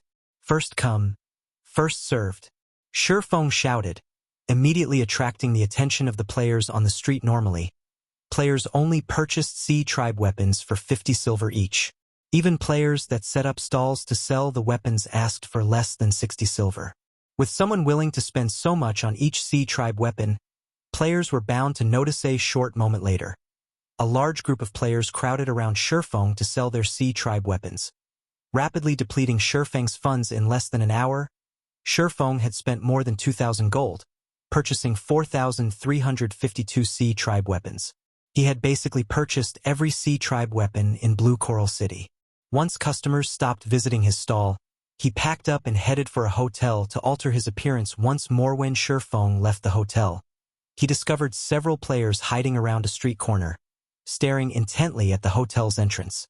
It was obvious that these players wanted to learn why he had bought so many C-Tribe weapons. Unperturbed, Surefeng found a deserted location and used the 7 Luminaries ring to teleport out of Blue Coral City. After using space movement and spatial gate 4 times in a row, Surefeng arrived on a volcanic island that housed monsters ranging from level 80 and level 100. These monsters were far from ordinary, with the weakest among them a chieftain that had the combat power to rival players who reached the Trial Tower's 3rd floor.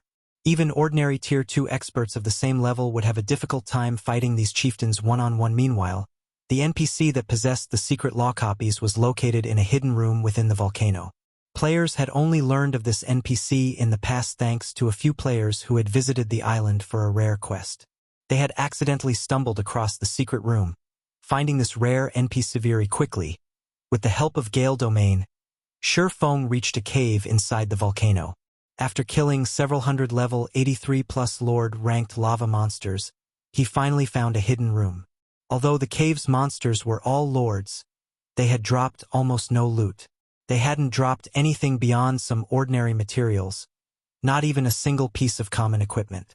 Although the monsters' loot was terrible, the EXP they granted was astounding. After killing several hundred monsters, Surefeng had finally risen from level 70 to 71 as he opened the door to the hidden room. Surefeng was greeted by the sight of a dark, empty room.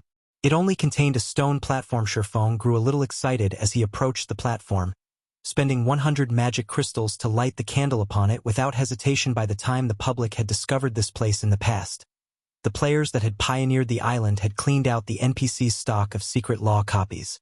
Although the stock would replenish from time to time, the various superpowers had already laid claim and monopolized the NPC.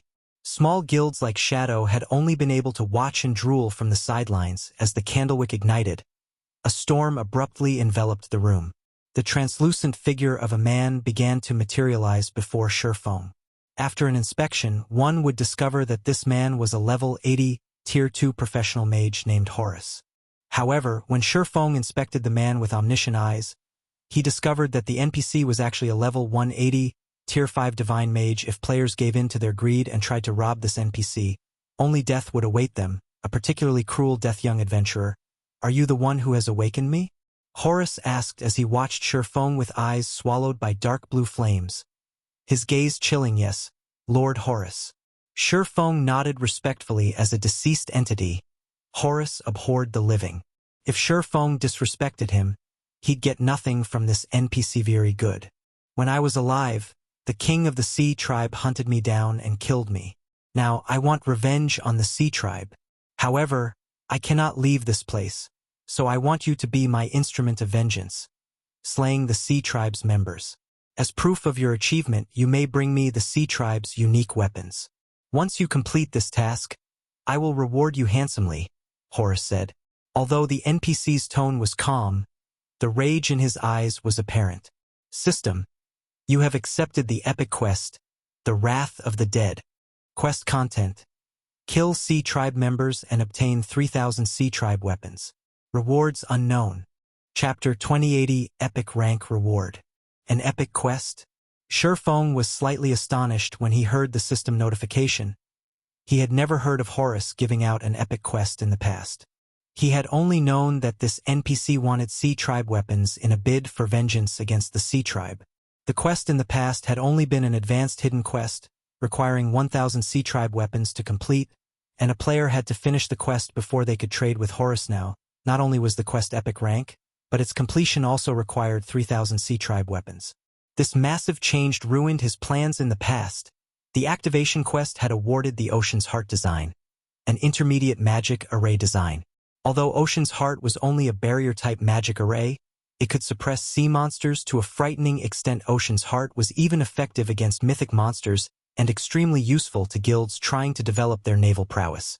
The Ocean's Heart's magic array scrolls had sold for astronomical prices in the past, of course.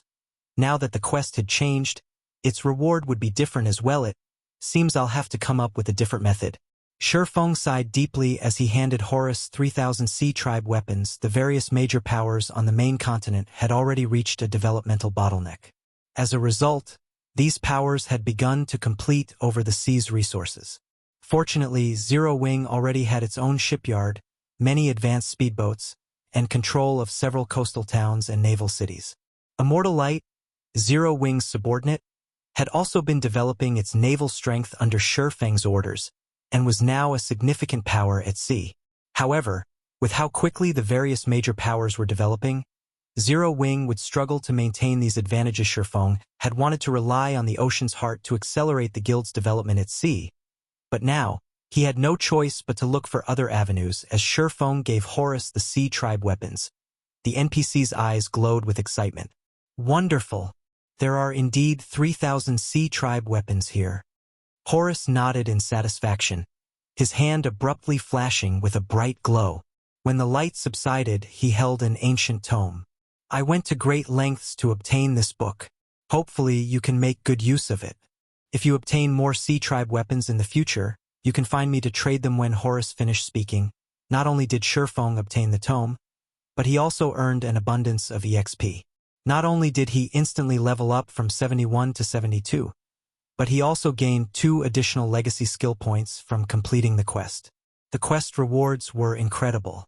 It was much harder to level up after reaching level 70, and Surefeng's hidden class required twice as much EXP as normal players. An ancient forging book?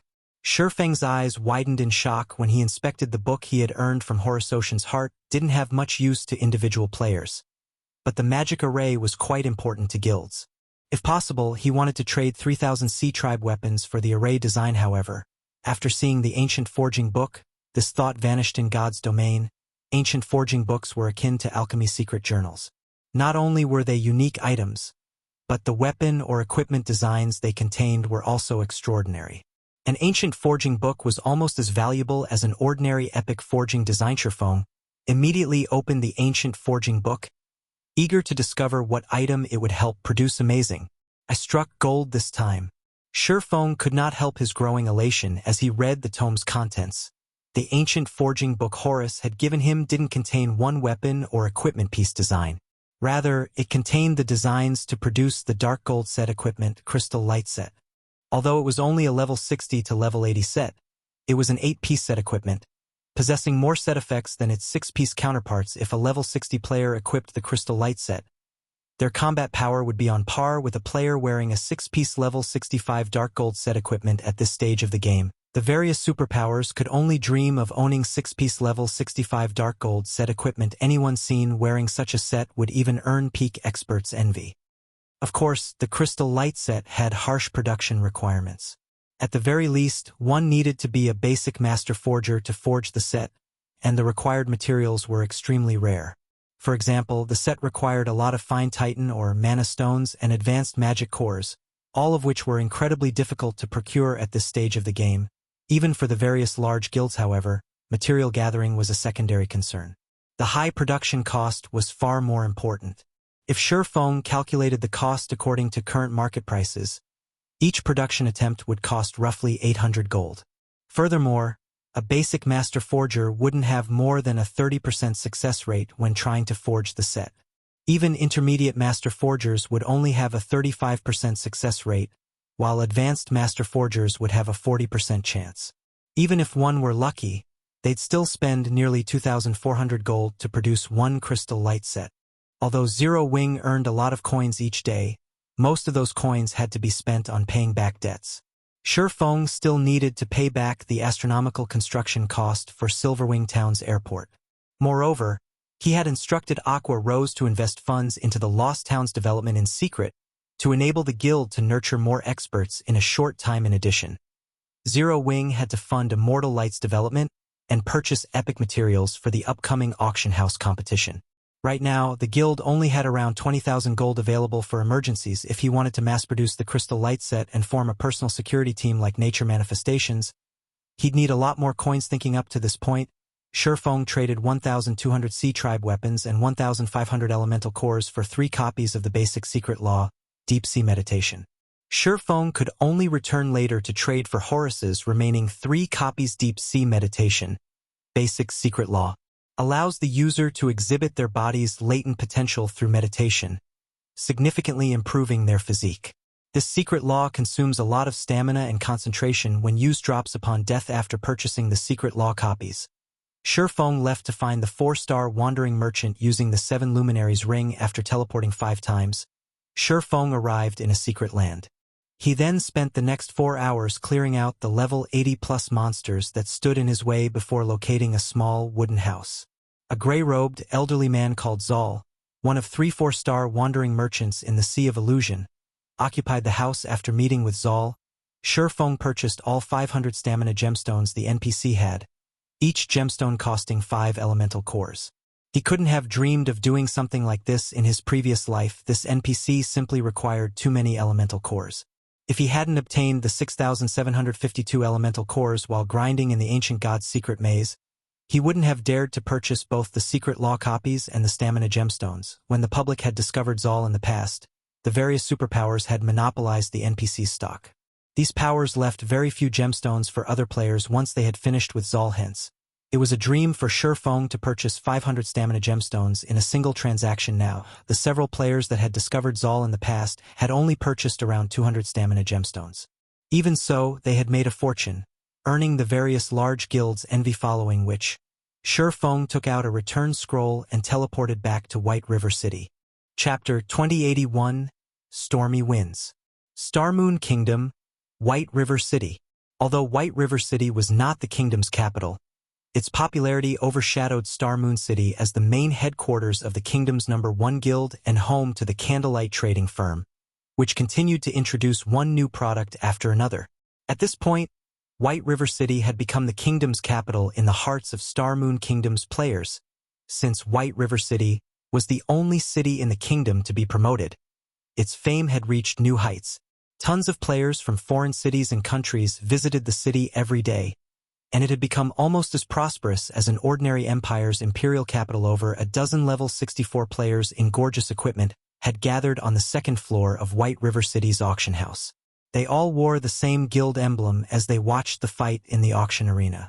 Contempt filled their eyes as they looked down on the combatants, as expected of a small kingdom. Although the local players' equipment standards are quite good, their combat standards are terrible. They're not even a match for some second-rate guilds in our Dark Knight Empire. It's no wonder why Zero Wing lords over Starmoon Kingdom, a level 64 berserker said as he watched several guild players from Starmoon Kingdom fight in the auction arena in ridicule. The berserker had not held back his opinion. With the physique of Tier 2 players, the combatants had heard him clearly even from 50 yards away. However, none of those players dared to comment against the berserker. They all simply lowered their heads and remained silent. This berserker had earned the right to such arrogance. This level 64 berserker had won 20 matches in the auction arena in a row.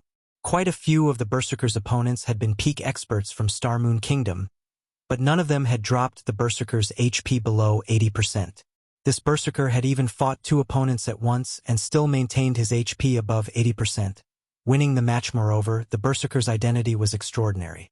This berserker was Dust Blood, one of the 10 great experts from the Dark Knight Empire's Bloodbath family. The Bloodbath family was a veteran first-rate guild, and at this point it was the strongest guild in the Dark Knight Empire, excluding the 3 resident superpowers. The Bloodbath family also occupied a medium-sized kingdom and a small-sized kingdom. No ordinary first-rate guild could hope to compare to its strength. Although these guilds are very weak, Zero Wing's title as Starmoon Kingdom's overlord proves that it has some ability. Furthermore, Zero Wing has 4 experts that rank on the God's Domain experts list. Black Flame, in particular, has killed many superpowers peak experts thus far. A young man in dark gray robes said Zero Wing's name had already become commonplace in the Dark Knight Empire. After all, the guild had successfully helped the 100 Flowers Palace stop Starlink's invasion in Moon Creek Town.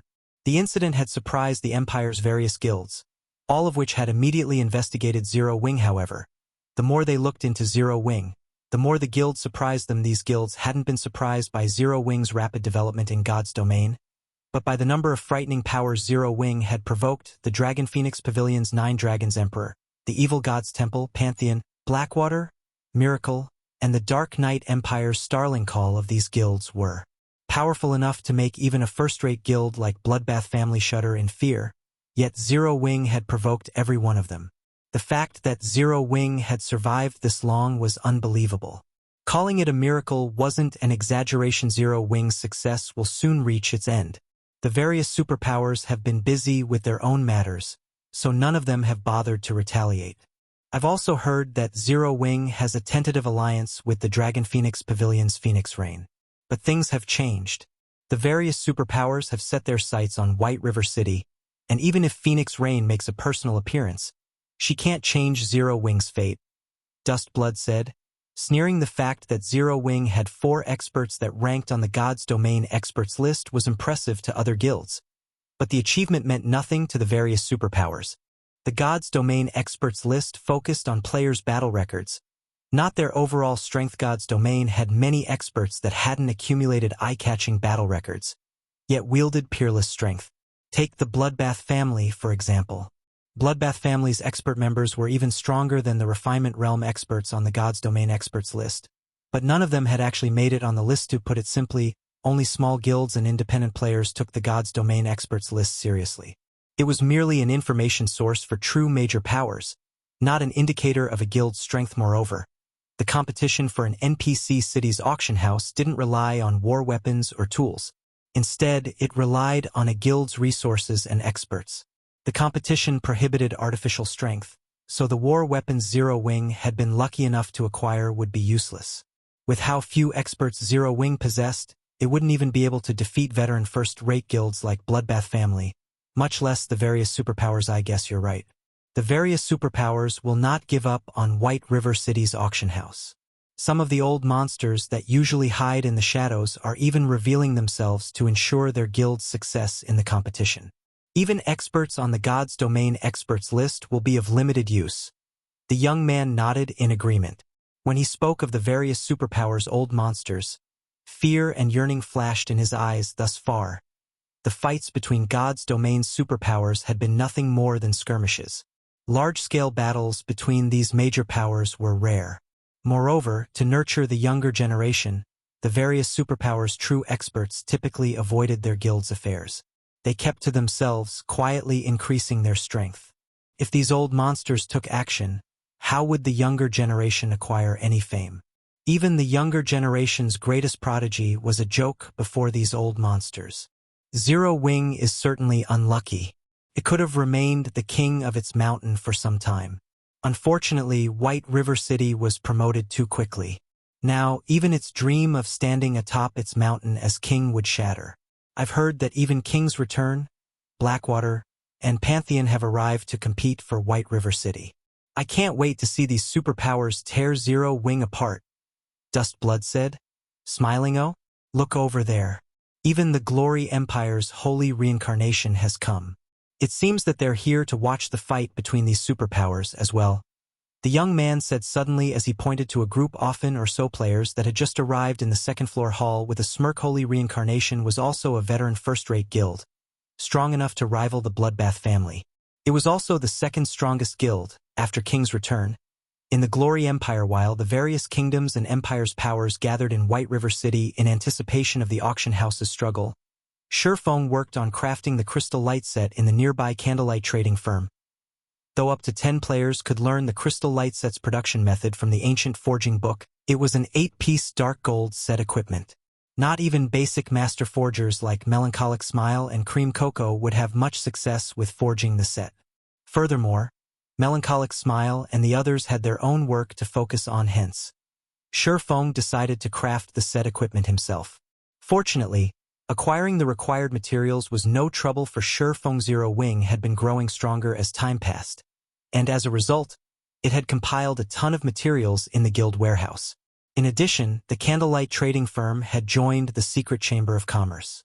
So, obtaining the necessary materials to forge the crystal light set equipment was quite easy for the guild. In fact, Surefeng had gathered more than a dozen sets of materials in less than an hour. He then refined the materials with the Soulfire. Using the Philosopher's Hand's ability, Surefeng continued to shape one set piece after another. Before he put the finishing touches on the 8-piece set, Surefeng retrieved 40 grains of temporal sand. Temporal sand was incredibly valuable, with each grain selling for more than 20 gold on the market. Not only could it increase one's production success rate, but it could also strengthen the crafted item. Surefeng allocated 5 grains of temporal sand for each set piece, the maximum amount dark gold equipment could handle. If he hadn't had the Bracelet of Time, he wouldn't have dared to use the temporal sand so extravagantly. The crystal light set equipment then radiated a dazzling glow, illuminating the entire room. As the light faded, it revealed 8 pieces of equipment, glowing with a sparkling light and radiating an ancient, violent aura. Chapter 2082, Timeless Equipment. Did it succeed? Surefeng could not help but grow a little excited as he gazed at the 8-piece set equipment on the table before him. Although he had more than 10 sets of materials on hand, the crystal light set was top-tier dark gold set equipment, its production difficulty only second to epic equipment. Although he had already become an intermediate master forger and with the help of the Philosopher's Hand, performed as an advanced master forger, successfully forging the crystal light set was incredibly difficult. Theoretical success rate, after all, had nothing to do with the actual forging process in the game's early stages. The main god system had simplified the various production processes to their base limits to allow players to familiarize themselves with God's Domain subclasses. However, as players reached higher levels and adapted, the main god system would gradually withdraw its assistance, and the various production processes would become more complex and detailed. Meanwhile, successfully forging a dark gold set equipment was a massive threshold for lifestyle players during God's Domain's ancient times. Weapons and equipment had only fallen into 2 categories, ordinary and extraordinary. More categories had only been added after the ancient gods had fallen. Ordinary equipment split into bronze, mysterious iron, secret silver, fine gold, and dark gold ranks. Extraordinary equipment had been broken down into epic and legendary dark gold weapons, and equipment were considered the peak of ordinary equipment. Hence, They were extremely difficult to obtain and produce without a larger power support. An ordinary expert player would be limited to dark gold weapons and equipment at best. Meanwhile, dark gold set equipment was at the very apex of ordinary equipment, the best available without any flaws. No matter how high one raised their theoretical production success rate, a single mistake would result in failure. There was no room for error when crafting dark gold set equipment. One could argue that crafting dark gold set equipment was even more difficult than producing epic items since the latter allowed for some mistakes. Only, the theoretical production success rate was much lower compared to dark gold set equipment. As Surefong began to inspect the crystal light set before him, the sound of a system notification reached his ear system. Crystal light set has been successfully forged. Forging proficiency increased by 200 points. Obtained 10 million EXPAs expected of an 8-piece, dark gold set equipment. Provided so much proficiency. Surefong was elated when he saw the system notification. Even forging ordinary dark gold weapons and equipment awarded very little proficiency after reaching intermediate master rank. Normally, he'd be lucky to get 3 points for each success. This was why a player needed so much time to rise to advanced master rank after becoming an intermediate master now. Forging a single crystal light set awarded 200 proficiency points, the equivalent of crafting nearly 70 pieces of dark gold equipment. However, the crystal light set's attributes were the true reason for Surefeng's joy, not the system's reward. The crystal light set was a top-tier dark gold set equipment, and due to the enhancement the temporal sand provided, the 8 pieces basic attributes had risen by 10%. Purely comparing basic attributes, ordinary epic equipment had around 20% to 30% higher attributes than the normal crystal light set, but the temporal sand had reduced that by 10%. There was no doubt that the set equipment before him was currently the best ordinary equipment available in the game. If he hadn't been wearing several pieces of epic equipment with beneficial effects, Surefong would have immediately replaced his items with the crystal light set. Of course, Surefong didn't stop after this success. He immediately began to forge. The next seat as time continued to flow. The day of the auction house's struggle had finally arrived. White River City was particularly lively. Today, the various powers would battle to determine their future territories. As a result, countless players from Star Moon Kingdom and its neighbors had gathered in White River City. At this point, the city's player population exceeded 50 million. If not for White River City's traffic restriction, there would have been several times more players in the city today.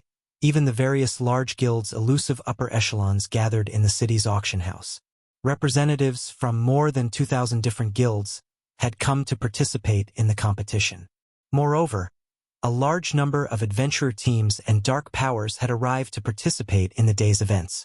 With so many powers, ordinary players didn't even qualify to walk into the auction house and were barred from entering the building. The city's independent players watched the various major powers members enter the auction house in envy. For today only, players needed to carry at least one epic material to enter White River City's auction house.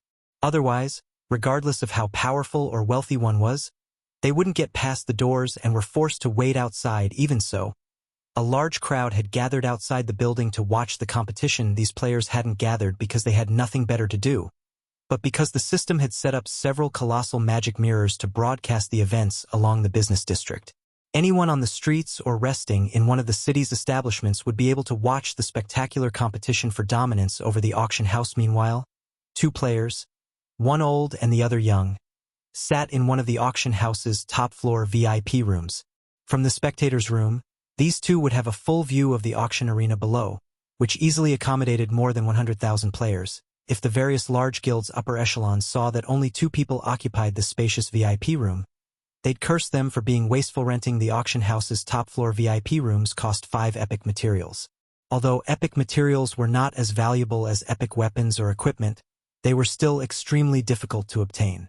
First-rate guilds would be fortunate to collect several dozen epic materials, and none of them would dare to spend 5 epic items just for a better view of the auction arena. Amazing.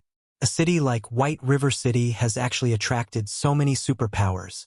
Mu Lingsha, the VIP room's younger occupant, exclaimed as she watched the various participating superpowers enter the arena. Starlink, Blackwater, Pantheon, and King's Return weren't the only superpowers present. Members of the Secret Pavilion, Sacred Temple, and Crimson Emperor had also come to participate. It's only natural. Although Starmoon Kingdom is only a medium-sized kingdom, an NPC city's auction house is incredibly important. If they can claim the city's auction house, they can earn a stable income. Moreover, Starmoon Kingdom has a gold mine like the Witch's Hill. With so many benefits up for grabs, it is only natural that many superpowers have been tempted into action. The elderly man beside Mu Lingsha explained, smiling. If Crimson Emperor or Starlink's upper echelons saw this elder, they'd likely be astonished. This elderly man was Unknown King, Unyielding Soul's previous guild leader. When he had run the guild, it had risen to glory, but due to his age and his body's deterioration, he had retired from the front lines more than 2 decades ago. Grandpa, does Zero Wing really have no hope of holding White River City? Mu Lingsha could not help but ask. She was grateful to Zero Wing for all the help it had provided thus far. Moreover, her good friend, Aqua Rose, was a member of the guild. If another power stole White River City, which served as Zero Wing's main headquarters, Zero Wing would suffer for it none. Even if our guild lends Zero Wing a hand, I'm afraid that holding White River City would still be impossible, Unknown King said, shaking his head. Not even our help could change the situation? Mu Lingsha was surprised. Although Unyielding Soul had been declining, it was still a veteran first-rate guild. Ordinary first-rate guilds still were no match for its strength. Yuri severely underestimating the participating superpowers. Although we are a superpower as well, their backgrounds and foundations are many times stronger than Unyielding Souls. Any other time, they might have backed off out of respect for our guild. But this competition will determine their future in God's domain. None of them will show respect for the others. Furthermore, Zero Wing has provoked too many superpowers, pushing them to the limits of their tempers. Now, nobody can save Zero Wing, Unknown King said. Sighing, Mu Lingsha lowered her head in disappointment while the various major powers entered the auction house and eagerly awaited the competition's start. A group of players wearing 6-winged emblems entered the arena. The leader of this group was none other than Horrifying. Chapter 2083 Grand Gathering. When Zero Wing's members arrived, the atmosphere in the auction arena changed immediately. The various major powers representatives couldn't help but shift their gazes to Zero Wing's players. Not only was Zero Wing Starmoon Kingdom's overlord, but its main headquarters was also located in White River City. Moreover, it had amazing growth potential and a very high chance of becoming a super first-rate guild in the future. To put it simply, the guild was in its heyday. If Zero Wing secured the management rights to White River City's auction house, not only would it solidify its position as the kingdom's overlord, but it would also have a stable source of income, further increasing its chances of becoming a superpower. However, rather than envying Zero Wing's players, the various major powers members only watched them with pity or delight. They actually dared to show up. Dust Blood, who stood outside of the arena, sneered when he saw Zero Wing's members. Do they really think that they can secure this auction house just because their headquarters is located here? Zero Wing had only dispatched a little over 100 players to the auction arena. It was a significant number compared to the various large guilds, who had only sent around 30 players each. In fact, the size of its group was only second to the various participating superpowers. However, most of the large guilds attending the competition were only there to spectate. They didn't actually plan to compete, so they hadn't needed to send a lot of members. The fact that Zero Wing had sent so many players proved its intentions. The guild would be participating in the competition. Although Zero Wing was Starmoon Kingdom's overlord, the Bloodbath family simply considered the guild a mere mountain king. It wasn't an issue if Zero Wing strutted around its kingdom normally. However, even the Bloodbath family had only sent around 40 players to such a grand event to gain experience. Yet Zero Wing had dispatched more than 100 players to try to win this competition. Zero Wing simply overestimated itself. Maybe Zero Wing is putting up a final fight for its survival, the gray-robed young man said. Sighing, after all was said and done, White River City was Zero Wing's main headquarters. If another power claimed the city's auction house, Zero Wing would lose the foundation it had spent so much time to build. The loss would be unimaginably dire for the guild. The competition for dominance in God's domain grew more intense as time passed. If a guild failed to keep up with the changing times, the gap between it and others would only grow. Losing one's main headquarters during these rapidly changing times would be fatal, especially for a new guild like Zero Wing. Its members had yet to acquire a sense of belonging and cohesiveness with how recently the guild had been established, and it wouldn't be surprising to see Zero Wing disband shortly after losing White River City. Unfortunately, everything weaker than the various superpowers was nothing more than an ant. This was the case true for a top-ranked first-rate guild like the Bloodbath family. At one time, the Bloodbath family had been recognized as a pseudo-super first-rate guild, but it was still no match for Starlink, Unyielding Soul, and Crimson Emperor in the Dark Knight Empire. The Bloodbath family was also wise enough not to harbor thoughts of antagonizing these three superpowers in the virtual gaming world. Unless one was on the brink of becoming a superpower, they couldn't truly understand what a superpower was to the various guilds and players in God's domain.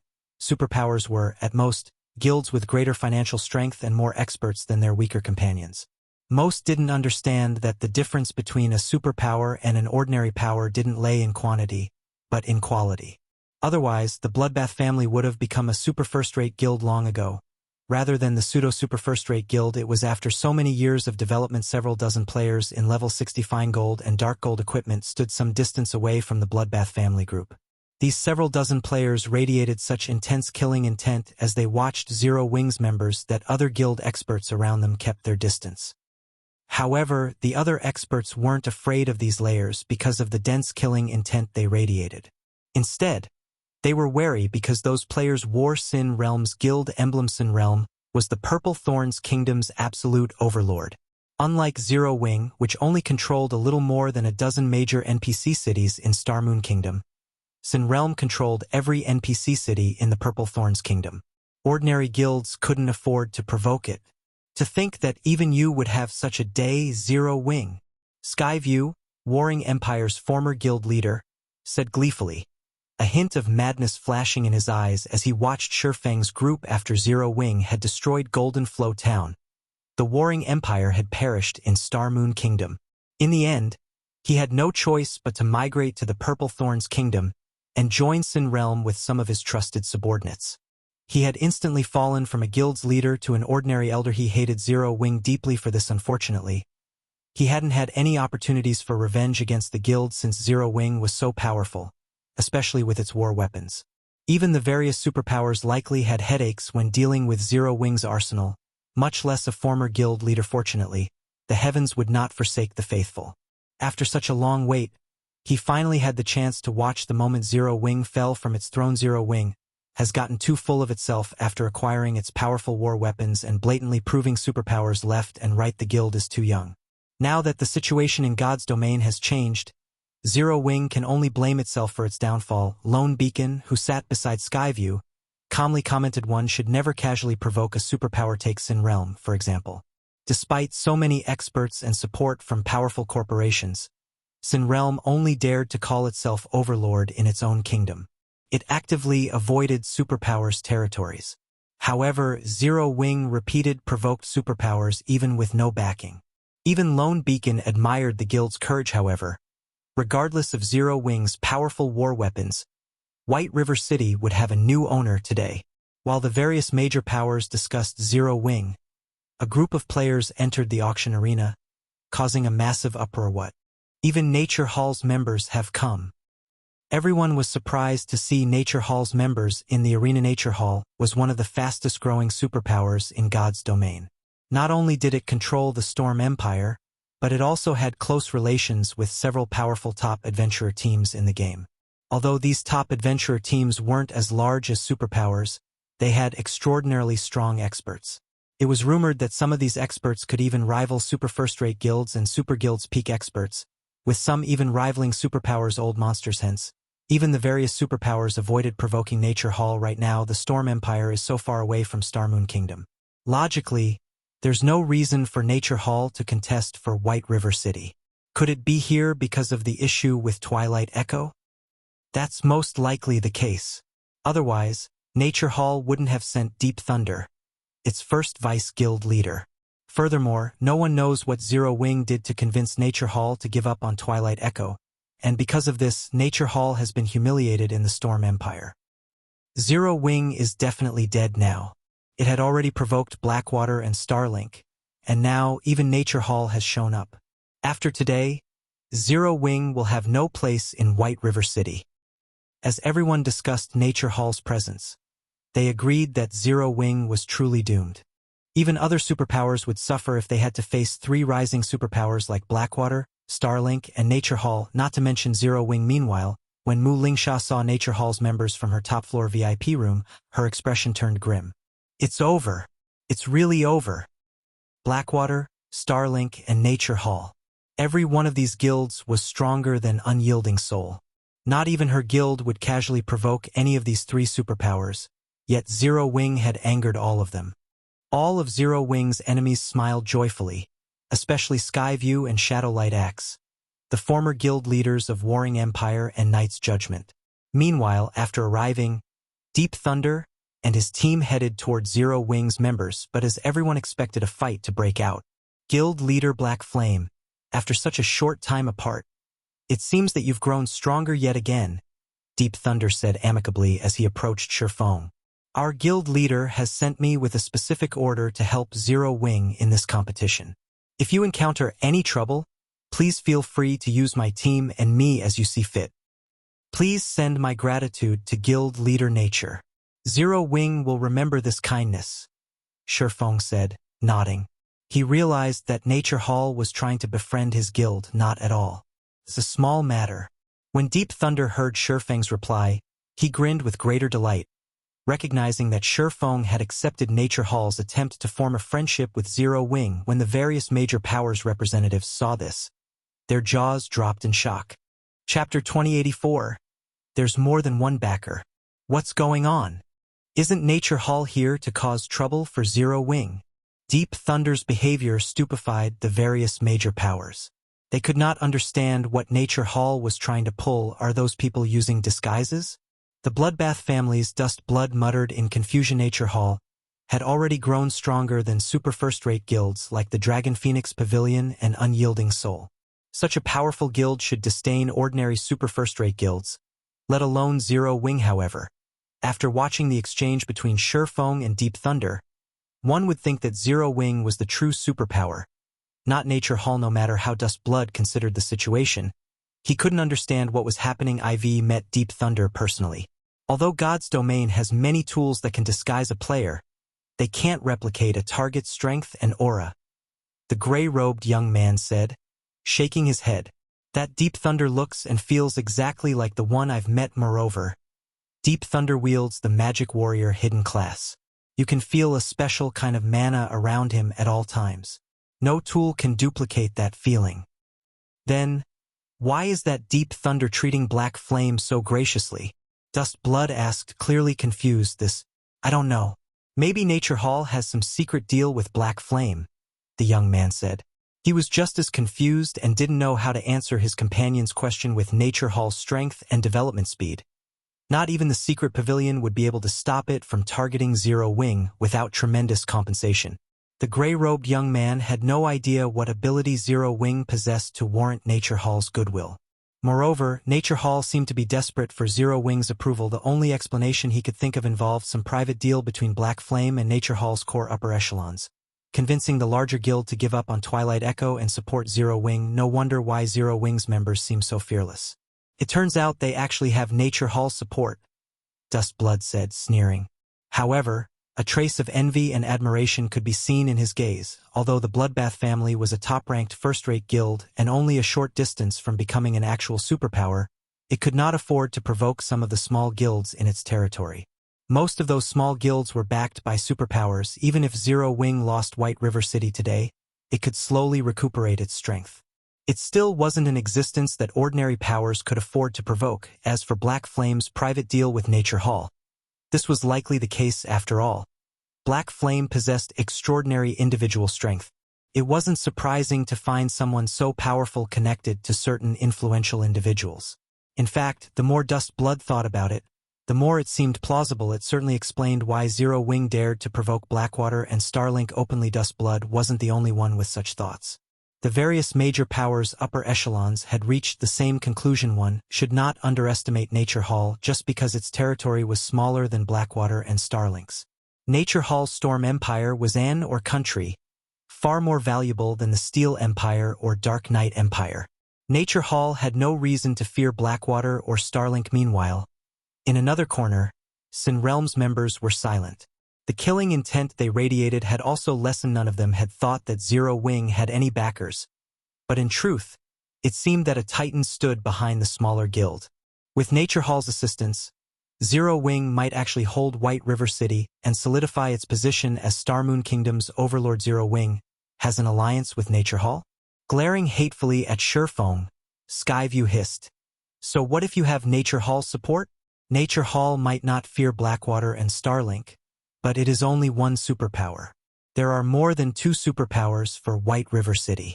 I refuse to believe Nature Hall can defeat them all. Sin Realm's members nodded in agreement. This competition for the auction house was unique, and even if Nature Hall helped Zero Wing defeat the participating superpowers, there were others in God's domain. Zero Wing would not change its fate of losing White River City. However, while the crowd discussed the relationship between Nature Hall and Zero Wing, 2 players, one young and one old, approached Surefong. These 2 were none other than Mu Lingsha and unknown King Guild leader Black Flame. I am Mu Cheng. My granddaughter Lingsha has recently been in your care. If Zero Wing encounters any trouble, please feel free to request my help. Although I have withdrawn from the front lines, I dare say that I am still a capable fighter, Unknown King said, chuckling as he glanced at the various major powers in the auction arena. Sin Realm and the other superpowers that were so eager to watch Zero Wing's downfall were stupefied after watching Mu Cheng and Mu Lingsha speak with Surefong. What? Why is Thousand Hands doing here? What relationship does Zero Wing have with Unyielding Soul to warrant a personal visit from its former guild leader? The auction arena stirred at Mu Cheng's appearance. The various major powers weren't the only ones surprised by this old man's arrival. Many independent players were just as shocked to see Mu Cheng. Mu Cheng was one of the older generation's experts. He had been a big shot in the virtual gaming world when Unyielding Soul had been at its peak, and when he had still been active, everyone had known his nickname, Thousand Hands. He had been known as one of the top 3 assassins in the virtual gaming world. If his physical deterioration hadn't forced him away from the front lines, Unyielding Soul wouldn't have fallen to its current state. Why wouldn't everyone be shocked to see such a big shot greet Zero Wing and offer its help? Deep Thunder, who stood a short distance away, was also surprised to see this old man. He hadn't considered that Zero Wing would have such deep ties to Unyielding Soul, so much so that Unyielding Soul's former guild leader would make a personal appearance. Deep Thunder immediately raised his evaluation of Zero Wing. Who is this Black Flame? 2 superpowers have actually shown up to support him? Dustblood's eyes nearly fell from their sockets when he saw Mu Cheng talk to Surefong. Although Mu Cheng had retired and was no longer at his peak strength, he could display a significant portion of his abilities with the latest virtual reality technology in God's domain. He definitely shouldn't be underestimated. If Mu Cheng really lent Zero Wing a helping hand, the outcome of this competition would be uncertain. Damn it. Why? This has to be a trick. Skyview was utterly flabbergasted. First, Nature Hall had offered its support, and now so did Unyielding Soul. He simply couldn't keep up. Unlike the players in the auction arena, the spectating crowd outside grew excited with the sudden development. No one had believed that Zero Wing had any backers, and despite its hopes of becoming a super first-rate guild, its chances were actually quite slim. However, they now realized that they had been mistaken. Not only did Zero Wing have 2 backers, but both were also true superpowers. Factoring in Zero Wing's development speed, the likelihood of it becoming a super first-rate guild was extremely high. Nature Hall and Unyielding Soul? Galaxy Past, who sat in one of the spectator rooms on the 2nd floor, couldn't help his bitter smile as he watched Deep Thunder and Mu Cheng. He had thought that Star Alliance had significantly shortened the gap between it and Zero Wing. He hadn't expected that Zero Wing had hidden so much power. He had watched Zero Wing grow from nothing, and he had assumed that he had seen everything the guild had to offer. Unfortunately, it seemed that he still underestimated Zero Wing's strength. Meanwhile, Purple Eye watched Aqua Rose and Gentle Snow, who stood beside their guild leader, in envy. She had thought of the 2 women as rivals, but now, they were utterly out of her reach. Now that Zero Wing had the support of 2 superpowers, it could definitely ascend to the upper levels of God's domain in the future. While everyone talked about Zero Wing, a commotion erupted outside of the arena. Shortly after, a group of 400-plus players entered.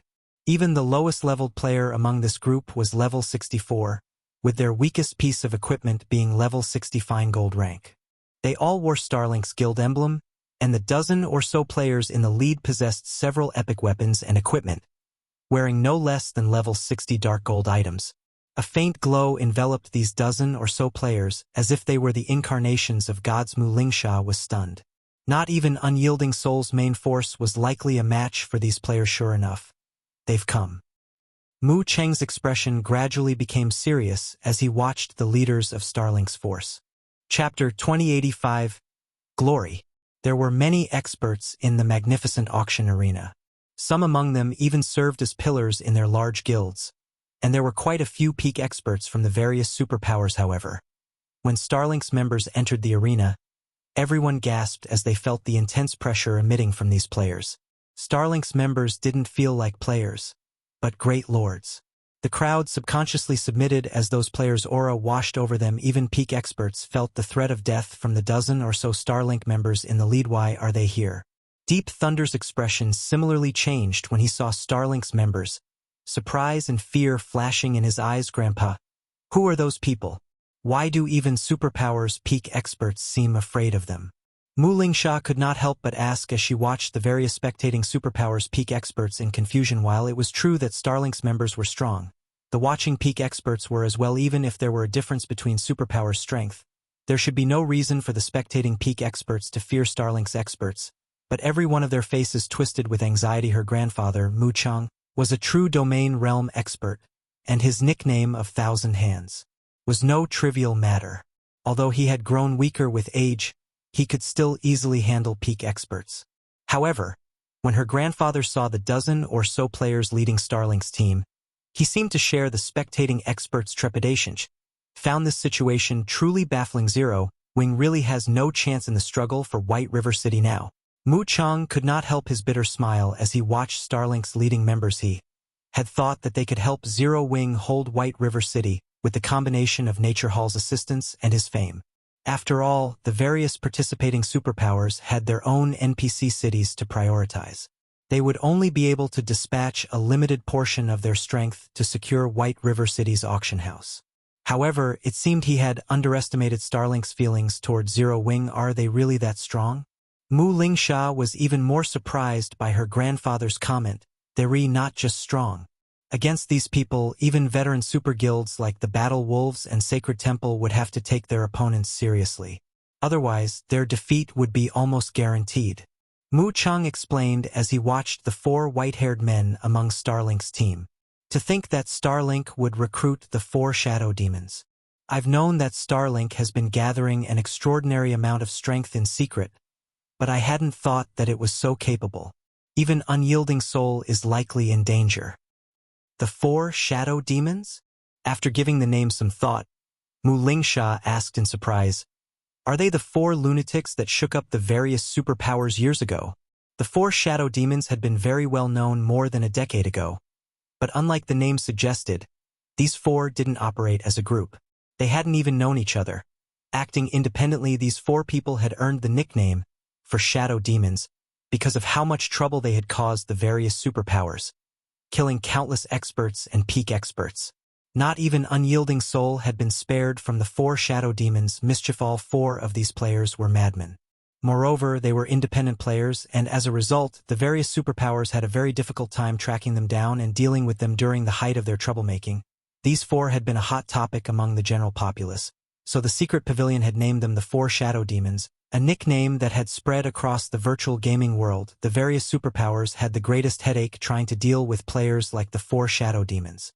Not only were they extremely powerful, but they were also insufferable lunatics. With all four of these madmen here, it was easy to imagine how frightening this competition would be. Meanwhile, hundreds of players wearing Blackwater's guild emblem sat quietly in one of the top-floor VIP rooms. The inflexible, middle-aged man who led the group looked down at Shurfeng, watching the swordsman with a smug grin. If Shurfeng were there, he would have recognized the middle-aged man as Jingyang, the Blackwater representative that had visited Zero Wing's main headquarters not long ago. Sure enough, Vice Guild leader was right. Starlink has secretly recruited those four old ghosts, Jingyang said, smiling. I doubt even Zero Wing would have thought this could happen. Then, Should we take action now? Snowscar asked as he glanced at Surefong. No. It is too soon.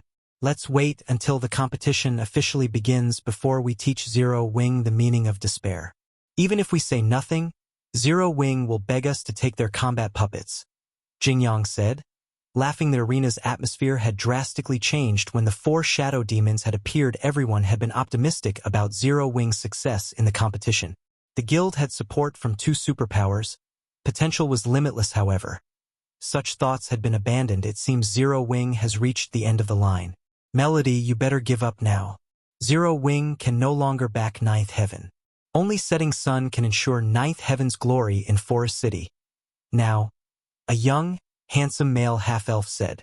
Zero Wing might have been able to deal with the Death God workshop, but now that it's on the brink of destruction, how could it possibly afford to help your guild?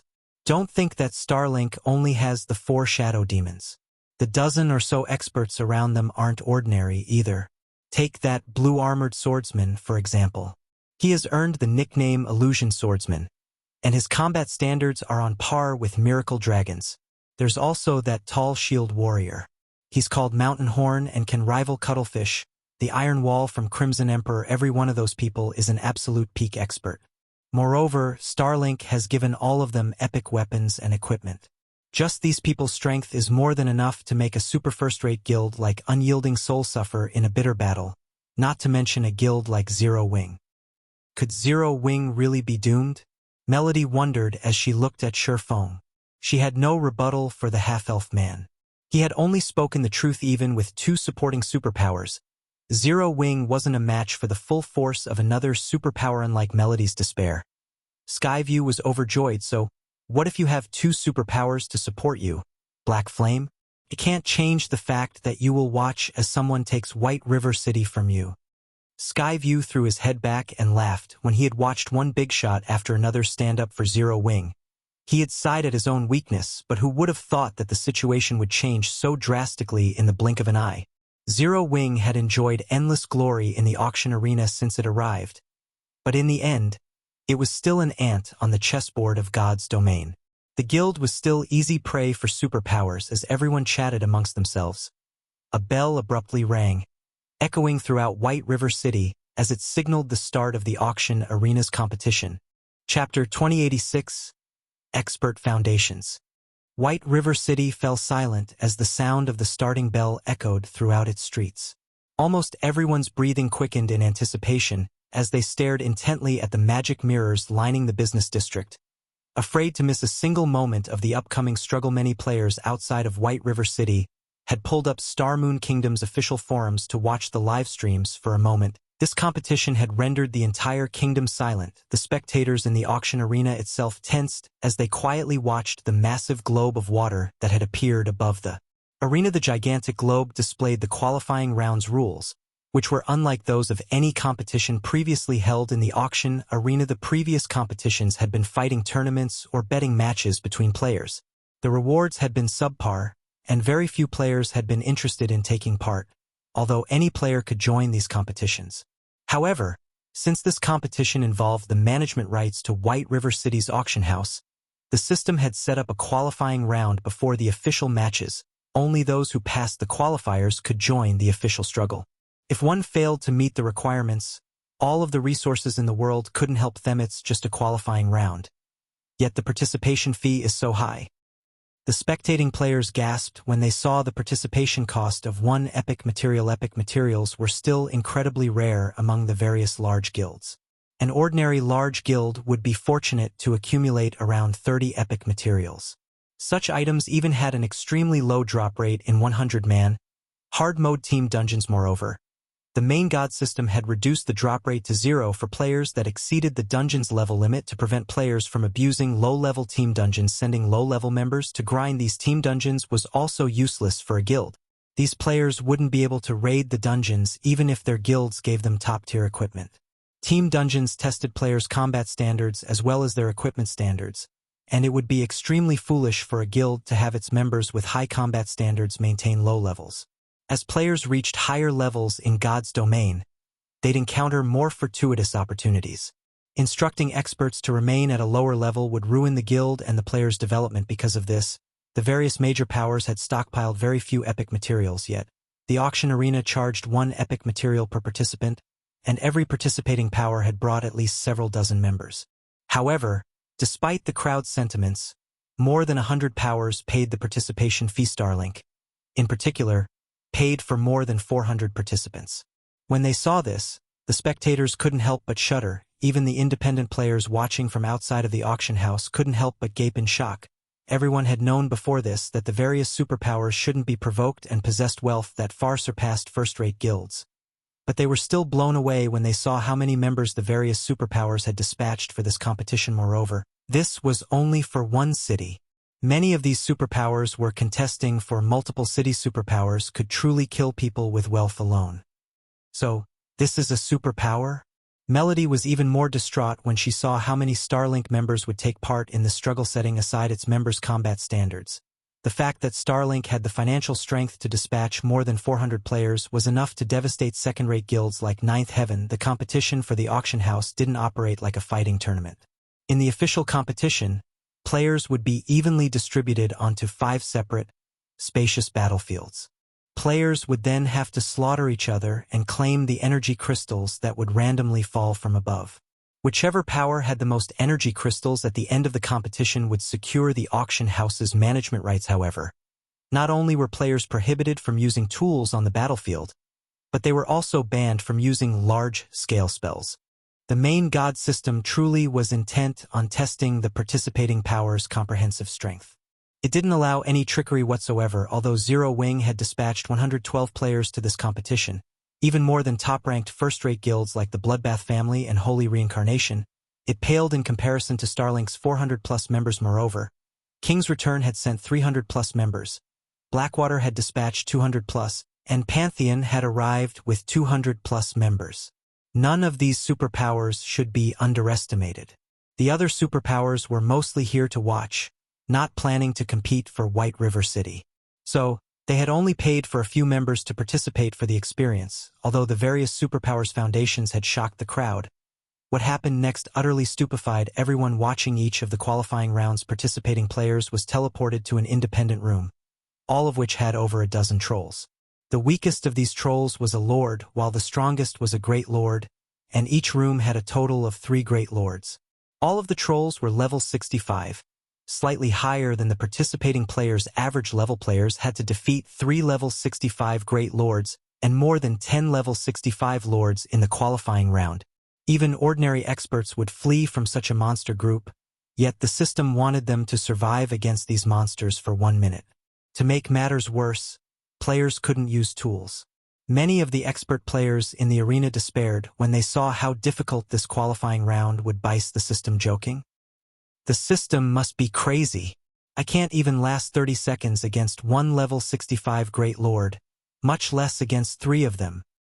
At first, many of the watching experts had hated themselves for not having any epic materials and losing out on the perfect opportunity to make a name for themselves. But after seeing the qualifying round's challenge, they were relieved. If they had paid to participate, they would have wasted an epic material for nothing, as expected of the auction house's struggle. This is amazing. The qualifying round already has such high standards. This trip here was definitely worth it. The standards are indeed quite high. I'm afraid that most of the participants will be disqualified during this round. Only those superpowers will have a significant number of experts make it to the true competition. The small guilds that are trying to make a name for themselves will likely be disappointed. Although, aside from those superpowers, I'm fairly certain that the Dark Knight Empire's Bloodbath family, the Glory Empire's Holy Reincarnation, and the Purple Thorns Kingdom's Sin Realm will have quite a few members pass the qualifying round. That's probably true. Not only are those guilds supported by powerful corporations, but they also have plenty of expert members. Zero Wing really is unlucky. It should have had a fighting chance since it dispatched 40 or so more players than the participating first-rate guilds. But after this round, Zero Wing will likely have far fewer members in the official competition than the first-rate guilds. That's right. Although Zero Wing has been developing wonderfully recently, it hasn't had enough time to develop to a sufficient level. Its foundations simply cannot compare to veteran first-rate guilds. If Zero Wing had accepted some major company or corporation's investments, it would have likely been a match for guilds like the Bloodbath family and Sin Realm. Everyone talked about the competition's qualifying round. They all had guesses about how many players from the participating guilds would make it to the competition after this round. However, nobody questioned the various superpowers performances. Comparing the first-rate guild's abilities, instead 1 minute passed quickly. And excited, everyone shifted their attention to the massive water globe hovering over the auction arena. They couldn't wait to see how the participating powers would perform. Thousand Light family. 9 people past Blast Adventurer team. 5 people past Bloodbath family. 32 people past Star Alliance. 17 people past Sin Realm. 26 people past Holy Reincarnation. 35 people past King's Return. 237 people past Pantheon. 175 people past Blackwater. 204 people past Starlink. 339 people past Zero Wing. 107 people past. Chapter 2087 Passing Rate. What's going on? I thought Zero Wing only sent 112 members. How did so many of them pass? The players in the auction arena stared with wide eyes when they saw how many Zero Wing members had made it through the qualifiers. Unable to believe their eyes, the various major powers waiting for the official competition start were just as baffled and impossible. The system must have made a mistake. Skyview practically shouted when he saw the numbers on the water globe. Zero Wing had only paid for 112 participating members in the qualifying round, yet 107 of them had made it through. This passing rate was absolutely horrifying. Only about 55% of the teams from top-ranked first-rate guilds like Bloodbath Family, Sin Realm, and Holy Reincarnation had passed the trial. Even then, it was impressive. Ordinary first-rate guilds like the Star Alliance only had a 40% passing rate. As for the various participating superpowers, even the best-performing guild, Blackwater, had only managed 88% of its team, yet 95% of Zero Wing's members had cleared the qualifying round, surpassing Blackwater. No matter how Skyview thought about the situation, he couldn't believe its superpowers had plenty of experts and detailed training programs that were particularly efficient when nurturing players. Ordinary powers simply couldn't compare. Moreover, the players that were powerful enough to be considered for this competition were the various powers experts among experts. Yet Zero Wing had surpassed all of them. Skyview wasn't the only confused player. Not even the various major powers members could fathom how Zero Wing had built such a powerful foundation. Zero Wing is amazing. Its passing rate is even higher than those superpowers. Didn't they say that Zero Wing hasn't had enough time to develop, and its foundation regarding expert players is weak? Why do I feel like Zero Wing's expert foundation is even stronger than those top-ranked first-rate guilds? When the independent players watching from outside of the auction house saw Zero Wing's passing rate, they reevaluated their opinions of the guild, especially the expert players from other kingdoms and empires. Based on the passing rates, it was more or less clear that Zero Wing's expert foundation was no weaker than top-ranked first-rate guilds. In fact, it might even be slightly stronger than its competition. The difference is actually so great. Galaxy Past was at a loss for words as he stared at the magic water globe. He had thought that the Star Alliance had a chance against Zero Wing's expert foundation. After developing for so long, the Star Alliance had grown considerably. Nowadays, God's Domain's popularity continued to increase, and more people joined the game every day. As a result, more experts continued to rise. Not only had the Star Alliance successfully nurtured a lot of experts, but it had also recruited experts from elsewhere. The guild was many times stronger than when it had joined God's Domain. However, only 40% of the Star Alliance's players had made it through the qualifying round, while 95% of Zero Wing's players had succeeded. No matter how Galaxy Past looked at it, the Star Alliance wasn't on the same playing field as Zero Wing. Meanwhile, when Melody, who watched from a private spectator room, saw the passing rates, the darkness in her eyes vanished. She couldn't help her growing excitement, as if she had just seen a ray of hope illuminate a dark sky. However, despite Melody's elation, the half-elf man beside her remained unperturbed. I'm assuming that you think Zero Wing now has some hope of holding White River City, right? The half-elf man said as he glanced at Surfong, who stood in the auction arena. Unfortunately, that is still impossible. Zero Wing's passing rate is amazing, but no matter how many players made it through the last round, Zero Wing still only has 107 members participating in the official competition. Compared to the 4 participating superpowers, that is nothing. Even Pantheon, the superpower with the fewest members in the competition, has 68 more players than Zero Wing at the end of the day. This competition is a test of a guild's comprehensive strength. Zero Wing might be able to deal with top-ranking first-rate guilds like the Bloodbath family and Holy Reincarnation, but it doesn't have the power to contend with superpowers. But, although Melody wanted to argue, she knew his words were true when she saw how calmly the various superpowers members had reacted to Zero Wing's results, even the various top-ranked first-rate guilds, whose members had been surprised to see Zero Wing's success a moment ago, regained their composure as they realized that the strength Zero Wing had displayed did nothing to change its circumstances. Meanwhile, an old man in black armor with a slightly hunched back stood at the lead of King's Return's team in the auction arena. After taking a look at the water globe, this old man smiled and turned to Mu Chang, who stood a short distance away. Brother Mu, long time no see. I hadn't expected to see you in action again. I certainly didn't expect to find you here, the hunchbacked man said, smiling. Are you here as well? So what's so strange about my presence? Mu Chang asked the old man. Although his tone was disdainful, vigilance filled his gaze as he addressed the hunchbacked old man. He was vigilant because this man was one of King's Return's old monsters. He had risen to fame more than 3 decades ago, earning the nickname Blind Man. While his nickname sounded demeaning, the older generation's expert players knew it was by no means an insult. In fact, it was the highest form of praise. This old man was truly blind in the real world, but since virtual reality games connected to the brain directly, they allowed people with disabilities to function as if they had none in the game world. Naturally, those with sight disabilities could see normally in the game world.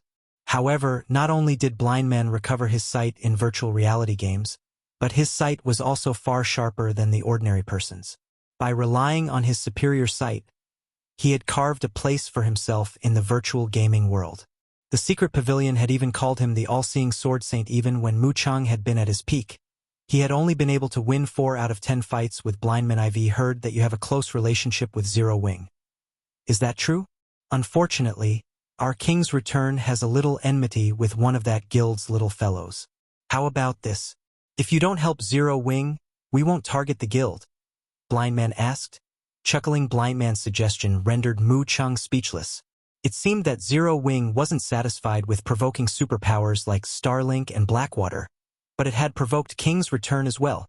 However, when Mu Chang saw that more than 200 people standing behind Blind Man and compared them to the dozen or so subordinates behind himself, he could not help but nod helplessly, replying, "Fine, it's a deal." Mu Chang then turned to look at the distant Shurfeng and muttered to himself, "This is the most I can do to help you." When the various major powers members overheard the old men's conversation, they couldn't help but send Zero Wing sneers and looks of pity. Zero Wing is always so arrogant, provoking so many superpowers. Now, these superpowers want retribution. Ha ha ha. So what if more than 100 players from Zero Wing made it through the qualifiers? In the end, its efforts mean nothing. Now that Zero Wing had lost one of its capable supporters, its chances of holding White River City had fallen even further. Time passed quickly. After another 2 minutes, the qualifying players were distributed across 5 different battlefields. Each battlefield was the size of a small leveling map, easily accommodating tens of thousands of players. The rules for this competition were quite simple. The competition had a 3-hour time limit, and throughout its duration, energy crystals would randomly fall into the battlefield.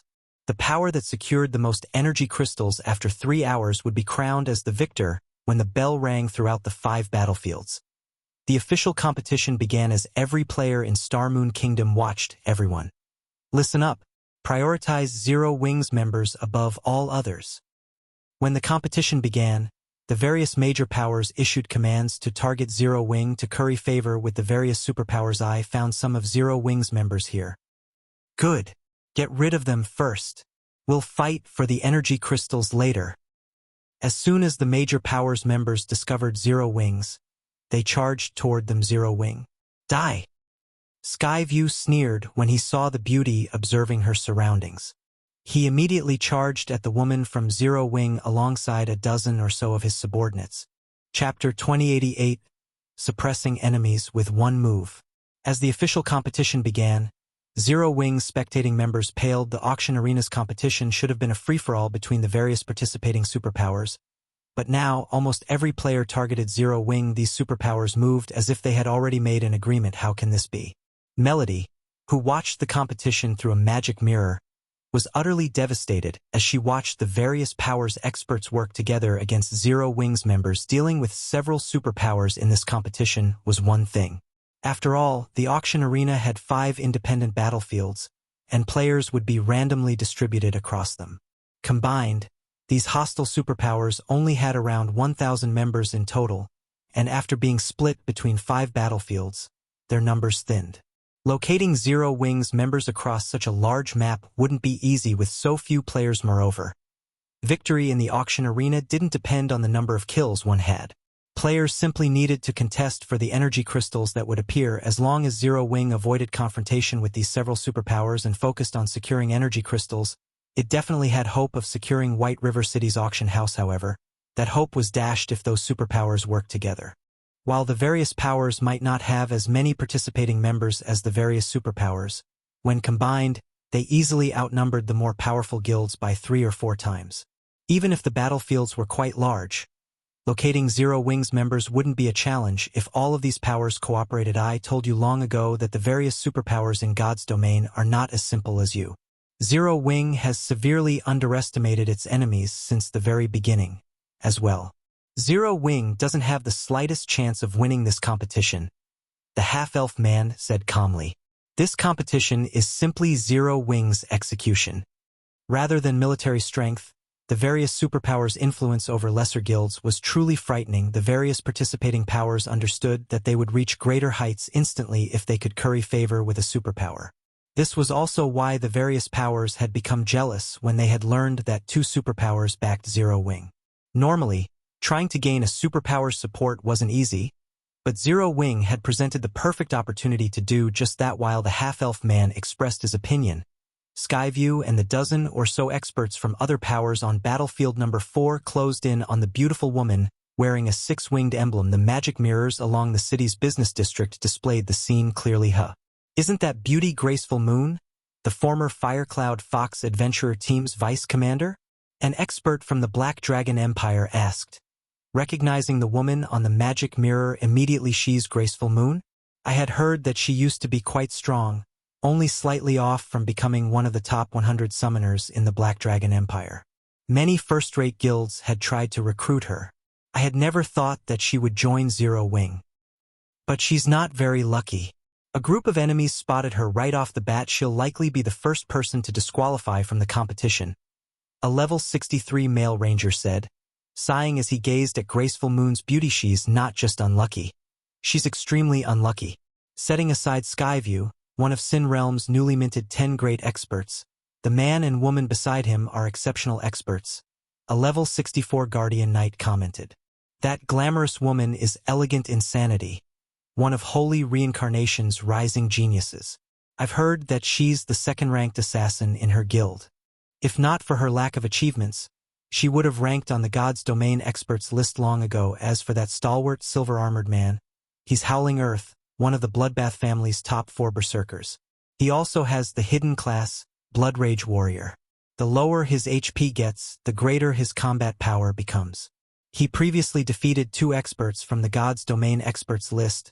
Those 2 working together would be enough to trouble a peak expert. Include the other powers experts, even a peak expert would have to flee. Everyone around the level 64 Guardian Knight gasped in shock. Even a superpower's peak experts would have to flee if they encountered such a force without support. Not to mention Graceful Moon, who hadn't even ranked among the top 100 of her class in the Black Dragon Empire. When the spectating crowd discussed Graceful Moon's opponents, Skyview and his companions surrounded her. Skyview shouted as the surrounding mana surged to him, increasing the intensity of his aura. He felt like a humanoid great lord. He then launched the Tier 2 curse, Violent Flame Spears, at Graceful Moon, sending 28 fiery spears toward the woman from multiple directions. Howling Earth also shouted, and his muscles bulged as he leaped up with his giant warhammer raised. He swung his weapon down toward Graceful Moon like a mountain descending on the female summoner. In contrast, Elegant Insanity vanished, Waiting patiently for an opportunity to land a fatal blow, the three experts cooperated as if they had fought together for many years.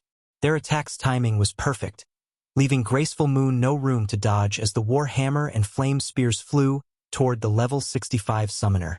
Graceful Moon, who had stood motionless, finally made her move. She raised Fallen Language, her epic staff, and summoned a level 70, Great Lord-ranked steel-armed ape. At the same time, 3 level 70 Lord-ranked Rock Guardians appeared around her. The Rock Guardians were elemental creatures, so their innate magic resistance was quite high. The 3 Rock Guardians served as an impenetrable wall, stopping every incoming flame spear. The stead-armed ape stood 3 meters tall and was covered in golden magic circuits, which had been tattooed across its body. With arms thicker than its legs, the steel-armed ape swung at the descending warhammer boom. With the sound of an explosion, Howling Earth was thrown back. When he landed, he discovered that both of his arms had numbed. The steel-armed ape's strength definitely surpassed that of ordinary Great Lords, however. While Howling Earth had flown through the air, a black figure had appeared beside Graceful Moon. This figure was none other than Elegant Insanity. The snow-white dagger in her right hand silently slid toward Graceful Moon's throat like a cunning snake, since Graceful Moon had just finished casting a spell and her physique as a summoner wasn't formidable. She had no defensive options to protect herself from Elegant Insanity's swift, silent attack, just as everyone expected to see the assassin's attack land. A gigantic, stone palm appeared above Elegant Insanity's head, descending on the female assassin like a falling mountain. She had no choice but to abandon her attack and evade, however. As Elegant Insanity tried to dodge the Rock Guardian's attack, the remaining 2 Rock Guardians attacked the assassin's blind spots as if they had prepared for this moment. Caught off guard, Elegant Insanity couldn't dodge or block any of the incoming attacks. Damn it. Elegant Insanity frowned. She immediately activated Wind Steps, using the brief moment of invulnerability to survive the attack's pung. Pong! With 2 muffled sounds, Elegant Insanity was thrown like a cannonball, only stopping after she crashed into a large tree. Although she didn't take any damage, a trace of fear flashed in her eyes when she looked at Graceful Moon against a coordinated attack from 3 powerful experts like herself, Skyview, and Howling Earth. Even a peak expert would have to use a life-saving skill or face impending death. However, these 3 were actually at a disadvantage against Graceful Moon. The spectating players outside of the arena gaped in shock as they watched the events unfold. The Black Dragon Empire's experts, who were familiar with the female summoner, were particularly stunned. Was this female summoner the same Graceful Moon they knew? Chapter 2089. Shocking the whole arena. So strong. Zero Wing has hidden such a powerful expert. The first fight in Battlefield Number 4 astonished the crowd outside of the auction house. Seeing as how Graceful Moon smoothly stopped the incoming attacks from 3 experts, all of which ranked among the top in their top-ranked, first-rate guilds, it was clear that her combat standards could definitely rival those of Superpower's peak experts within a superpower. Every peak expert served as a vital support pillar, and the various first-rate guilds feared them all. A peak expert could single-handedly wipe out a 100-man team of ordinary experts. Smaller guilds had no hope of suppressing a peak expert without constricting their players to operate in teams of several hundred. At the very least, some peak experts who had chosen classes with high survivability could come and go as they pleased. She only recently joined Zero Wing, yet she's already grown so strong. Luafei, who watched from a second-floor spectator room, blinked in surprise as she stared at Graceful Moon incredulously. As the vice commander of FFF, a top adventurer team in the Black Dragon Empire, Luafei had a certain familiarity with the Empire's well-known adventurer teams. Due to Graceful Moon's performance in the last ranking battle in the Empire, Luafei had made sure to pay extra close attention to her. However, Luafei remembered Graceful Moon displaying combat standards that hadn't even rivaled those of first-rate guilds' peak experts, much less refinement realm experts like Skyview, Elegant Insanity, and Howling Earth. Yet, this female summoner suppressed all 3 refinement realm experts by herself. Graceful Moon's newfound strength shocked Luafei. Moreover, this situation wasn't like Luafei's defeat against Zhao Yueru during the ranking battles. Zhao Yueru had relied on superior basic attributes and spells to win, but as a true Void Realm expert, Luafei recognized that the same couldn't be said for Graceful Moon.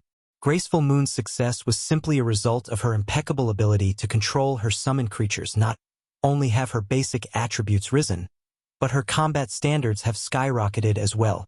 It seems Zero Wing still has some secrets. Yen Tianqing, FFF's commander, commented as he watched Graceful Moon with squinted eyes, a hit of surprise flashing in his gaze after the FFF adventurer team had secretly joined the Flower of Seven Sins. The adventurer team's upper echelons had gained a lot of detailed information on the various superpowers. Hence, Yen Tianqing understood how frightening they truly were. Their ability to nurture experts, in particular, was truly amazing. Other powers simply couldn't compete as a peak expert that had risen to fame in the virtual gaming world many years ago and was only a short distance away from reaching the domain realm. Yen Tianqing recognized that Graceful Moon's current combat standards were quite powerful. Only her strength was atypical. Normally, players tried to gain more control of their own bodies and their familiarity with the world around them to increase their combat standards. But Graceful Moon felt as if she were actively using the world itself to her benefit while everyone was shocked over her performance. The female summoner in question began to chant another spell. As she did, her staff started to glow with a dazzling purple light. Tier 2 Curse. Life Link. This curse linked the player with their summoned creatures, sharing their senses. Although the curse lowered the player's basic attributes by 50%, it increased the linked summoned creature's basic attributes by 20% of the player's normal attributes. Suddenly, golden magic circuits flashed on the steel-armed ape and rock guardians as their auras became even more intense. Before anyone could react, the 4 summoned creatures exploded into action and charged at Graceful Moon's enemies. 2 of the Lord-ranked rock guardians effortlessly dispersed the dozen or so attacking experts. The 3rd rock guardian remained by its summoner's side, repelling all incoming attacks. Meanwhile, the steel-armed ape charged toward Howling Earth, pummeling the hammer-wielding Blood Rage warrior after the steel-armed ape's first hit landed. Howling Earth's arms were numb, and the ground beneath him had cracked. The second hit numbed the Blood Rage warrior's entire body, substantially decreasing his reaction speed. Howling Earth had no power to respond to the steel-armed ape's third attack, taking the strike with his shoulders and sinking into the ground past his knees with the 4th hit. The summoned creature hammered Howling Earth completely into the ground on the 5th hit. Howling Earth died, becoming the first disqualified player from Battlefield Number 4. Skyview and his comrades were dumbfounded. Their group's healers didn't even have time to finish casting their spells before the steel-armed ape killed Howling Earth. The summoned creature's strength was simply horrific as one of Bloodbath family's top-ranked berserkers. Howling Earth had unbound his weapons and equipment to level 60 Dark Gold rank before entering the battlefield. Only he hadn't unbound his epic weapon completely. To unbind an epic item to its normal rank on the battlefield, one had to pay 3 epic materials. On the other hand, restoring all of one's weapons and equipment to Dark Gold rank only cost 5 epic materials. Meanwhile, a full set of level 60 Dark Gold equipment was more than enough to grant Howling Earth the strength of a High Lord of the same level. Even without a healer, he should be able to contend with a Great Lord of the same level for quite some time yet. A level 70 Great Lord-ranked steel-armed ape had killed Howling Earth in just 5 moves. Moreover, the steel-armed ape hadn't used any techniques or skills. It had relied on brute force to kill its enemy. Damn it! How many epic items does she have on her? Elegant Insanity stared at the female summoner in astonishment. At first, the steel-armed ape had only displayed enough strength to make Howling Earth stumble, but after receiving 20% of Graceful Moon's basic attributes, its strength had increased so drastically. Since the steel-armed ape hadn't used any skills thus far, Graceful Moon's basic attributes must be so incredibly high that a mere 20% was enough to give a level 70 steel-armed ape the strength of a level 65 Grand Lord. Before its enemies recovered from their shock, the steel-armed ape charged toward the nearby group. With the exception of Skyview and Elegant Insanity, the summoned creature killed every expert with 2 hits. However, the 2 peak experts didn't fare much better. Skyview died after 4 punches, and Elegant Insanity only survived until the 7th in less than 30 seconds. The various major powers experts, who had tried to gang up on Graceful Moon, fell under the female summoner's retaliation. None of them had been able to fight back. This outcome stunned the watching crowd, but they also considered it reasonable. Players weren't allowed to use berserk skills in the arena, and without those skills, how were they supposed to fight a Grand Lord under another player's control? Zero Wing is insane. It dumped so many resources onto Graceful Moon. In my opinion, I think Zero Wing's decision was a wise one. At the very least, with a Grand Lord on its side, no ordinary power can eliminate Zero Wing. The crowd fell into a heated debate over Graceful Moon's strength. They had never expected Zero Wing to pull such a move. With this, Zero Wing should acquire plenty of energy crystals in battlefield number 4. Zero Wing certainly has a lot of clever tricks, the half-elf man beside Melody said, sneering at Graceful Moon through a magic mirror. However, while pouring its resources into a few select experts will allow them to perform well, what could a small number of players hope to accomplish on such large battlefields? Each battlefield would spawn 3 to 6 energy crystals at set intervals. As long as players held the crystals for 10 minutes, their ownership would become permanent, not even dropping if the player died. As the half-elf man finished speaking, easily more than 300 players were teleported back to the auction arena, in one group after another. An uproar tore through the auction arena's crowd. What's wrong with those people? The half-elf man turned to the ruckus in the stands in confusion. While most of the participating powers worked together against Zero Wing's members, there were bound to be exceptions.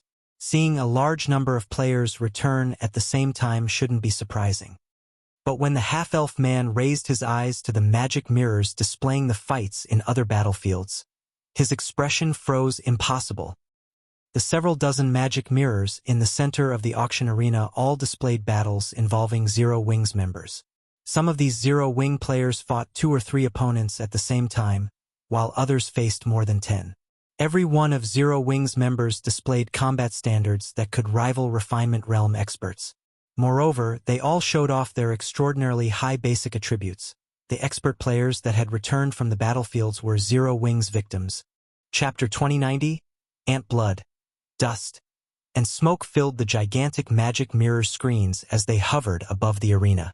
Corpses, what remained of the various major powers experts, littered the battlefield, while Zero Wing's members remained standing. However, despite their success, Zero Wing's members seemed incredibly calm, as if they had only slain mobs along the roadside. This scene shocked the upper echelons, and expert players from the several hundred spectating major power Zero Wing's members had killed over 300 of the various major powers' top experts without breaking a sweat. And contrary to expectations, the responsible party didn't just include a dozen or so players. Rather, several dozen players were responsible for this slaughter. This is interesting. Mu Cheng, who was assigned to Battlefield Noel, could not help but smile at the magic mirror above the battlefield. Even he had assumed that Zero Wing was doomed to part with White River City's auction house. He had never imagined that Zero Wing had such a sturdy foundation on an ordinary battlefield. Having a small number of powerful players that could defeat multiple players at once would be wonderful, but this was the auction arena.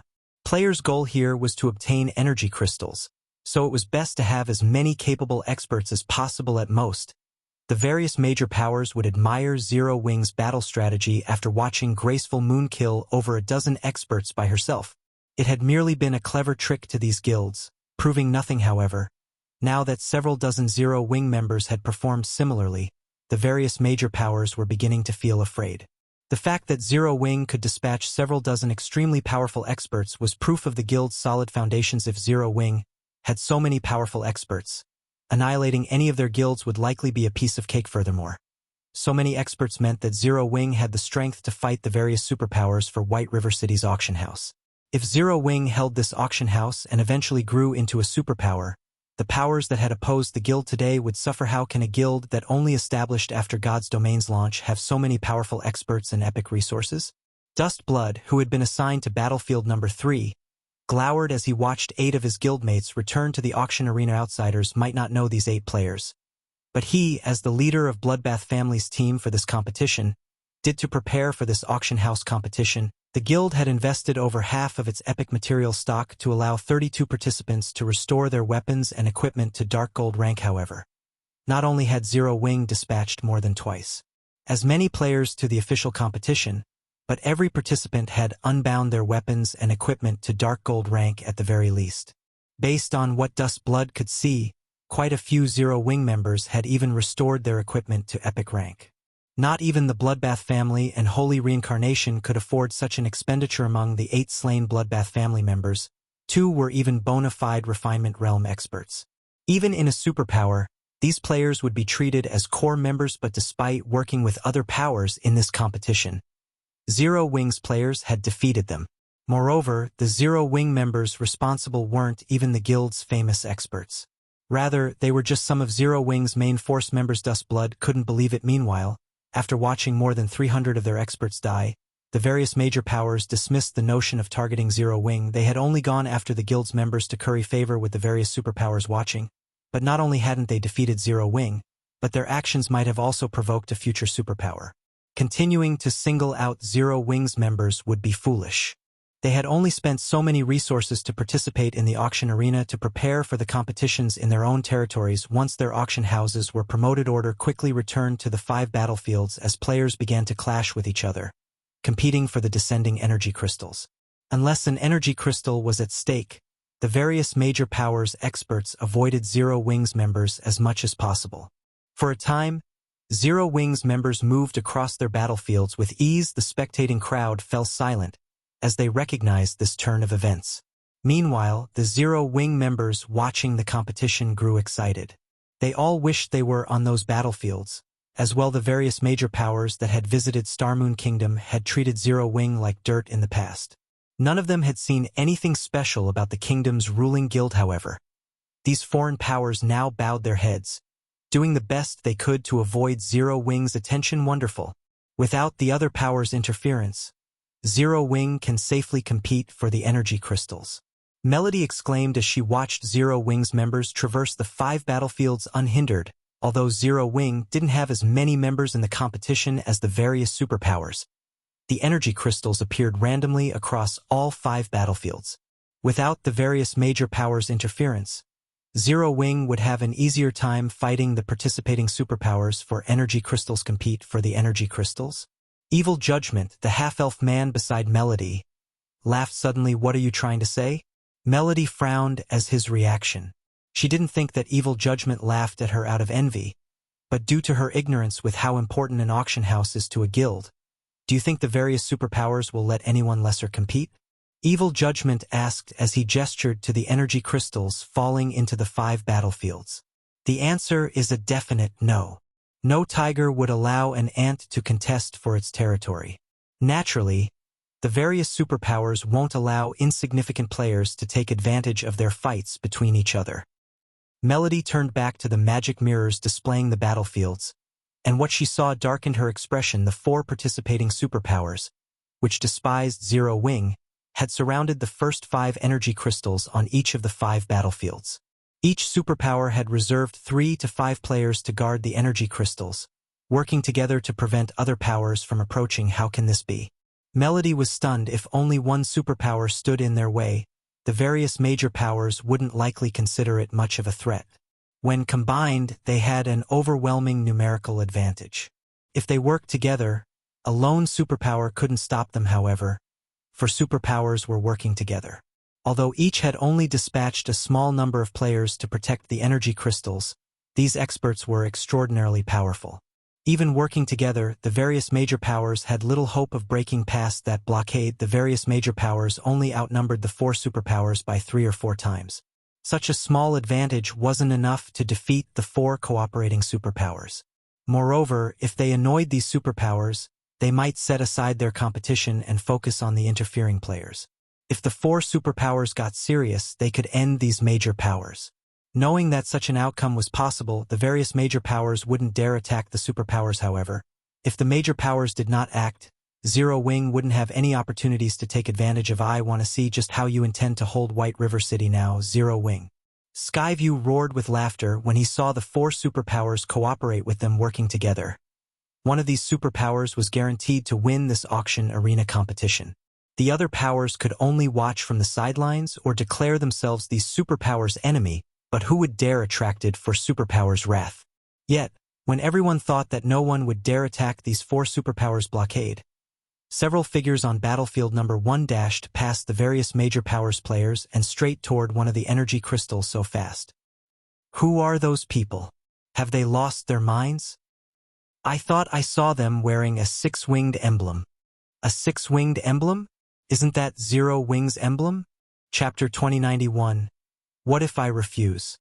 The crowd, the various major powers experts, had formed some distance away from the energy crystal shuddered when they realized that the 5 new arrivals were from Zero Wing. The players watching from outside of the arena gaped in shock.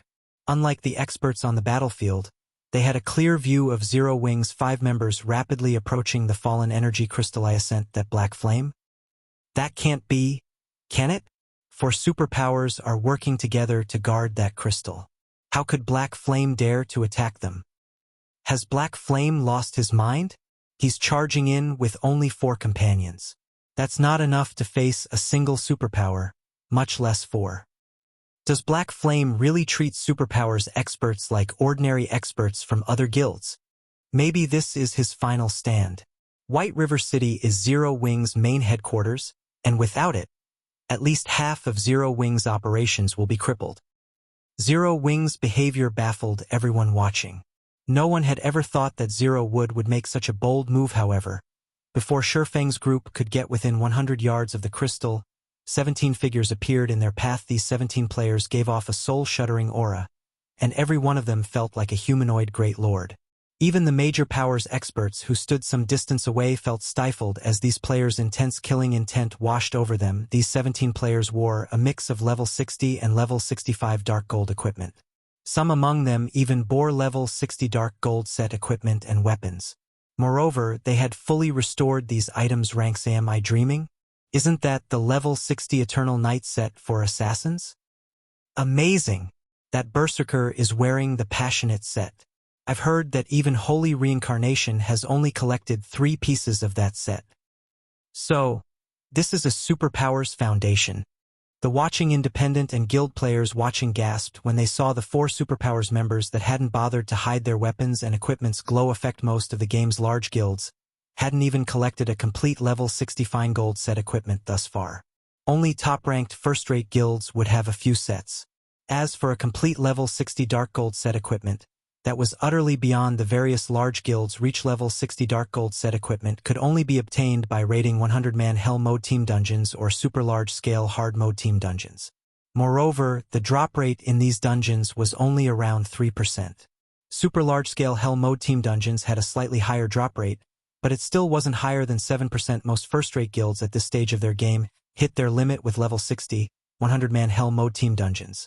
They simply didn't have the power to raid super large-scale hell mode team dungeons to the various large guilds. Level 60 dark gold set equipment was godly right now, yet these 4 superpowers had more than one such set equipment. Why wouldn't this revelation be shocking? Anyone who takes another step forward dies.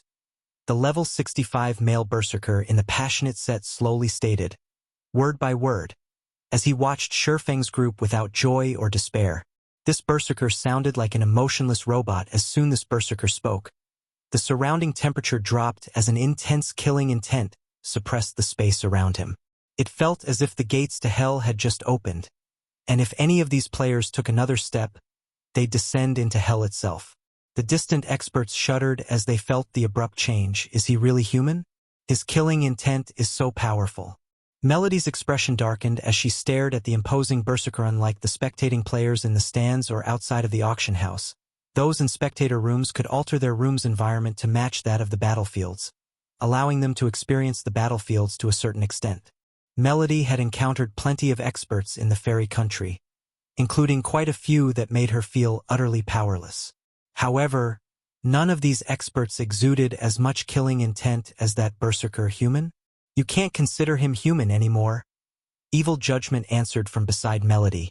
Shaking his head, chuckling, he continued, I had never imagined that Starlink would successfully recruit that cold-blooded monster.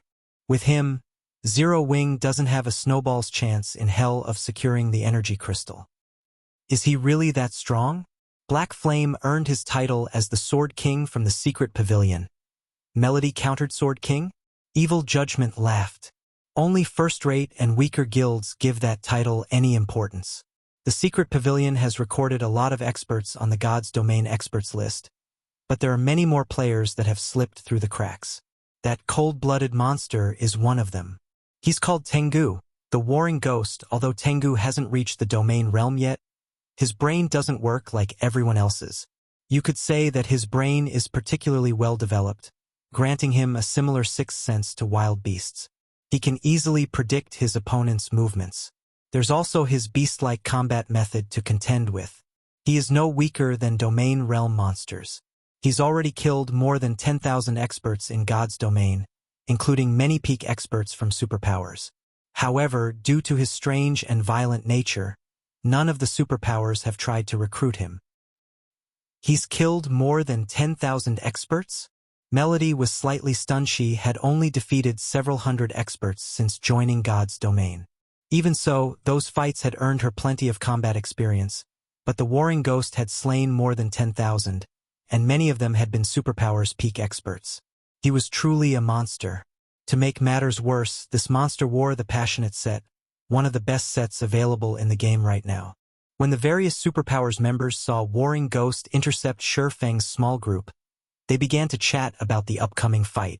Brother Mu, it seems Zero Wing has no hope of success in Battlefield number 1, Blindman commented as he glanced at Mu Chong, who stood a short distance away. He had heard much about the Warring Ghost, Tengu. If that man continued to grow stronger, he would undoubtedly reach the 4 Shadow Demons level. Although Black Flame was quite strong as well, the swordsman's strength should, at most, rival Tengu's. However, there were 4 other Zero Wing members present, while Tengu had a total of 17 allies. Zero Wing had no chance of reaching the energy crystal, much less claiming its Starlink. Has truly invested a lot of its resources in this competition. Mu Chang shook his head and sighed when he saw these players. Even Mu Chang would struggle in a fight with Tengu. The weakest piece Tengu wore was level 65 Dark Gold rank, and he carried 2 pieces of epic equipment and an epic weapon. The Berserker's equipment was likely some of the very best God's domain had to offer right now. Zero Wing's Black Flame, a beautiful woman in dark purple robes and wearing King's Return's guild emblem, muttered as she observed Shurfeng. Smiling, she continued, "Although it is impressive that you've ranked so highly on the God's domain experts list, this isn't a realm Zero Wing can reach. It'd be best if you left. Even if Nature Hall or Unyielding Soul step in to help you, Tengu will act without hesitation." The major powers experts watching from nearby nodded in agreement with this woman's warning. Although Zero Wing had surprised everyone with its strength, proving that it was even more powerful than a top-ranked first-rate guild, it couldn't compare to a superpower. If Zero Wing hadn't had Nature Hall and Unyielding Soul support, the 4 allied superpowers would have likely attacked by now. You Zero Wing players should know what's good for you. Do you think you could have survived this long if we had moved against you early in this competition? A level 65 ranger from Starlink said, sneering at Shurfeng. What if I refuse? Shurfeng asked with a calm smile. He then took a step forward. Chapter 2092 Slain in One Hit. As Shurfeng stepped forward and his calm voice reached the players around him, the experts watching from a distance and the spectating crowd stared with dropped jaws. Even Starlink's sneering ranger froze in shock as Shurfeng incredulously approached. Is Black Flame tired of living? The 4 superpowers have only avoided Zero Wing thus far out of respect for Nature Hall and Unyielding Soul. Why would he dare take the initiative to attack them? Has he just given up? None of the major powers experts or upper echelons could understand why Shurfeng was being so stubborn. The auction arena had just begun, so there would be plenty of opportunities to secure energy crystals later. Even if the 4 superpowers wanted to monopolize the crystals, they didn't have the manpower to cover every corner of the 5 battlefields. Furthermore, Zero Wing's strength was only second to the 4 superpowers in this auction arena. It definitely had a chance of claiming the energy crystals that the 4 superpowers couldn't secure. Zero Wing didn't actually need to fight these superpowers. While the crowd chatted about the situation among themselves, the purple-clad woman's expression darkened. Black Flame, do you really think that we are too afraid to attack just because you have Nature Hall and Unyielding Soul support? The woman from King's Return demanded frostily with her wrath. The surrounding space froze. Her aura was no less intense than Tengu's. The ambient mana rampaged in tandem with the woman's anger. The players within this violent mana storm began to lose their temper as well. The various major powers experts gasped as they felt the sudden change. Even Melody, who experienced the altered environment from her spectator room, paled. How is she so powerful? A simple mood change has affected the surrounding mana so drastically. Melody watched the purple-clad beauty with a grim expression. As a half-elf, she had a very high affinity with elemental mana. Even so, she couldn't easily trigger mana without casting a spell. Yet this purple-clad woman could. While this feat might not seem impressive, Melody recognized how frightening it truly was and what it represented as a magical class expert. When casting a spell, a player uses incantations and runes to trigger the ambient mana and gather it to a single point. Only then could a caster use the gathered mana to form the necessary magic arrays. If one could command the mana around them without incantations or runes, they could cast a spell in a fraction of the normally required time in God's domain. Magical class players' glaring weaknesses were their casting times and mana capacity. If a magical class player could reduce their casting time, they could substantially increase their combat power, especially against other players. This was especially true when it came to combat against players. This is only natural. She is, after all, King's Return's favored prodigy, Wilting Netherworld. She has also earned the nickname Lightning Witch. Purely comparing battle records, she's even more impressive than the Warring Ghost. If not for King's Return hadn't come to an agreement with the Secret Pavilion, Wilting Netherworld would have long since ranked among the top 50 players on the God's Domain experts list. Evil Judgment said as he watched the purple-clad woman in fascination. Now that Black Flame has angered Wilting Netherworld, she and Tengu are more than enough to disqualify every Zero Wing member on Battlefield Number 1. Very few people knew of Wilting Netherworld's battle records. Most likely, only the various superpowers knew about her.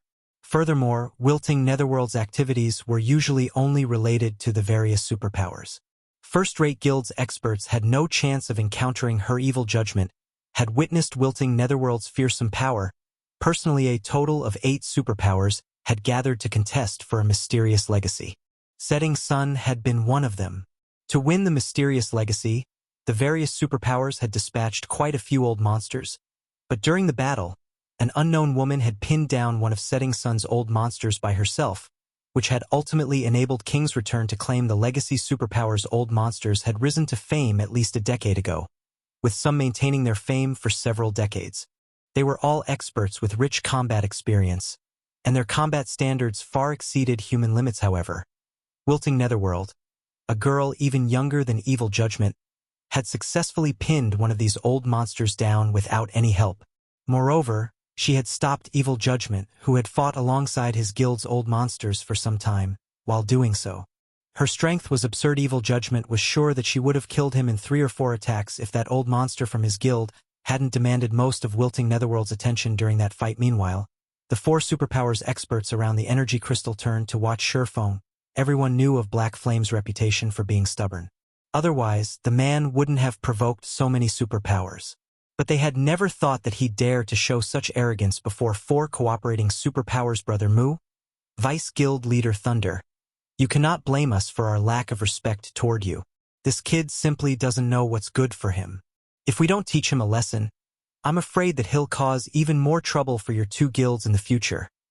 Blind Man said as he turned to Mu Chang and Deep Thunder. Ha, do whatever you want. Mu Chang watched Surefong with disappointment, thinking the boy was too stubborn and beyond salvation. Only he and Deep Thunder were in this location. But against the combined might of 4 superpowers, they wouldn't accomplish anything even if they had their guild's main force members. None of the 4 superpowers were any weaker than Unyielding Soul or Nature Hall. Hence, neither he nor Deep Thunder had the strength to break these 4 superpowers' rules. Wait. Deep Thunder shouted suddenly. This is Zero Wing's home turf. Isn't it a little much to shove the guild out of this contest? Furthermore, Zero Wing is one of Nature Hall's firm allies. Nature Hall can't just sit by and watch you bully Zero Wing. Deep Thunder's abrupt attitude change stunned the various superpowers members. They couldn't fathom what trick he was trying to pull, since when were Zero Wing and Nature Hall firm allies? To add to their confusion, Deep Thunder seemed intent on fighting alongside Zero Wing. The situation even confused Mu Chang. He hadn't expected Deep Thunder to be so committed to helping Zero Wing. Vice Guild Leader Thunder is so affectionate. Unfortunately, Zero Wing has already enraged Starlink's members. I'm afraid that it's too late to stop them. An old man from Starlink wearing silvery gray leather armor said as he glanced at Tengu, who had already begun to move. With a smile, he continued, moreover, rules are rules. If we superpowers don't show off our power, no one will fear or respect us. Everyone nodded in agreement with this old man's sentiments. They all felt that Deep Thunder was being too foolish. Even in such a desperate situation, he still insisted on protecting Zero Wing. Did he really think that their superpowers feared Nature Hall? While the superpowers members expressed their agreement, Tengu arrived before Shifeng, his greatsword blazing with fire. With a swing, his 20-meter-long flaming blade descended on Shifeng Dai. The surrounding temperature rose due to the raging flames, and everyone within range felt the increasing gravitational force pulling them toward the ground, making movement difficult. Tier 2 Taboo Skill, Inferno Blade. Even the various superpowers experts wore grim expressions as they watched Tengu's display of power. They hadn't expected the warring ghost to wield such strength after restoring his equipment's ranks.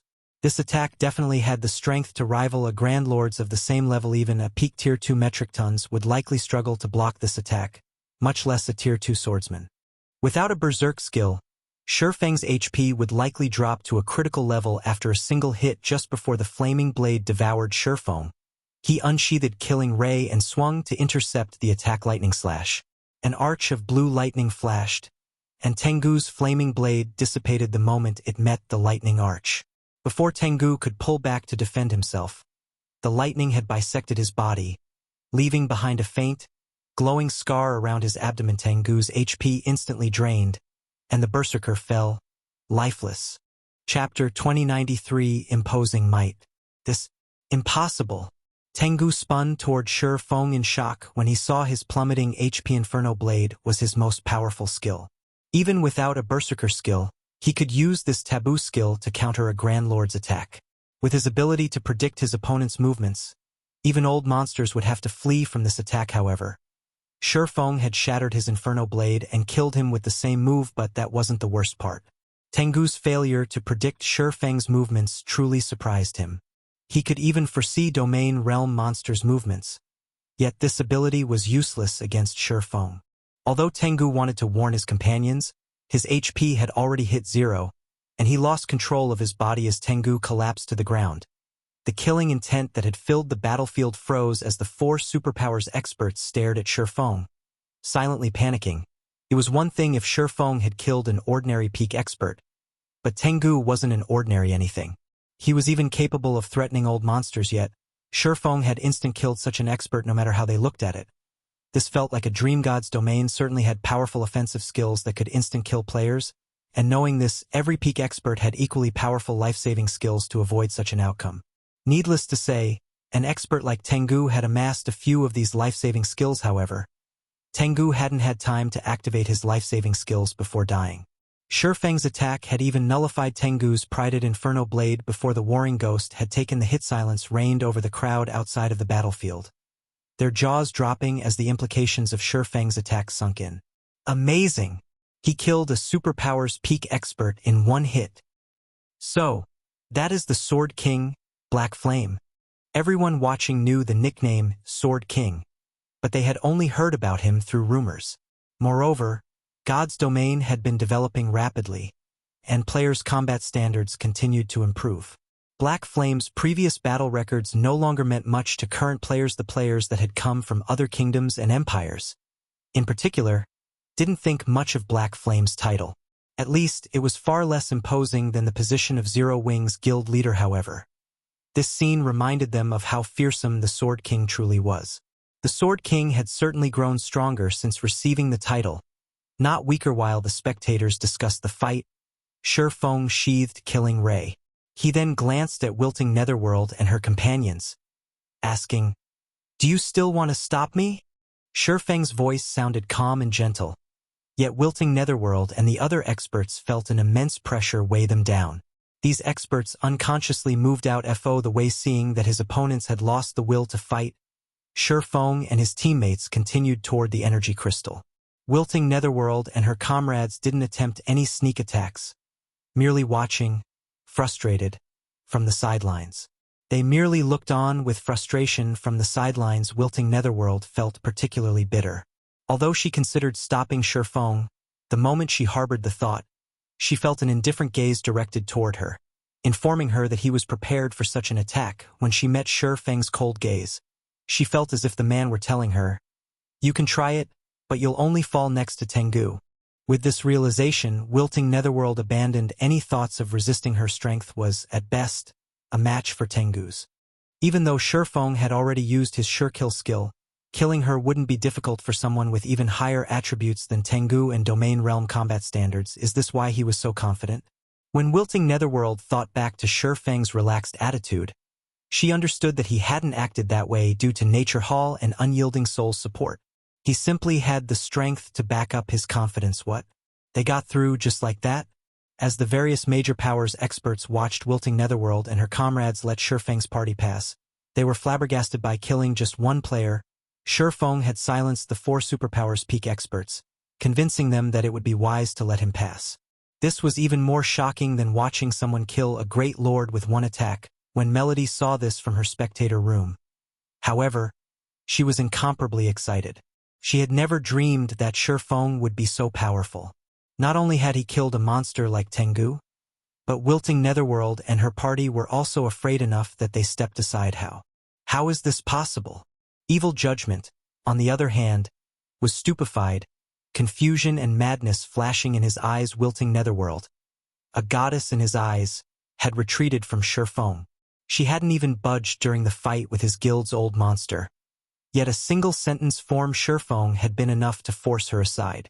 Evil Judgment even wondered if the world was playing some cruel joke on him. Back on the battlefield, the 4 superpowers members that were waiting for the descending energy crystal to reach the ground tensed at this unexpected result. How surprising. Even Black Flame has reached this standard. It's no wonder why he dared to participate, Blind Man said as he began to watch Shurfeng more seriously. Glancing at Muchang and Deep Thunder, he realized why their guilds wanted to befriend Zero Wing. Based on the information King's Return had collected, Shurfeng's combat standards were only at the Void Realm, yet he could display combat power that rivaled Domain Realm experts. He mainly relied on his powerful basic attributes and skills to face Domain Realm experts. However, things had changed. Although Shurfeng had only executed one attack, his control assured Blind Man that Shurfeng had reached the Domain Realm. Every Domain Realm expert warranted the various superpowers' attention, let alone a Domain Realm expert with the support of a large guild. As time passed, this Domain Realm expert would only become more powerful. Any Domain Realm expert intent on causing trouble could give the various superpowers a massive headache. This situation reminded Blind Man of the 4 shadow demons from the past. However, Muchang didn't know that Shurfeng had reached the Domain Realm. He was actually surprised to see Shurfeng display such power. This revelation would certainly affect the competition. Meanwhile, Jingyang, one of Blackwater's upper echelons, currently wore a dark expression. Brother Jing, Zero Wing is stronger than we expected. We'll likely find it difficult to execute our original plan. Snowscar whispered to Jing Yanga. Domain Realm expert wasn't an easy opponent. At the very least, it meant that Zero Wing qualified to compete for the energy crystals in Battlefield Number 1. It's true that Black Flame is stronger than we suspected, but slaying Tengu will cause Zero Wing some trouble, Jingyang said as he watched Starlink's members approach Shurfeng. Smiling, he continued, "It seems Starlink can no longer sit still. Of the 5 battlefields in this competition, Battlefield Number 1 was a gathering of monsters. 2 of Starlink's most powerful combatants had been assigned to the battlefield, Wind Demon and Sword Demon of the 4 Shadow Demons." As Jingyang finished his comment, both Wind Demon and Shadow Demon had reached Shurfeng. The 2 elderly men smiled at their opponent as if they were just 2 friendly old men from the neighborhood instead of the combat veterans they truly were. These old men's auras were nothing like Tengu's. Their auras felt like the vast ocean, and everyone felt like small boats waiting to be devoured by the waves as these auras washed over them. Even wilting Netherworld was afraid as she looked at these 2 men. Not only did Wind Demon and Sword Demon carry 4 pieces of epic equipment, but they also wielded epic weapons. The rest of their equipment was level 65 dark gold rank.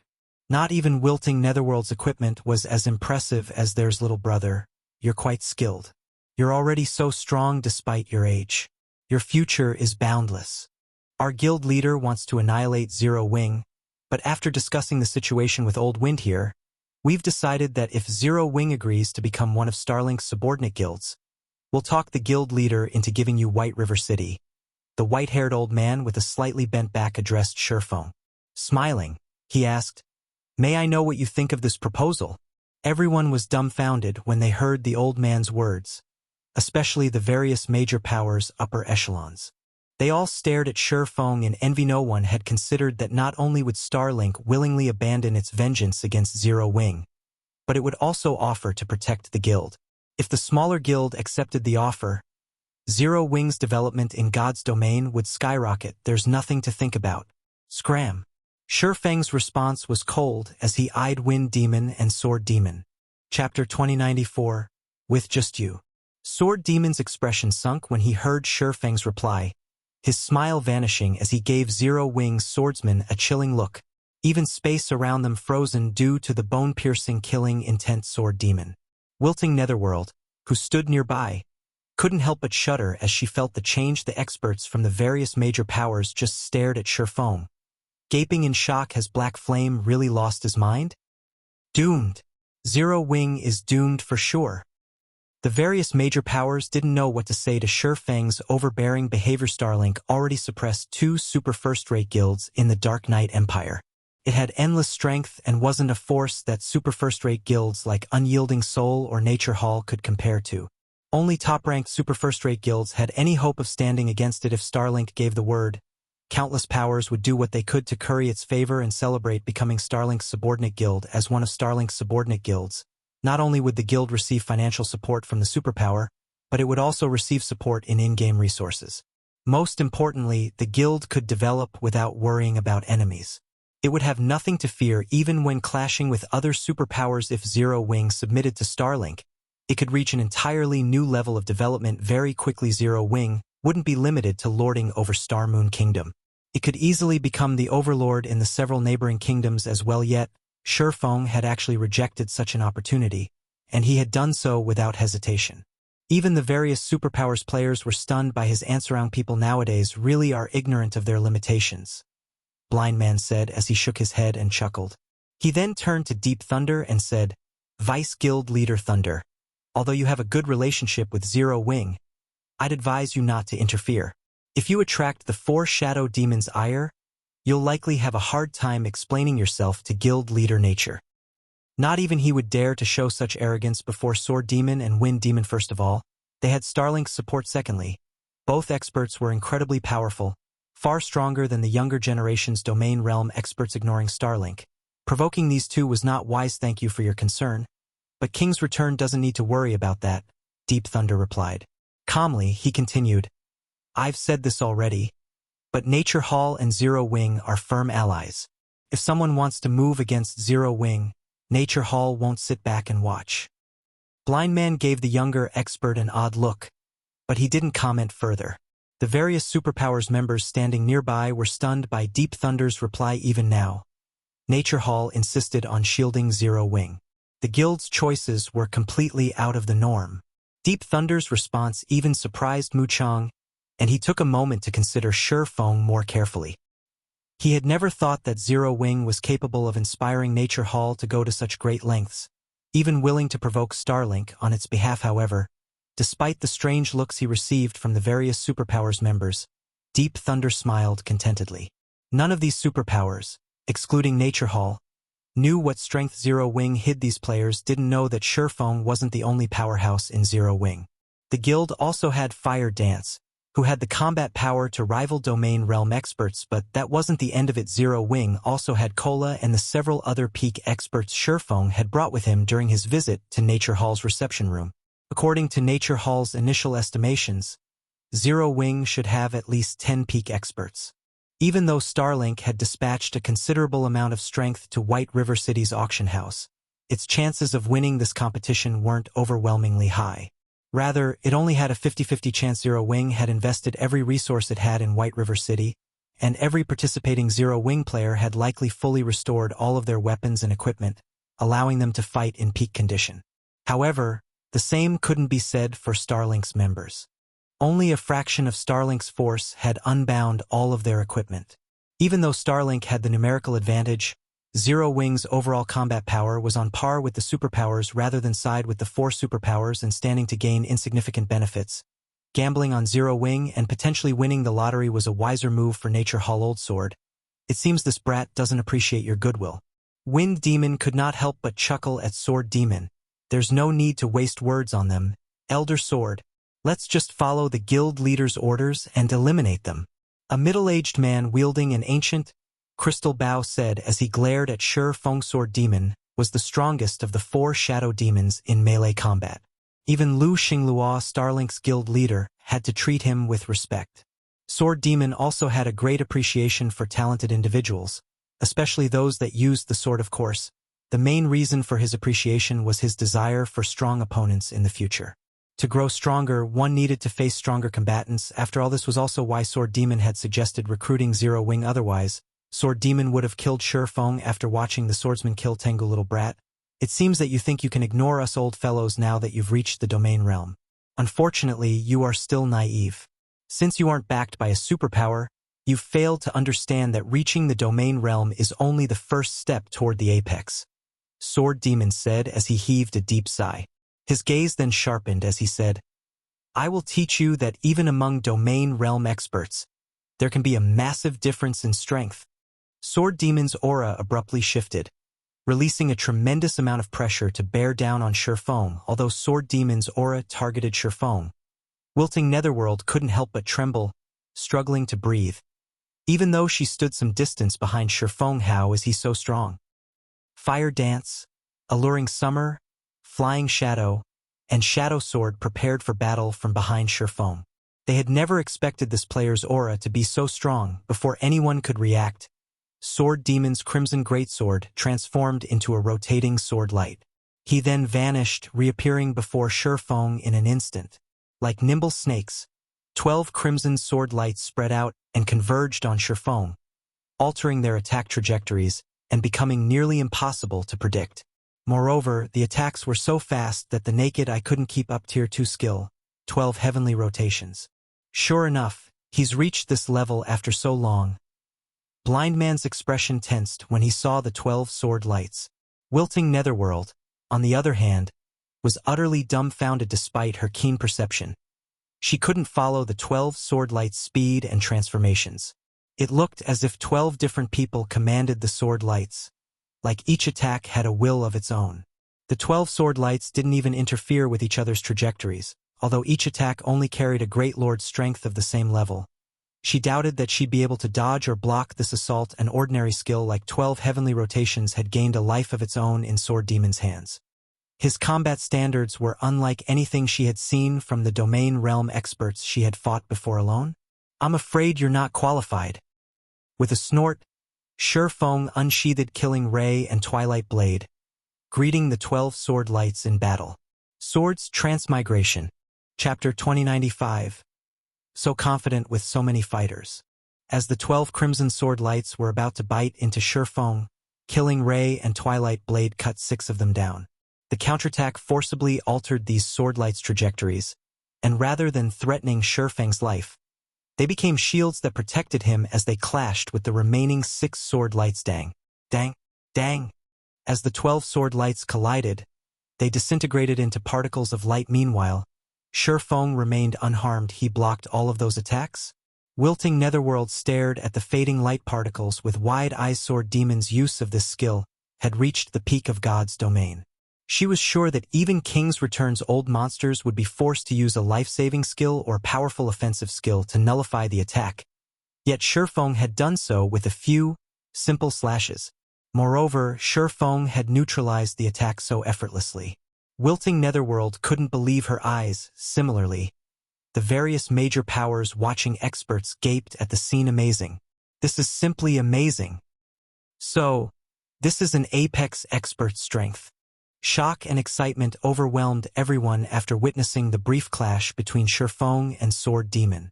Although they all knew that the various superpowers' old monsters were extraordinarily powerful, they had never seen one in action before.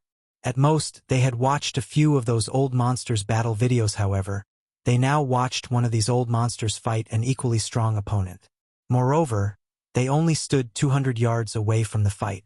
For Tier 2 players, watching from this distance was like watching a fight from 50 yards away. For Tier 1 players, Black Flame really can't be underestimated. No wonder why he dismissed Sword Demon's offer so quickly. Blind Man was also slightly surprised to see Shurfeng unharmed at Sword Demon's skill level. One could command their skills or spells as if they were subordinates, using them in such a way that they were beyond 100% effective. Ordinary domain realm experts had no hope against Sword Demon. After all, experts that had just reached the domain realm could only use their skills and spells at 100% efficiency. There was a qualitative difference between the two while everyone discussed Sword Demon and Shurfeng's initial exchange. Shurfeng moved, appearing before Sword Demon instantly, killing Ray and Twilight Blade, then transformed into countless sword lights as they assaulted the older Mansword's orbit. Before Shurfeng had reached the domain realm, he had mainly used Sword's orbit for defense since using the technique offensively had dealt so little damage. He had only been able to execute 6 simultaneous attacks with the technique, but after reaching the domain realm, he could perform Sword's orbit perfectly. Not only was the technique powerful when used defensively, but it was also quite strong offensively. Sword Demon's expression darkened as the sword lights flew toward him. He couldn't actually perceive the attack trajectories, and he felt as if the entire world pressed down on him. He could also sense that each sword light had enough power to slice apart space itself. Shurfeng's attacks were even stronger than a great lord's of the same level. In the blink of an eye, overall 4 sword lights sliced at him from different directions. Break! Sword Demon shouted, and the flames along his greatsword transformed into a streak of light as they countered more than half of the incoming attacks. He then left behind multiple afterimages as he dodged the remaining attacks. He elusively thrust his greatsword at Shurfeng, his attack carrying as much strength as a Grand Lord of the same level. However, Shurfeng's sword orbit was normally a defensive combat technique. Although Sword Demon's attacks were stronger this time and stronger than Shurfeng's, the galaxy of stars that surrounded the younger swordsman deflected every strike. None of Sword Demon's attacks touched Shurfeng for a time. Sword Demon and Shurfeng continued to trade attacks, their HPs falling bit by bit. Nether Swordsman was able to secure an advantage over the other. Very few of the watching experts nearby could keep up with Sword Demon's elusive attacks and movement techniques. When these experts tried to put themselves in Shurfeng's position, they realized that Sword Demon would easily slaughter them. As for Shurfeng's combat technique, he was so fast that they couldn't register his movements. They had only realized that he had swung his sword after the fact. When they imagined being on the receiving end of his attacks, they recognized that they wouldn't block a single swing and would be slaughtered helplessly. Amazing! Melody could not believe her eyes as she watched the exchange between Shurfeng and Sword Demon, excitement welling within her heart. Even the various superpowers feared Sword Demon, and he currently carried 6 epic weapons and equipment pieces. His equipment standards undoubtedly ranked among the very top in God's domain right now, yet Shurfeng fought Sword Demon to a standstill. So, this is his true strength? Mu Chang, who watched the battle from the battlefield, was just as shocked as Shurfeng held this play out from the side. Blind Man said calmly. Damned Blind Man.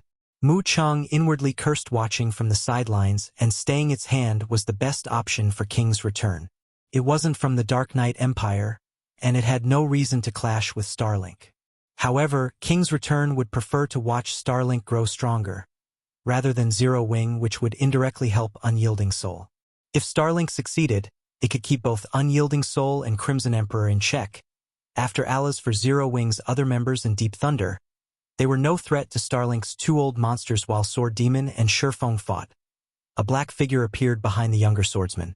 It was none other than Wind Demon, the assassin expert, split into 9 shadows that attacked Shurfeng in silence. Meanwhile, Sword Demon created 4 copies of his great sword, sending innumerable sword lights to devour Shurfeng, facing simultaneous attacks from the 2 old monsters. Not even Shurfeng could defend himself. He immediately activated Void Shield to block the incoming attacks. A single round of attacks was enough to deplete 1/6 of the Void Shield's energy reserves. These attacks' power could easily rival that of Grand Lords of the same level. What a powerful life-saving skill. Wind Demon was slightly surprised to see the magic barrier that had appeared around Shurfeng. Unfortunately, that won't save you. With Old Sword and I working together, you have no chance of winning this fight. You're not wrong, but that would require that you two can cooperate, Shurfeng calmly replied. Glancing at Wind Demon, you still have such confidence even in the face of death? Wind Demon could not help but laugh at Shurfeng. However, Wind Demon's laughter stopped abruptly as his expression changed, and he activated his life-saving skill, Wind Steps, without warning. A crimson figure had appeared beside the old assassin, thrusting a short sword toward Wind Demon's heart. However, Wind Demon reacted quickly enough that he could use the brief invulnerability Wind Steps provided to protect himself, but the moment Wind Demon lost his invulnerability status, the crimson figure stabbed at him again. This time, the old monster met the attack with one of his own daggers. Boom. Wind Demon's arm went numb as he was thrown several yards back, crashing to the ground. His dagger hummed as it vibrated from the impact. "Who are you?" Wind Demon demanded, addressing the crimson figure with a serious expression. "Do you the outcome that awaits any who attack me?" An assassin's strength had proven greater than his, and his assailant's attack speed was superior. As well, once he got a better look at his newest opponent, Wind Demon was stunned with a... Wind Demon wasn't the only player surprised to see this crimson figure. Everyone on the battlefield was stupefied. This crimson figure, which had surprised a superpower's old monster, was none other than Zero Wing's Fire Dance. Everyone on the battlefield erupted in an uproar. Nobody had expected Zero Wing to reveal another such trump card. This turn of events even surprised Mu Chang Black Flame. "I hadn't thought that your guild had hidden such an expert. However, do you think that you can defeat Starlink just because you have someone to pin down Old Wind?" Sword Demon asked as he glanced at Fire Dance. Suddenly, 12 Starlink members moved to surround Sherfong. Although Fire Dance's combat power was unexpected, Zero Wing's party was still outnumbered. Moreover, 4 of Starlink's 12 members were peak experts. "Do you think you're powerful just because you have more people?" Sherfong countered, eyeing Starlink's players around him. He then activated Twilight's Shadow and Twilight of the Gods. Suddenly, 8 copies of Sherfong joined the battlefield. Every one of these doppelgangers radiating an intensely frightening aura that was no weaker than Sherfong's. Alright. Let the second round begin. Chapter 2096. Vicious Black Flame. The confidence Starlink's members had displayed vanished as Sherfeng's 8 doppelgangers joined the fray. At the same time, fear surfaced in their eyes as Starlink's members looked at Sherfeng's doppelgangers. The nearby spectators' eyes nearly fell from their sockets when they saw this crap. Is this real? Cheating. He is definitely cheating. Many experts watching from a distance couldn't help but shout in indignation. The Zero Wing members watching from outside of the battlefield, however, began to cheer. All hail the guild leader. Zero Wing for the win. No one had held a favorable view of Zero Wing when this competition had begun. Some had even been certain that Zero Wing would perish after this, and everyone had mocked the guild. Now, however, would anyone dare question Zero Wing's superiority? A special doppelganger skill? Sword Demon's expression twisted as he observed Sherfeng's doppelgangers. He had already struggled against Sherfeng alone. After all, the younger swordsman's basic attributes were higher than his. If not for the significant strength and speed boost his special weapon provided, Sherfeng would have already defeated him yet. Now, he had to face 9 identical copies of this troublesome swordsman. He might not have been worried if these copes had been ordinary doppelgangers. If that were the case, their basic attributes would be far lower than the originals. At most, these doppelgangers might have slowed him down a little, which would be annoying, but from what Sword Demon could sense, these doppelgangers' attributes rivaled his own. Sword Demon felt an intense pressure from each clone, which meant that Sherfeng had just gained 8 more monster-level experts. Of course, this was the best-case scenario for Sherfeng. If Sword Demon actually continued this fight, it would be a different story. After all, everyone's attention span was limited. Even if Sherfeng were a domain realm expert, he couldn't perfectly control all 8 doppelgangers and fight. Controlling a doppelganger was far more complex than controlling one's body. Controlling a single doppelganger perfectly was the limit for a domain realm expert. Controlling more would affect the doppelganger's performance. However, even if Sherfeng couldn't control all 8 doppelgangers perfectly, he shouldn't have a problem exhibiting flowing water realm combat standards with them. With his ridiculously high basic attributes, each of his doppelgangers could face a peak expert of the same level. In other words, Zero Wing's party had suddenly gained another 8 peak experts. Unfortunately, Starlink only had a total of 5 peak experts on battlefield number 1, and the strongest of them, Tengu, had already been killed. This left Starlink with only 4 peak experts, and the remaining members were only Refinement Realm and Flowing Water Realm experts. Overall, Starlink was now at a massive disadvantage. Even Wind Demon gulped nervously as he watched Shurfeng. Who is this kid? Wind Demon wondered as he stared at the young swordsman in confusion. Not only had Shurfeng successfully reached the domain realm at such a young age, but he had also amassed absurdly high basic attributes. Now, he had revealed a doppelganger skill that defied common sense. No matter how Wind Demon considered the situation, he couldn't believe it. No individual player could easily obtain Shurfeng's weapons, equipment, or skills. Acquiring any of these required an astronomical amount of resources and manpower. The 4 shadow demons had only even secured their current weapons, equipment, and skills thanks to Starlink's help. However, Shurfeng had collected such items by relying on a guild that only controlled one kingdom. Amazing! With this, Starlink is finished in Battlefield No. 1. Mu Chong balled his fists in delight as he glanced at Blind Man. He had been worried for Zero Wing, and if not for Blind Man's interference, he would have jumped into this battle to help the guild. However, Blind Man's efforts had gone to waste with this new development. Just as Shurfeng was about to attack Starlink's members, a low voice reached his ears. Guild leader Black Flame, "Don't be so quick to act," Blackwater's Jingyang called out. "You've already proven Zero Wing's strength. I doubt anyone will continue to oppose Zero Wing's participation in this competition for energy crystals. So do you need to exterminate them all?" "What are you trying to say?"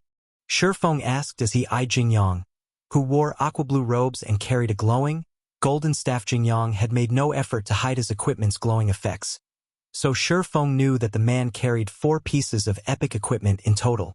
Although Shurfeng couldn't discern what rank Jingyang's staff was, he guessed that it was at least epic rank based on its aura. Moreover, Jingyang wore a complete level 65 fine gold set equipment, which even the various superpowers struggled to collect. Level 65 fine gold set equipment was far more difficult to acquire than level 60 dark gold set equipment at this stage of the game. Not even Starlink had a complete set. Naturally, a level 65 fine gold set had even higher basic attribute bonuses than level 60 dark gold set equipment. The mana fluctuations around Jingyang were even stronger than those around Wilting Netherworld, and his combat standards were likely stronger than hers. He had reached the Void Realm more than a decade ago, and although Wilting Netherworld was a prodigy, she would need more time before she could catch up to Jingyang. Starlink only acted in compliance with the rules our superpowers agreed to. If Guild leader Black Flame is earnest in moving against Starlink, the rest of us won't just sit back and watch. I hope you can understand this, Jingyang said. Smiling. Jingyang's words left everyone stunned. They had never expected this battle to take such a drastic turn. Blackwater is too shameless. It didn't step forward when Starlink was about to annihilate Zero Wing. But now that Zero Wing has the upper hand, it wants to interfere. Since when have Blackwater and Starlink had such a good relationship? Zero Wing is in trouble now. Such a powerful doppelganger skill definitely has a very long cooldown. If Zero Wing misses this opportunity to take out Starlink, it isn't likely that the guild will find another chance. Zero Wing is so unlucky. If it hadn't provoked Blackwater, the guild likely wouldn't have interfered today. For a time, the various major powers either pitied or mocked Zero Wing's situation. Melody, I advise that you give up any hope for Zero Wing. Zero Wing might have the strength to resist a superpower, but it has provoked too many. Zero Wing can't survive in God's domain for long. This situation is the best proof. Just before Zero Wing emerges victorious in this fight, Blackwater steps in. Zero Wing has no chance of winning White River City's auction house, Evil Judgment said, chuckling when he saw Melody's enraged expression. Blackwater was no weaker than Starlink, and although it hadn't sent as many experts to this competition, it had nearly as many experts fighting for the auction house as Starlink, including Jingyang. Blackwater had 4 peak experts and 7 Refinement Realm and Flowing Water Realm experts on Battlefield No. 1.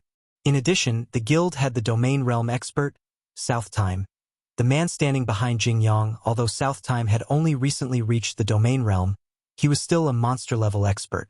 His participation would be more than enough to turn the tides of the battle between Starlink and Zero Wing. If Zero Wing missed this opportunity to eliminate Starlink's members, it wouldn't encounter another. Regardless of what Shurfeng decided, Zero Wing was guaranteed to lose White River City. Understand? Shurfeng could not help but laugh. You think you qualify to stop me? Suddenly, Shurfeng vanished. Before anyone could react, he reappeared before Jingyang. His killing ray releasing a brilliant blue glow tier 2 taboo skill. Instant strike.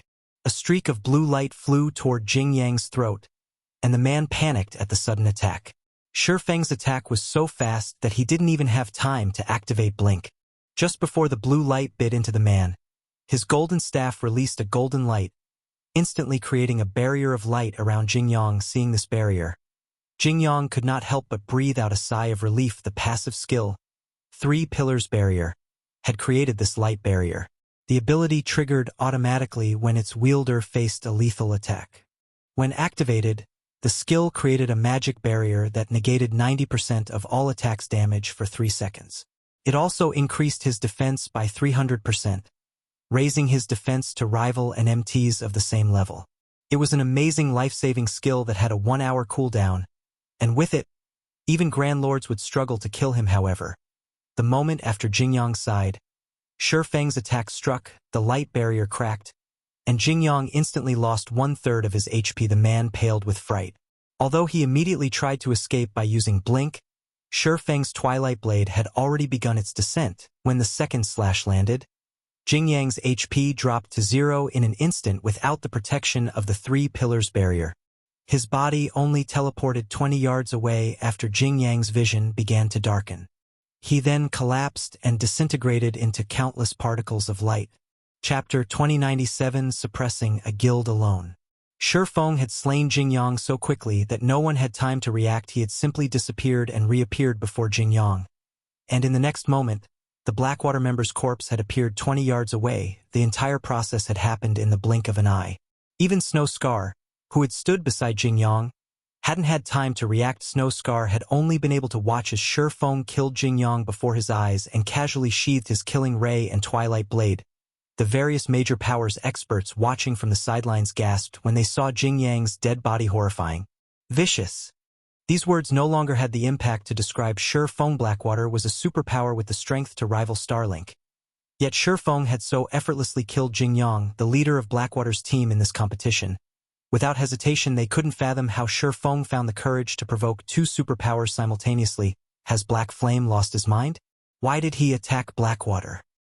He probably has. With Blackwater's interference, Zero Wing is dead either way. Rather than sit back and wait for his execution, Black Flame might have decided to make a last stand. Only his attack against that Blackwater representative had been vicious. It didn't look like something a human would be capable of. That wasn't wise. Does Black Flame think that he can turn things around by retaliating against Blackwater? With Blackwater in the fight, Zero Wing's performance will suffer on all of the battlefields.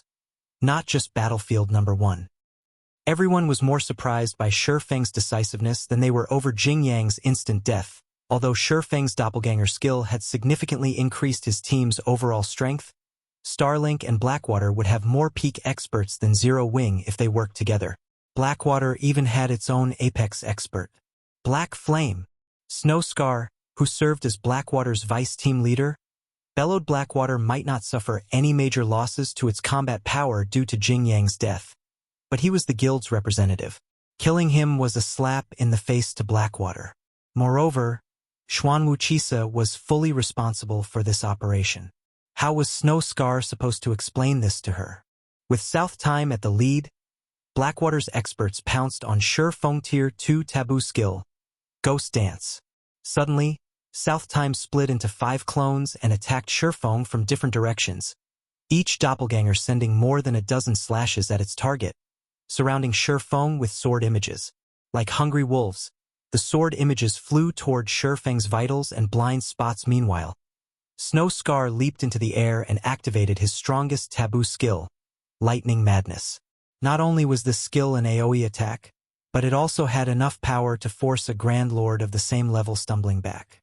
The skill even ignored invulnerability effects, and although the skill required half a second to activate, which was more than enough time for a peak expert to evade, he used the skill in conjunction with South Time's Ghost Dance. Against this joint attack, Even a domain realm expert would fall. What an amazing two-part attack. Sword Demon couldn't help but admire Southtime and Snow Scar's coordinated assault. Even he would be concerned if he were on that attack's receiving end. Southtime's Ghost Dance, in particular, perfectly eliminated the target's chances to evade. The target would be forced to face these skills head-on. However, not even Sword Demon was confident of surviving 60-plus simultaneous attacks. He would have no choice but to activate a life-saving skill before dealing with Snow Scar's final blow. However, Surefeng didn't activate a life-saving skill despite so many incoming attacks. Instead, he simply brandished Killing Ray, countering Southtime's Strike's Shadow Blade. 10 shadow blades flew away from Surefeng in all directions, crashing into the incoming sword images. He then executed Sword's Orbit, manifesting a galaxy of stars around himself like dominoes. The sword images the shadow blades struck crashed into each other. Surefeng's counterattack threw off nearly 50 sword images trajectories, while he used Sword's Orbit to neutralize the remaining 20 or so sword images. Southtime was stunned to see Surefeng so easily nullify his Ghost Dance, but Snow Scar had already swung his Hammer of Lightning, slamming the gigantic weapon down on Surefeng with astonishing speed. Unfortunately, Surefeng no longer had the energy to block this lightning-fast attack, but just as the lightning hammer was about to smash into Surefeng, the swordsman spun around and shouted, "Scram!" As Surefeng spoke, a powerful shockwave crashed into Snow Scar's lightning hammer. Dragon Breath. The instant the two attacks collided, space tore apart, and the resulting shockwave reached 100 yards away. The sound of the impact echoed across the battlefield. The immensely powerful lightning hammer vanished, as if it had never existed as Snow Scar stumbled back more than a dozen yards, losing nearly 10% of his HP. How is this possible? Shock colored Snow Scar's face as he stared at Surefeng. Surefeng had neutralized his full-powered attack with a single roar. Moreover, the swordsman hadn't used a single life-saving skill to counter their joint attack. Is he a monster? The major powers experts were flabbergasted when they saw Surefeng unharmed after the exchange. Both Southtime and Snow Scar's attacks had enough strength to rival a Grand Lord of the same level, yet Surefeng had blocked them without breaking a sweat. Friends from Blackwater, Black Flame won't be easy to deal with. Starlink will pin him down while you get rid of Zero Wing's other members. Sword Demon said suddenly. Okay. We'll leave that to you then. Southtime nodded. After a final glance at Surefeng, he and the other Blackwater members charged toward Zero Wing's party. Don't think you can get away from me so easily. Surefeng frowned as he manipulated his 8 doppelgangers to attack Southtime's group. We'll have to see if you have the ability to stop them.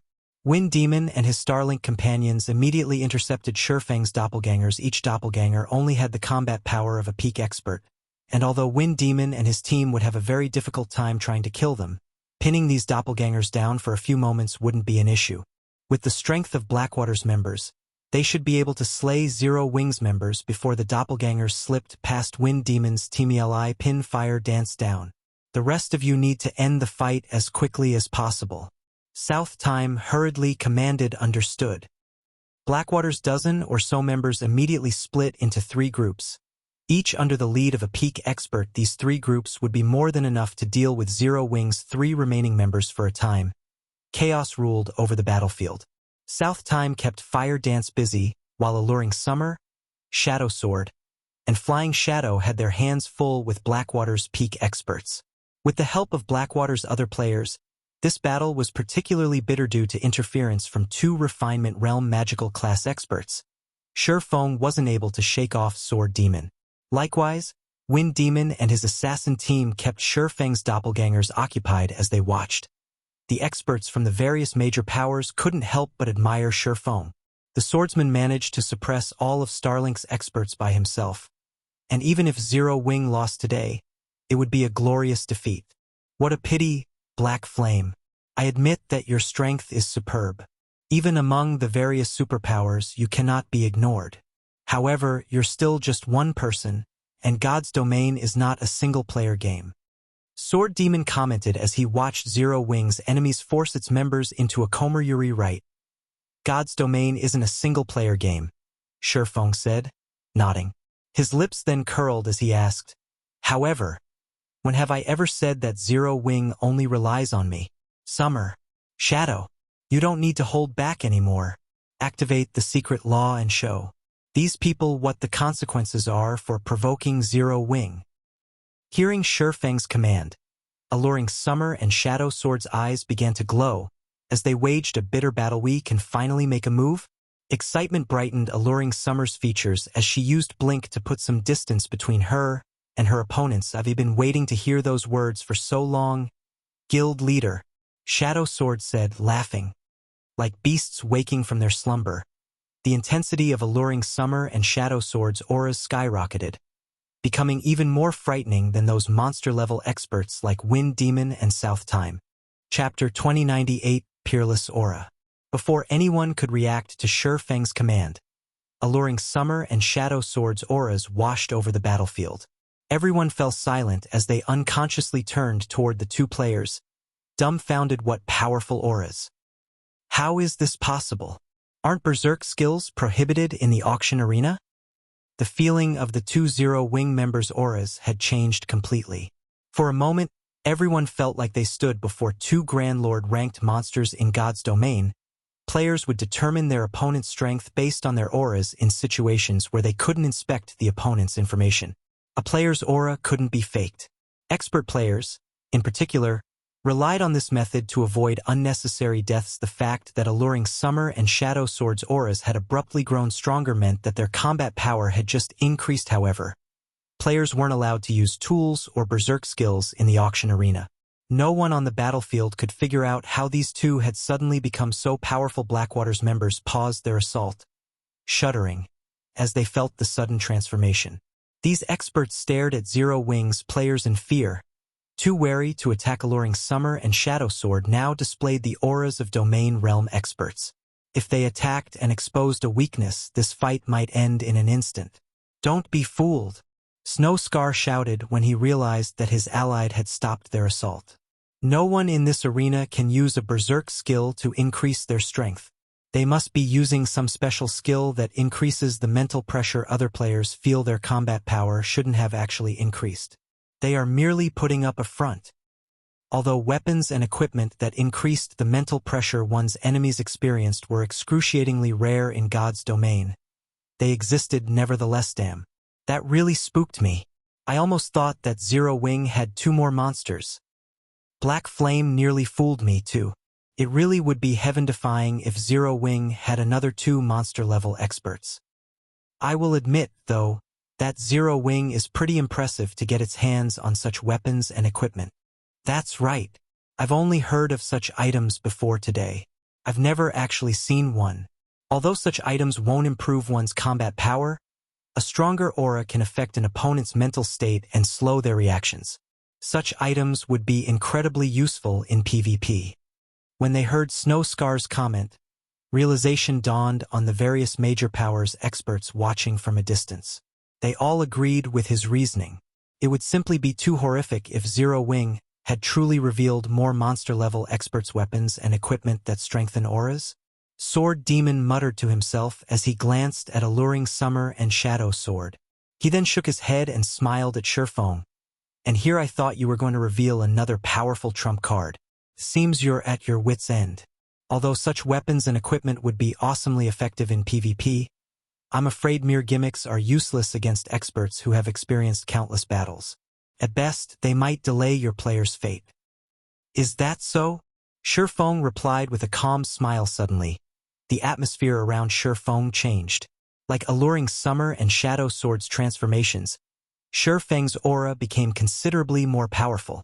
Space around him even began to blur. Sensing this change, Sword Demon's expression darkened. If Shurfeng's aura had resembled a great ocean that could even stifle peak experts, those who bathed in it now felt as if they had been submerged in mercury.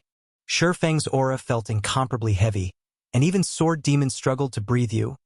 Fear flashed in Sword Demon's eyes as he stared at Shurfeng. He was an expert that stood at the apex of God's domain, a player that every superpower feared.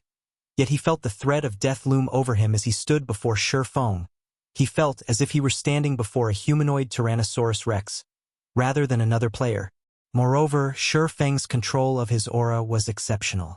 Sword Demon could tell that Shurfeng had restrained his aura to his immediate surroundings. So no one but him sensed how horrifying it truly was. Do you still think that I'm just trying to buy time? Shurfeng smiled at Sword Demon's secret laws weren't categorized as skills or spells, resembling combat techniques instead. They didn't improve players' basic attributes, only allowing players to exhibit more of their body's potential. Hence, players could freely use secret laws within the auction arena, and they didn't need to worry about their secret laws dropping if they died. The system didn't actually consider the deaths players suffered in the auction arena as official. This was why secret laws were so valuable. The various superpowers had even offered to trade epic set equipment for a basic secret law during Shurfeng's previous life, since the secret laws would be far more effective in the auction arenas than epic set equipment. The physique improvement secret laws provided was secondary, however. More importantly, secret laws allowed players to enter a supersensory state. In this state, players' senses became so sharp that they could perceive things they couldn't normally detect. Of course, how useful this was would depend on the player. As soon as Shurfeng finished speaking, Sword Demon had an extremely bad premonition. Sword Demon felt that the younger swordsman's smile looked like the expression one would use when mocking an ignorant fool. Moreover, Shurfeng looked down at him, as if he were watching an ant. Sword Demon had seen that expression on many powerhouses before. Quick, everyone retreat. Sword Demon instinctively shouted. He hadn't been able to determine whether or not the change to alluring summer and shadow swords auras was truly related to a combat power increase. But after experiencing Shurfeng's enhanced aura, he was absolutely certain that this transformation wasn't due to a weapon or equipment effect. Rather, it was a byproduct of their combat power increasing. Retreat? Why are we retreating? The players from Starlink and Blackwater were confused when they heard the command. Victory was already within reach. As long as they kept fighting for another minute or so, they'd win, yet Sword Demon wanted them to flee. Sword Demon has gone too far with his affection for talented individuals. Blind Man frowned at Sword Demon's warning. Is that really the case? Mu Chang, who stood beside Blind Man, wondered as he watched the old monster's tense expression. No matter how he looked at it, that expression didn't look like affection. It looked like Sword Demon was terrified. When Sword Demon saw his allies' confusion, his anxiety grew, but as he was about to explain, he heard the sound of laughter. It's too late to escape now. The moment this voice reached his ears, Sword Demon instinctively brandished his greatsword, swinging the weapon at Shurfeng, who had suddenly appeared before him. The older swordsman instantly split into 3 clones, each launching multiple attacks with the strength to suppress Grand Lords of the same level. This was Sword Demon's final trump card, and his weapon's strongest additional skill, Phantom Assault. In his hands, this skill could even kill Domain Realm experts in an instant if they didn't activate an invulnerability skill. However, Shurfeng easily deflected the dozen or so attacks with his killing ray, displaying far faster reaction speed than before Shadow Blade. 10 sword lights flew towards Sword Demon simultaneously, each aiming for his weak points, but not to be outdone. Sword Demon executed an advanced defensive combat technique to evade the incoming attacks. 1 attack, 2 attacks, 3 attacks. After blocking the 7th sword light, Sword Demon hit his limit, and the 3 remaining attacks tore through his body. The last 2/3 of his HP vanished instantly elsewhere on the battlefield. Alluring Summer and Shadow Sword had made their move, slaying the 2 Blackwater Peak experts they faced within 2 or 3 moves. With this turn of events, the battlefield fell deathly silent. Chapter 2099 Horrifying. Predicament, they're dead. Didn't they say that Zero Wings members were only using items that increased their auras? When the various experts on the battlefield saw the corpses of Sword Demon and 2 Blackwater Peak experts disintegrate into particles of light, their eyes nearly fell from their sockets in shock. Both sides had been evenly matched and fought each other to a standstill earlier, yet something like this had happened within seconds. No one had expected this outcome. Even Mu Chang was speechless for a long moment. Even among super guilds, experts like Sword Demon were exceedingly rare. Trying to kill an expert with such high combat standards was nearly impossible without launching a large-scale operation and multiple domain realm experts. This was also why the various superpowers had such huge headaches when dealing with the 4 Shadow Demons. Yet, Shurfeng had relied on his own strength to kill Shadow Demon. His combat power was truly horrific. Logically, no player should be capable of the feat. Moreover, Zero Wing had alluring Summer and Shadow Sword, who had suddenly revealed their monster-level abilities. The fact that a guild like Zero Wing had 2 monster-level experts surprising enough, yet 2 more had appeared from the guild. With this strength, Zero Wing could rival ordinary superpowers. To think Zero Wing has hidden so much power all this time. It's no wonder why it dared to ignore Starlink and Blackwater's threats. As Blind Man looked at Shurfeng now, he felt as if he were meeting this swordsman for the first time. 1 monster-level expert in Zero Wing was enough to warrant the various superpowers' attention. But with 4, not even King's Return could afford to underestimate the guild. Blind Man finally realized why Deep Thunder had shown such strong support for Zero Wing. Even willing to provoke Starlink and Blackwater, Zero Wing was only as powerful as a first-rate guild, lacking the resources and territory to nurture experts. Yet despite that, it had successfully produced 4 monster-level experts. It was easy to imagine what strength the guild would wield if it became a true super first-rate guild. Zero Wing would likely rise to the upper ranks the moment it became a superpower. It would become as powerful as guilds like Miracle, and even the various super guilds would fear its wrath. Miracle currently occupied 2 empires, and both were on different continents, the East and West continents. In other words, Miracle fought on 2 front lines. Not even King's Return had such power. In contrast, Deep Thunder watched Zero Wing's outstanding performance with elation. We really made the right bet this time. Deep Thunder's eyes glowed as he watched alluring Summer and Shadow Sword fight in the distance. Had thought Zero Wing only had 2 monster-level experts. Neither he nor Nature Hall as a whole had expected to find 4 of them in the guild. As far as ordinary major powers were concerned, monster-level experts simply had inhuman combat power. Even if these powers got lucky and produced one of their own, they'd only treat that expert like a weapon against their enemies. However, that would be an ignorant use of such a powerful player. In reality, not only did monster-level experts pose a great threat to the various superpowers, but they also played a crucial role in obtaining powerful items.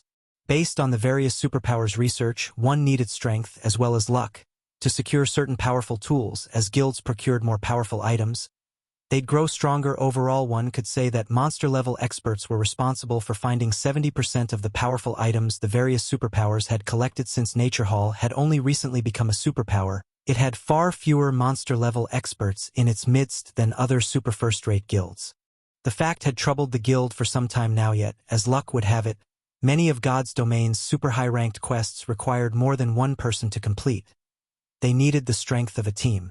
But how rare were monster-level experts?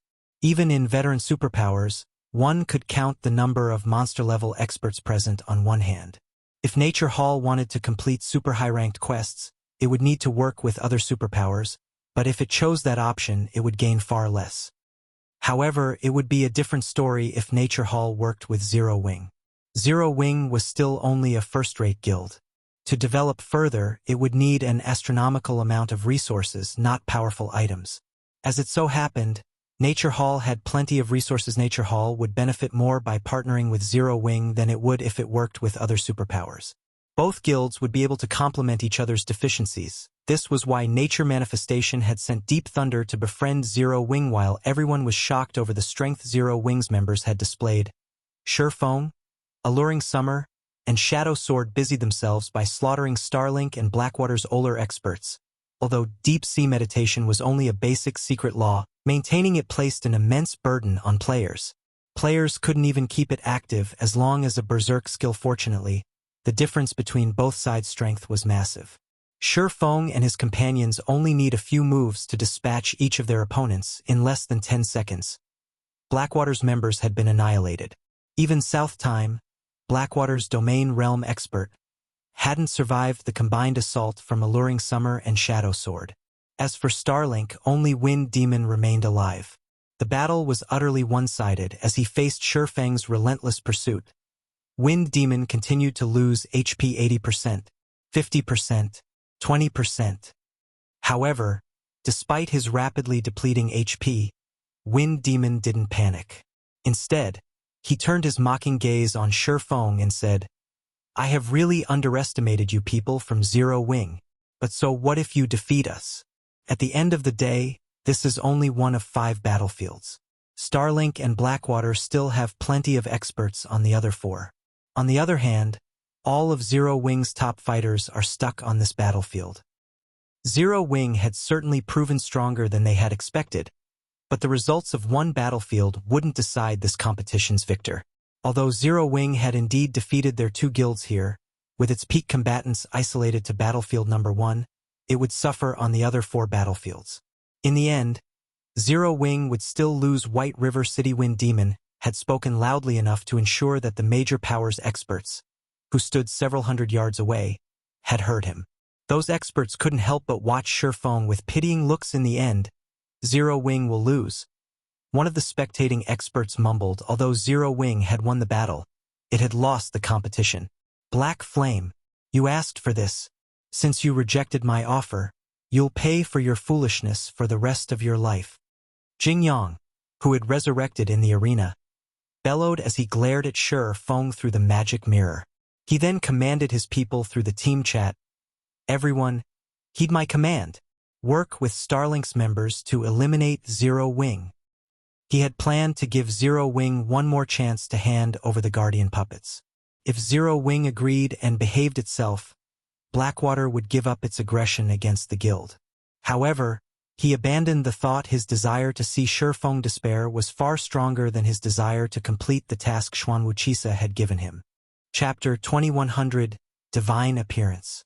As soon as Jing Yang issued the command, Blackwater's members on the other 4 battlegrounds began to cooperate with Starlink's members against Zero Wing. Although battlefield number 1 had a collection of monsters, the other battlefields had barely any. For example, Blackwater didn't have a single monster-level expert among the 4 other battlefields, and Starlink only had the 2 remaining shadow demons. However, while the 4 remaining battlefields did not have many monster-level experts, more players had been assigned to these battlefields than those on battlefield number 1. Every one of the 4 remaining battlefields had at least 100 Blackwater and Starlink members in total, and even the weakest of these players was a Refinement Realm expert. In contrast, even when added together, Blackwater and Starlink had fewer than 40 members on battlefield number 1. There was simply no comparison between battlefield number 1 and the others. Blackwater and Starlink's forces on battlefields number 2 and 3 were led by Mad Demon and Heart Demon. Even the other superpowers were afraid of facing those forces. Zero Wing is in trouble now, Luafei from the FFF Adventure Ream commented as she watched Blackwater and Starlink's joint forces. Although Zero Wing had emerged victorious on battlefield number 1, despite the monsters there, it was at an overwhelming disadvantage on the other battlefields, especially battlefields number 2 and 3. A 100-man team of Refinement Realm experts, led by a Domain Realm expert, could even hunt down lone Domain Realm experts. On the other hand, Zero Wing only had around 20 players on each of these battlefields, and they didn't have any monster-level experts to lead them. They stood no chance against Blackwater and Starlink's forces. The auction house competition was about securing energy crystals, and as time passed, more crystals would descend onto the battlefields. At that time, the advantage of having more players would become obvious, and Zero Wing would suffer an even greater disadvantage. Black Flame's decision was really unwise. If he hadn't provoked Blackwater into cooperating with Starlink, Zero Wing might have had a chance of victory. At the very least, Zero Wing could have taken advantage of the chaos, as the various superpowers would eventually fight over the energy crystals. Now, however, the participating superpowers want to avoid a battle with the 2 guilds. There won't be any chaos for Zero Wing to take advantage of, Yen Tianqing said, sighing as he watched Shurfeng through a magic mirror. This was the problem all developing guilds faced. Even if a developing guild had the strength to fight a superpower, other superpowers wouldn't sit idle and allow a new superpower to rise. They would usually cooperate to apply pressure on the developing guild and prevent the growth of a new rival. Yen Tianqing had faced the same when he had established his own guild some years ago. In the end, he had been forced to abandon the guild and establish an adventurer team instead. Now, it was Zero Wing's turn. The situation somewhat saddened the various major powers as well. They had thought that they'd get to witness a guild with no background become a new superpower, but it seemed that opportunity was gone. First and second-rate guilds dreamed of becoming superpowers, titans in the virtual gaming world, but the road to becoming a superpower was an arduous one. Without a powerful background and the support of major corporations, reaching such heights was nearly impossible. The fact that Zero Wing had become so powerful despite its lack of support or a background had shown these major powers a ray of hope. Now, however, that hope was about to be extinguished. Despite such a powerful monster like Shurfeng in its midst, Zero Wing would suffer in the end. Needless to say, ordinary first and second-rate guilds wouldn't fare any better. Ha ha ha! Black Flame! I'll finally have my retribution. Singular Burial, who currently wore Blackwater's guild emblem, laughed maniacally as he watched the magic mirror hovering above battlefield number 3. He had waited for this day for a long time now. He should have been Starmoon Kingdom's overlord, becoming a titan in the virtual gaming world. But Zero Wing had foiled his plans, and in the end he was nothing more than a commander in Blackwater. His hatred for Zero Wing was endless. Due to this, he had thought he had lost his chance to see Zero Wing perish, so he was overwhelmingly delighted at the moment. Without White River City's auction house, Zero Wing would lose the city. Without the headquarters it had painstakingly developed, Zero Wing's development would suffer. In this era of fierce competition, even a small setback could destroy a guild's positions, not to mention something as major as losing one's main headquarters. While Singular Burial celebrated Zero Wing's downfall, Blackwater's team in battlefield number 3 had met up with Starlink's team near a descended energy crystal. Starlink's Heart Demon then took command of the joint team. The other superpowers, who had been waiting for the energy crystal to drop, promptly moved aside. The nearby major powers experts gasped when they saw this. So, this is Blackwater and Starlink's joint force? Dustblood from Bloodbath family felt his scalp tingle when he saw the gathered expert players below the descending crystal. The team consisted of more than 120 Starlink and Blackwater members, and every one of these players felt incredibly dangerous to Dustblood. There were also 6 specific players that Dustblood couldn't even bring himself to look at. Each of these 6 wore at least 2 or 3 epic weapons or equipment pieces. However, these 6 players paled in comparison to Heart Demon, the hunchbacked old man that led the team and truly instilled fear in Dustblood's heart. Even though Dustblood was not a magical class player, he could see the mana circling Heart Demon's body. Meanwhile, Heart Demon wore a total of 5 pieces of epic equipment. Although Dustblood could not tell what rank the old man's staff was, the weapon radiated a soul-shuddering pressure as far as Dustblood was concerned. These 120-plus experts from Starlink and Blackwater could even destroy a top-ranked first-rate guild like Bloodbath family if given enough time. Sure enough, guilds like ours cannot afford to provoke superpowers. Morning Sun, the female elementalist leading Holy Reincarnation's team in battlefield number 3, sighed when she saw the gathered force. This was superpower strength.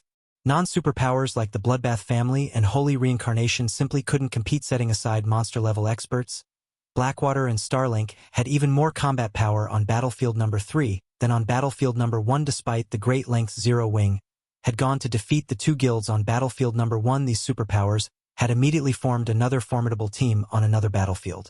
Moreover, they had 3 more teams on the other battlefields. While the various major powers were awestruck over Blackwater and Starlink's strength, a team of 20-plus players made its presence known.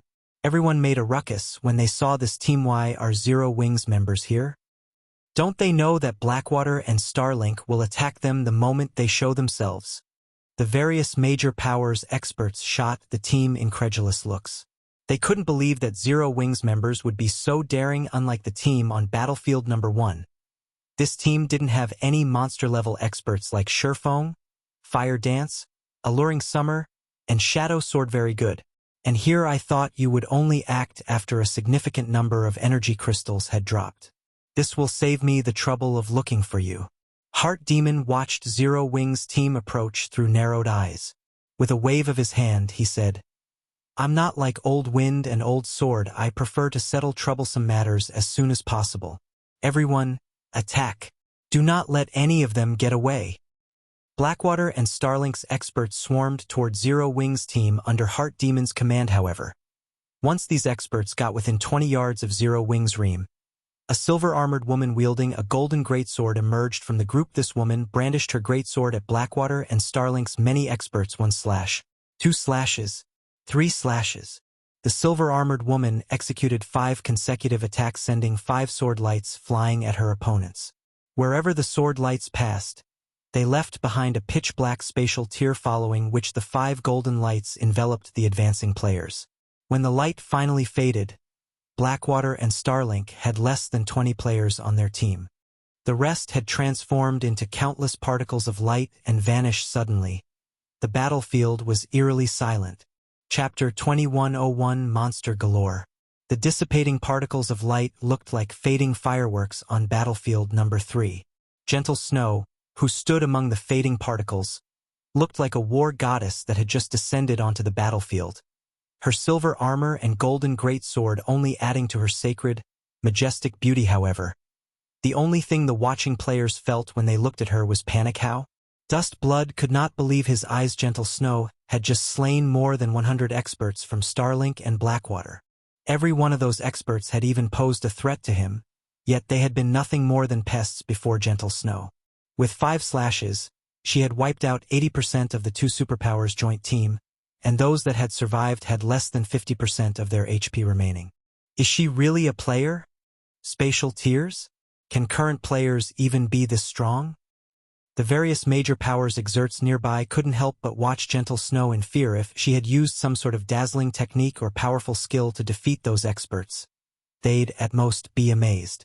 After all, that strength would have been on par with monster-level experts. However, that was clearly not the case here. Gentle Snow hadn't used a superb combat technique or skill at all.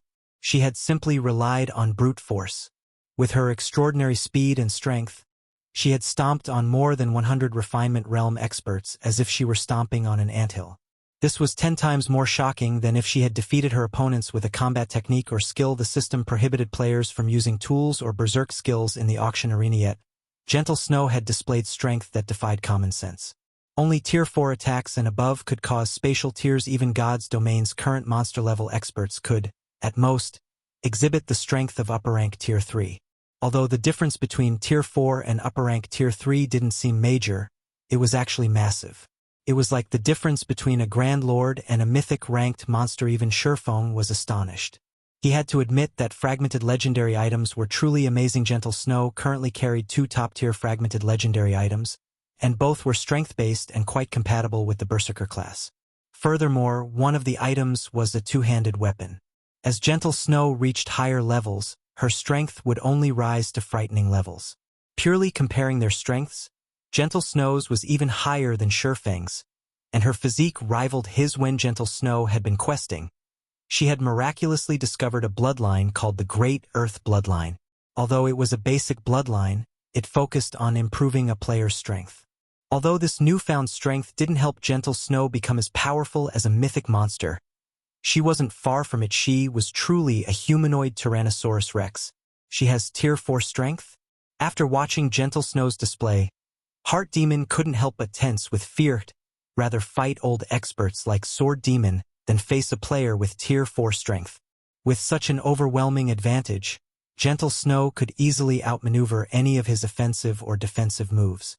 Fighting this female berserker head-on would be suicidal. While everyone was shocked over Gentle Snow's terrifying strength, the crimson-clad Zhao Yueru, who stood some distance behind her berserker friend, had finally finished casting her spell. Go! Zhao Yueru shouted as she waved her staff. Tier 2 curse, Scorching Thorns. Suddenly, hundreds of burning flowers appeared above Starlink and Blackwater's remaining experts. Under Zhao Yueru's control, these fire flowers shed thorns that rained down on her targets. Every one of these fire thorns had the strength to rival a Grand Lord of the same level.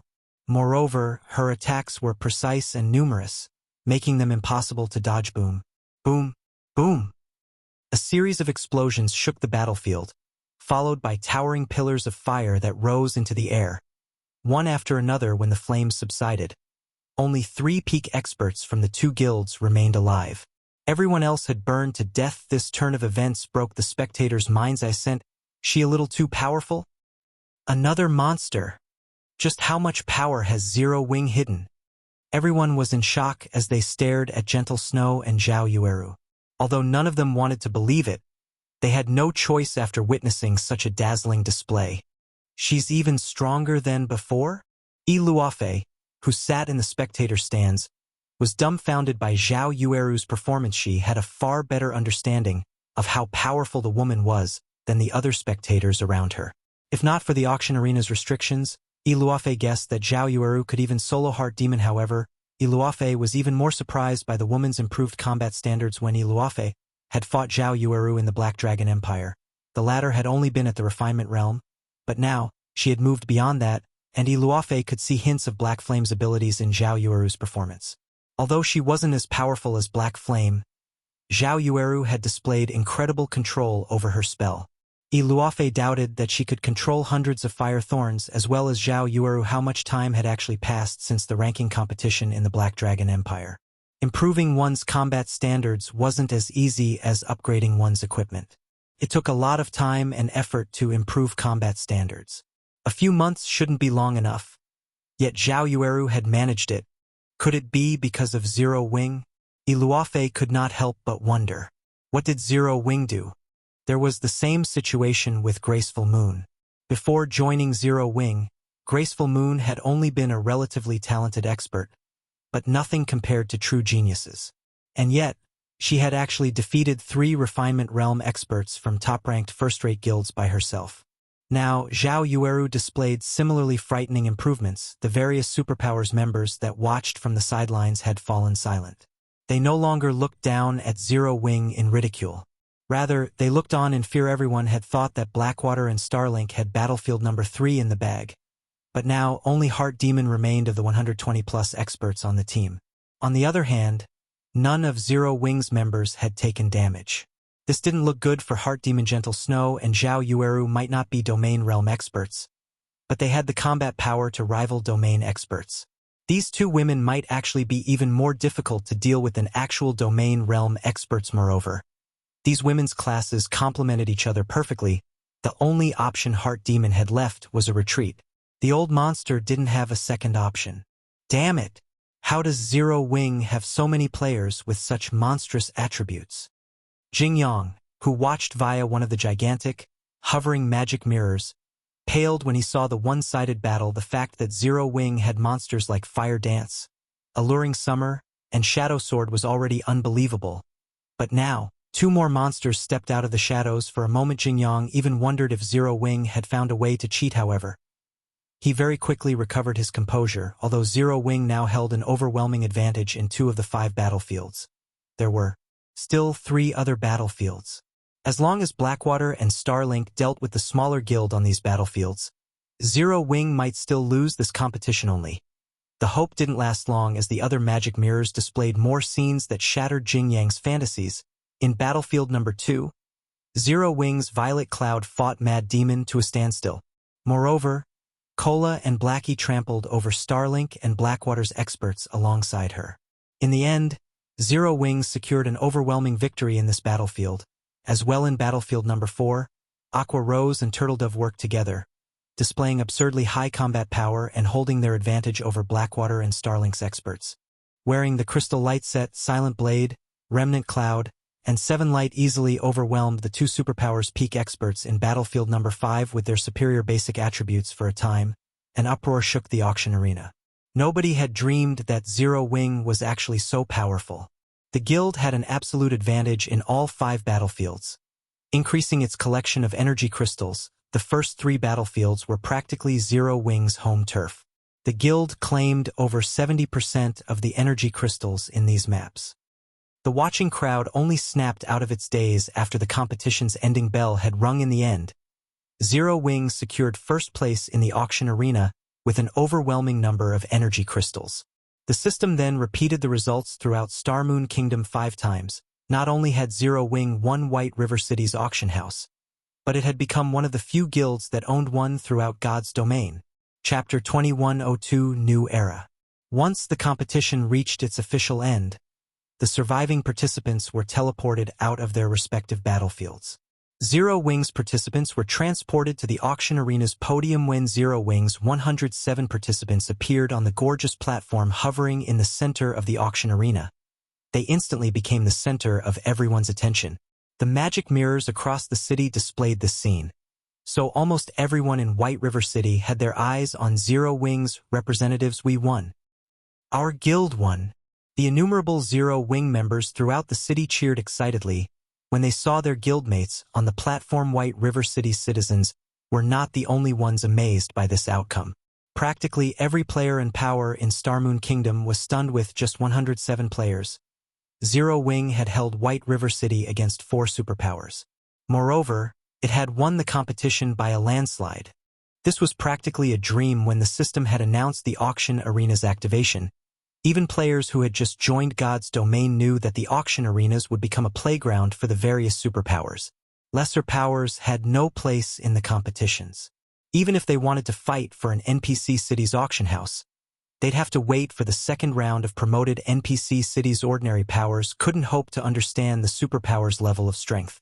This fact had been proven true multiple times in God's domain already. Even before the auction arena system, countless powers had fallen, caught in the crossfire between competing superpowers. Even first-rate guilds had fallen which ordinary players already considered unreachable. Hence, nobody had expected for White River City's auction arena to end like this. Be the time Surfong, Zero Wing's guild leader, held up the crystalline certificate that granted the guild the management rights over White River City's auction house. The arena's atmosphere had reached its peak. I finally have it. Surfong burned with excitement as he gazed at the crystalline certificate that glowed with a multicolored light. In his previous life, he had been forced to watch the various major powers obtain control of the auction houses in NPC cities from the spectator stands. In this life, however, not only had his guild secured an NPC city's auction house, but Zero Wing was also one of the first guilds to do so. Countless Zero Wing members shouted their elation throughout White River City, their voices echoing down every street. It seemed like these players were trying to tell the world that from today, Zero Wing was White River City's true overlord. Now that Zero Wing had control of White River City's auction house, it had control over the city's economic lifeline. Even if multiple superpowers moved against Zero Wing, they couldn't touch the guild in this city. Moreover, Zero Wing now had an additional income source, which would guarantee a certain level of the guild's development. Zero Wing's position in Starmoon Kingdom was also unshakable now. Surpassing the guild within its kingdom was nearly impossible after this victory. In addition, as one of the first guilds to win the management rights to an NPC city's auction house, Zero Wing qualified to contest with the various superpowers for neutral maps. With a nigh impenetrable mean headquarters, Zero Wing could afford to send more manpower to neutral maps. Now, Zero Wing truly had the potential to become a superpower in the future. A superpower. Countless powers and players in the virtual gaming world dreamed of commanding such power. When Gentle Snow and Aqua Rose saw the crystalline certificate in Surfang's hand, they were just as emotional and excited. Neither of them ever thought that Zero Wing would reach this point as the guild's core upper echelons. No one understood Zero Wing better than they did. The fact that Zero Wing had started as a guild with nothing, yet developed into something so powerful so rapidly, was a miracle. Although some assumed otherwise, Zero Wing truly lacked a background. It didn't even have any financial support from major companies. Zero Wing had reached this point by relying on its own abilities. It wasn't anything like the various large guilds that didn't have to worry about needing funds. Black Flame has really tricked me. It's no wonder why Zero Wing has always been uninterested in the various superpowers' olive branches, going so far as to provoke multiple superpowers. Galaxy Past, who sat in the spectator stands, couldn't help his rueful sigh as he watched Surfong and the other Zero Wing members bask in their glory. When he thought back to his plan of surpassing Zero Wing with the Star Alliance, he found the idea laughable. Surpass? How was the Star Alliance going to do that? The 107 players on the levitating platform were enough to make the best first-rate guilds tremble in fear, not to mention Zero Wing's potential for growth. He more or less understood why Gentle Snow, Ouroboros's former guild leader, had joined Zero Wing. Many first-rate and pseudo-super first-rate guilds had reached out to Gentle Snow when Blackwater had annexed Ouroboros, but in the end she had chosen to join Zero Wing, becoming a laughingstock. This is strange, guild leader. Why do I feel like the various major powers here are actually excited about this? Purple Eye asked strangely as she looked around her. Zero Wing had won this competition. The various major powers present shouldn't have anything to do with this victory. Yet they acted as if Zero Wing had won this auction arena for them. It's only natural, Galaxy Past said, chuckling. Zero Wing broke the superpower's undefeatable curse and birthed a new era. So of course, the various major powers are excited. A new era? Realization dawned on Purple. Jade superpowers had always been undefeatable in God's domain. Only other superpowers could contend with a superpower. In fact, this was common sense in the virtual gaming world. Although there had been instances of a non-superpower defeating some of God's domain's superpowers, these fights had been mere squabbles. They proved nothing. Moreover, these victors had relied on superpowerful items with limited effective periods. These items only allowed non-superpowers to shine for a limited time, and there was no relation between these items and a power's true strength. At most, These powers had attracted others' attention and envy, however. The auction arena tested the participating powers' comprehensive strength. No external items were allowed in the competition. Moreover, the various participating superpowers took this competition very seriously thus. Zero Wing was the first non-superpower to achieve true victory over multiple superpowers. This victory also proved that superpowers could be defeated. Interesting. The superpowers actually lost. It seems the era of superpowers' rule over God's domain has finally come to an end. After today, this is the era of new powers like us. In one of White River City's crowded advanced bars, upper echelons from powers that had been operated in secret began to grow restless after witnessing the auction house competition's outcome. Meanwhile, like the plague, news of Zero Wing's victory in White River City's auction arena spread throughout God's domain, reaching every major power and superpower on the continent. Chapter 2103, Uproar in Star Moon Kingdom. After Zero Wing won White River City's auction house, the various superpowers received the surprising news in less than 10 minutes. Although White River City was not an important NPC city, it was one of the first cities to have an active auction arena system. Naturally, the various superpowers wouldn't let it slip through their grasp yet, despite 4 superpowers fighting to secure the auction house. A non-superpower, Zero Wing, had won the competition. No matter how the various superpowers considered the news, it was unbelievable. The unexpected development made the superpowers suspicious. They all suspected that Zero Wing had support from a super guild or a major corporation. However, regardless of their assumptions, Zero Wing's name had made it onto their lists, becoming a target to pay close attention to. After all, now that Zero Wing had secured an NPC city's auction house, it had gained a tremendous amount of financial strength.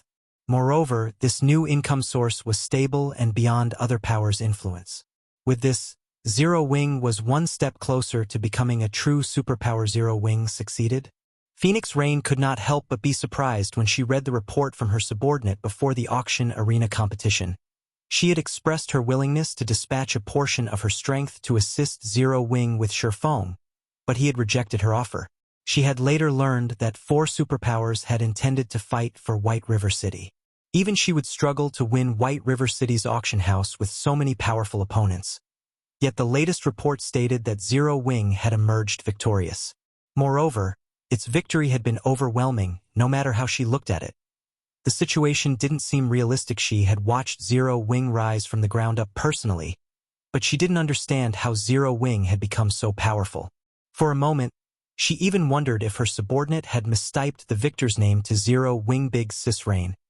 We've just received a message from the Great Pavilion Master. He wants to hold an elder meeting and requests your attendance. He says that it's related to Zero Wing. Blue Phoenix excitedly announced as she rushed into the room. I got it. Phoenix Rain could not help her bitter smile when she heard the message. She had wanted to help Zero Wing. She hadn't thought that it would help her instead. Or Empire, Crimson Flame Fortress. After a long period of development, the Crimson Flame Fortress's operations could rival that of a small NPC city. Including the NPC soldiers that guarded the fortress, it had become one of the safest rest areas in the Ur Empire, and it was very close to the Ur capital city. By using the fortress's teleportation function, players could reach the regional dungeon very quickly. As a result, the fortress had become exceptionally popular among players. However, tension dominated Blackwater's residence in the Crimson Flame Fortress. Jingyang, who stood in the Vice Guild leader's office, was drenched in sweat. Zero Wing sure has a lot of experts. Xuanwu Chisa wore a faint smile as she finished reading Jingyang's report. Neither joy nor sadness filled Xuanwu Chisa's voice. Yet those who heard it would feel an extraordinarily frightening pressure. Even South Time, who stood behind Jingyang, felt his legs wobble for a moment. Vice Guild leader, Zero Wing's strength has truly exceeded our expectations. Do we still intend to put pressure on the guild after this? A blue-clad elderly man, who radiated a much stronger aura than South Time's, asked Zero Wing had enough apex experts to rival an ordinary superpower. Superpowers would have a very difficult time harassing the guild with their own apex experts. Zero Wing now had the strength to surround and defeat apex experts. On the off chance that its experts killed Blackwaters, the consequences would be severe. Apex experts were incredibly important assets to a superpower, and a single death could be dire for a superpower's development. Moreover, With the strength Shurfeng had displayed thus far, Zero Wing wouldn't likely need to launch a large-scale offensive to deal with hostile Apex experts. Shurfeng alone would be more than enough to get the job done. The only option Blackwater had left involved mobilizing all of its Apex combatants to wage a war of attrition against Zero Wing. However, doing so would not benefit either side. Blackwater's development would stagnate, and it would fall behind other superpowers.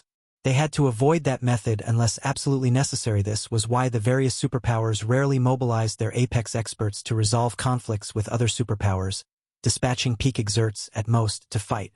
Apex experts played a crucial role in acquiring powerful items, and superpowers couldn't afford any hindrances to their development normally. Superpowers also had the option of an economic war, but now that Zero Wing had White River City's auction house, its financial prowess was likely unshakable. Of course, we are continuing, Xuanwu Chisa said as she eyed the blue-clad elder beside her. This is merely the start of Zero Wing's tragedy. Starlink has 1 auction houses in 3 NPC cities, including Dark Knight cities. This has substantially increased the guild's overall strength. With the Starline Corporation's support, Starlink will only grow stronger. Although it failed to take White River City from Zero Wing, it won't let the smaller guild off the hook so easily. Understood. I'll make the necessary arrangements.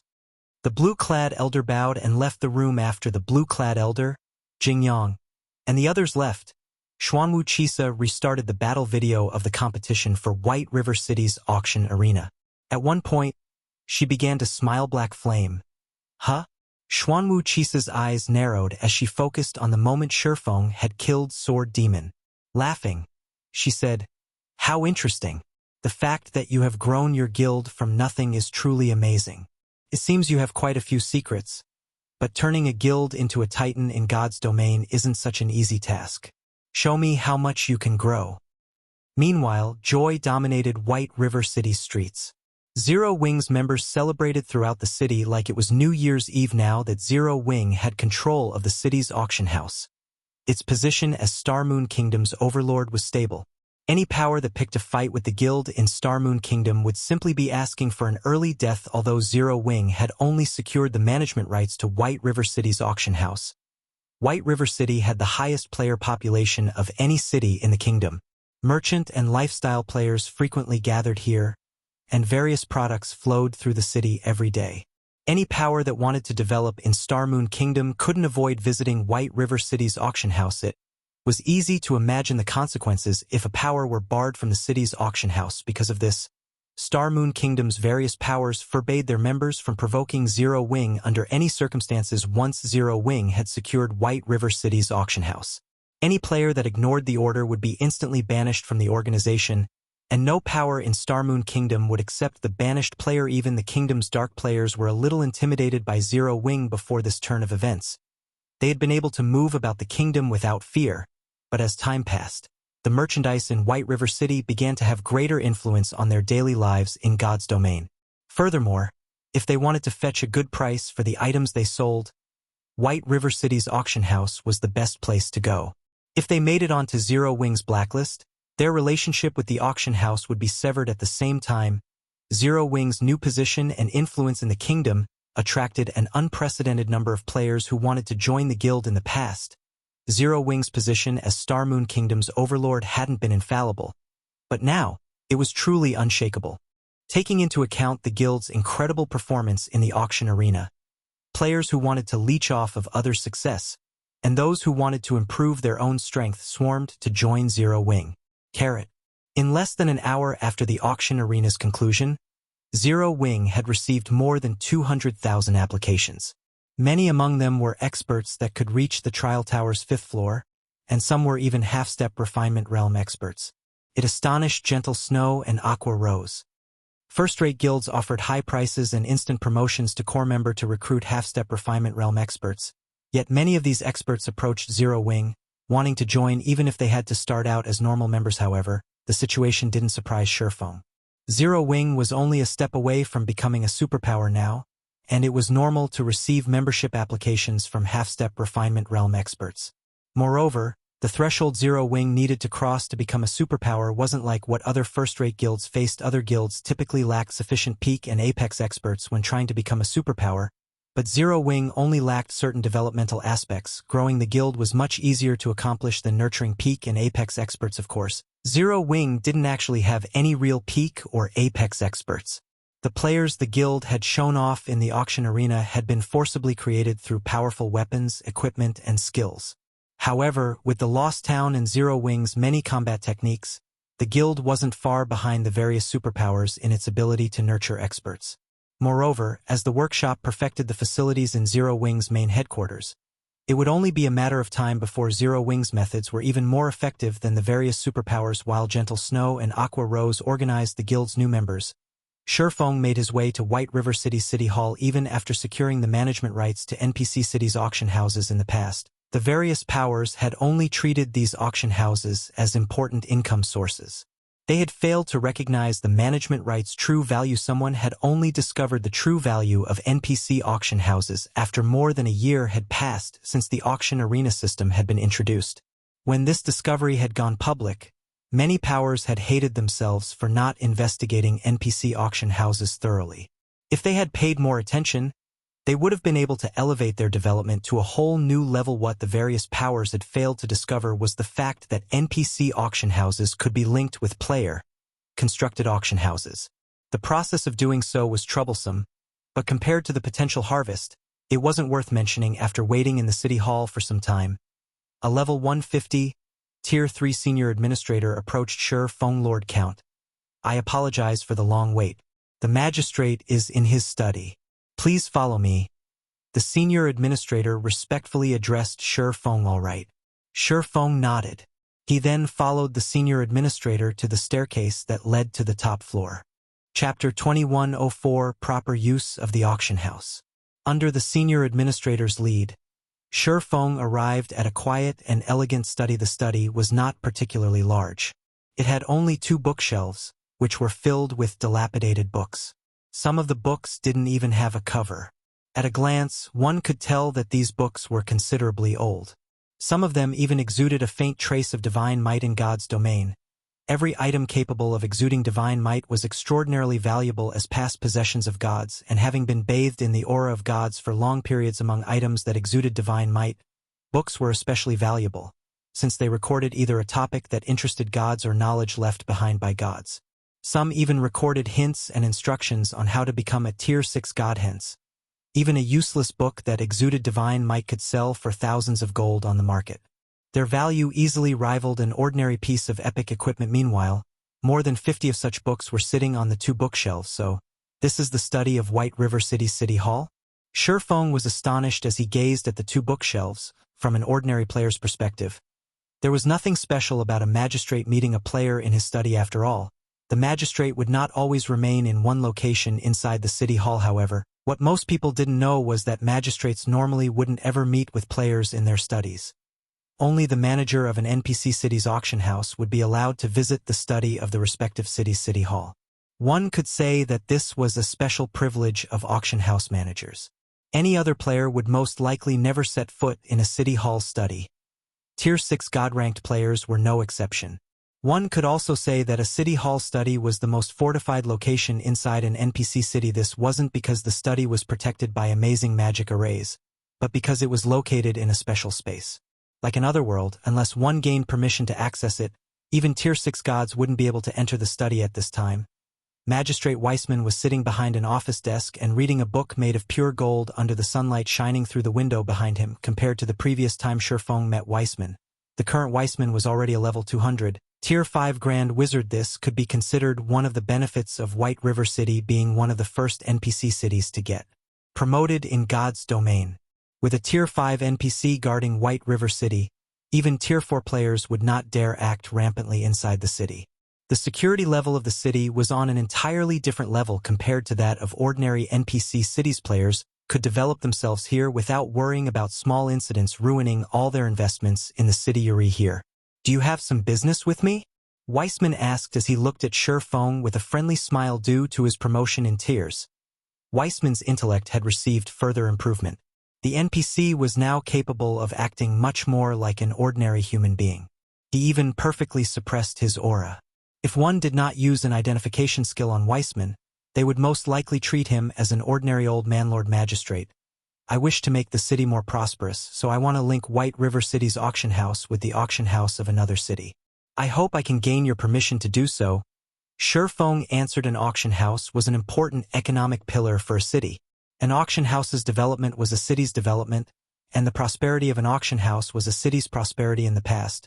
The powers merely treated the NPC auction houses they acquired as an ATM and the key to controlling an NPC city. They failed to understand that NPC auction houses were actually a tool for hastening the development of guild towns. This function had only been discovered more than a year after the auction arena system's introduction into the game. A year. With the popularity and income that an NPC auction house brought, 1 year was more than enough to elevate a guild town into an advanced city.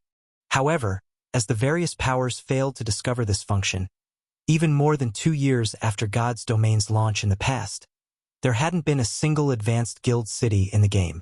Even the existing intermediate cities back then had still been far from becoming advanced cities. Without the help of an NPC auction house, even 3 to 5 years of development wouldn't be enough to elevate an intermediate city to an advanced city. Guild towns and cities were a guild's foundation for development in God's Domain. Meanwhile, there was an enormous difference between guild towns and cities of different ranks, especially when an intermediate city was promoted into an advanced city.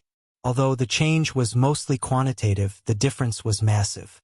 Moreover, some special constructions that assisted players in their development could be constructed only in advanced cities. Hence, when the various powers received news about this function, they had all been filled with regret. Had they known about this function early on, they would have been able to elevate their guild's development speed and the standard of players in their territory to a whole new level. This was particularly true for the standard of players. As players reached higher levels, the maps inside kingdoms and empires would become inadequate for players seeking to improve themselves. This improvement wasn't limited to levels. It referred to clearing the Tier 3 promotion quest as well. Level 100 was a massive turning point for players in God's Domain. Not only were level 100 monsters much more difficult to handle than level 99 monsters, but it was also the minimum level at which players could get promoted to Tier 3. Meanwhile, the precondition for promotion to Tier 3 was development in neutral maps. However, as luck would have it, level 100 plus neutral maps were extremely dangerous, so dangerous that even Tier 2 experts would struggle to survive in them. Most importantly, the environment in these neutral maps was extremely severe. Low ambient mana, like in the Witch's Hill, was only the least of the environmental challenges in these level 100 plus neutral maps. If players wanted to have an easier time developing in these level 100 plus neutral maps, they needed to rely on the support of a guild city. Developing in a level 100 plus neutral map was akin to walking through a barren desert with a guild city serving as an oasis. However, proper player development in level 100 plus neutral maps depended largely on the rank of the guild city. In level 100 plus neutral maps, a basic city was only the baseline for survival for Tier 2 players. That was right, survival. Basic cities merely protected players from dying from unexpected events. Only after reaching the intermediate standard would a guild city be able to provide players with a better life in neutral maps. Guild cities that had reached the advanced standard could provide players with comfortable lives even in level 100 plus neutral maps. Tier 3 promotion would also become considerably easier, which was the reason why the various powers of God's Domain had been so desperate to obtain an advanced city of their own in the past. If a power could upgrade its guild city to the advanced standard early on, the speed of conversion to Tier 3 and the number of players converted would increase significantly. Said power could then widen the gap between itself and other powers. This was also the reason why Shurfeng was so desperate to secure White River City's auction house. After all was said and done, superpowers were still superpowers. Zero Wing could not hope to match the resources and manpower they had on hand. Although everyone believed that Zero Wing was only one small step away from becoming a superpower, they failed to realize that a gigantic gap remained between Zero Wing and an actual superpower. Moreover, as more time passed, this gap would only become increasingly obvious, the so-called snowball effect. Currently, even the best players in God's Domain had just started their journey in Tier 2, so the difference might not be so obvious. However, after players reached Tier 3, the gap would be glaring if he did not set up a sturdy foundation for Zero Wing now. Then once the various superpowers of God's Domain started obtaining Tier 3 players, he might be able to protect himself, but Zero Wing might not be able to defend itself against superpowers. Link with the auction house of another city? Weissman put down the book in his hands and entered deep thought when he heard Shurfeng's words. Before long, he said, "It's not exactly impossible, but this matter will be very difficult to accomplish. If you fail, you'll have to pay a considerable price. Are you truly willing to accept this task?" "Yes." Shurfeng nodded seriously. He had long since known about this point, as he wouldn't have visited Weissman without preparation. "Which town or city would you choose?" Weissman asked. "Stone Forest Town." Shurfeng replied. "The Witch's Hill Zero-Wing City was a precious leveling ground. He couldn't possibly move Zero-Wing City to a neutral map." Stone Forest Town, however, was a different story. The Stoneclaw Mountains the town was built in was already starting to lose popularity among players. Moreover, Stone Forest Town was already an advanced town and only a step away from becoming a basic city.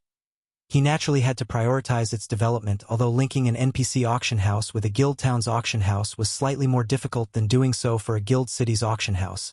The difficulty was only on the standard of an epic team quest.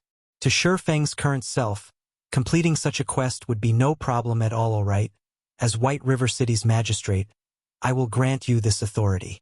Here are the tasks you need to complete. I hope you can succeed," Weissman said as he took out a parchment and handed it to Shurfeng. Meanwhile, the moment Shurfeng accepted the parchment, a system notification entered his ears. "System, you have accepted the inferior legendary quest, Road of Prosperity.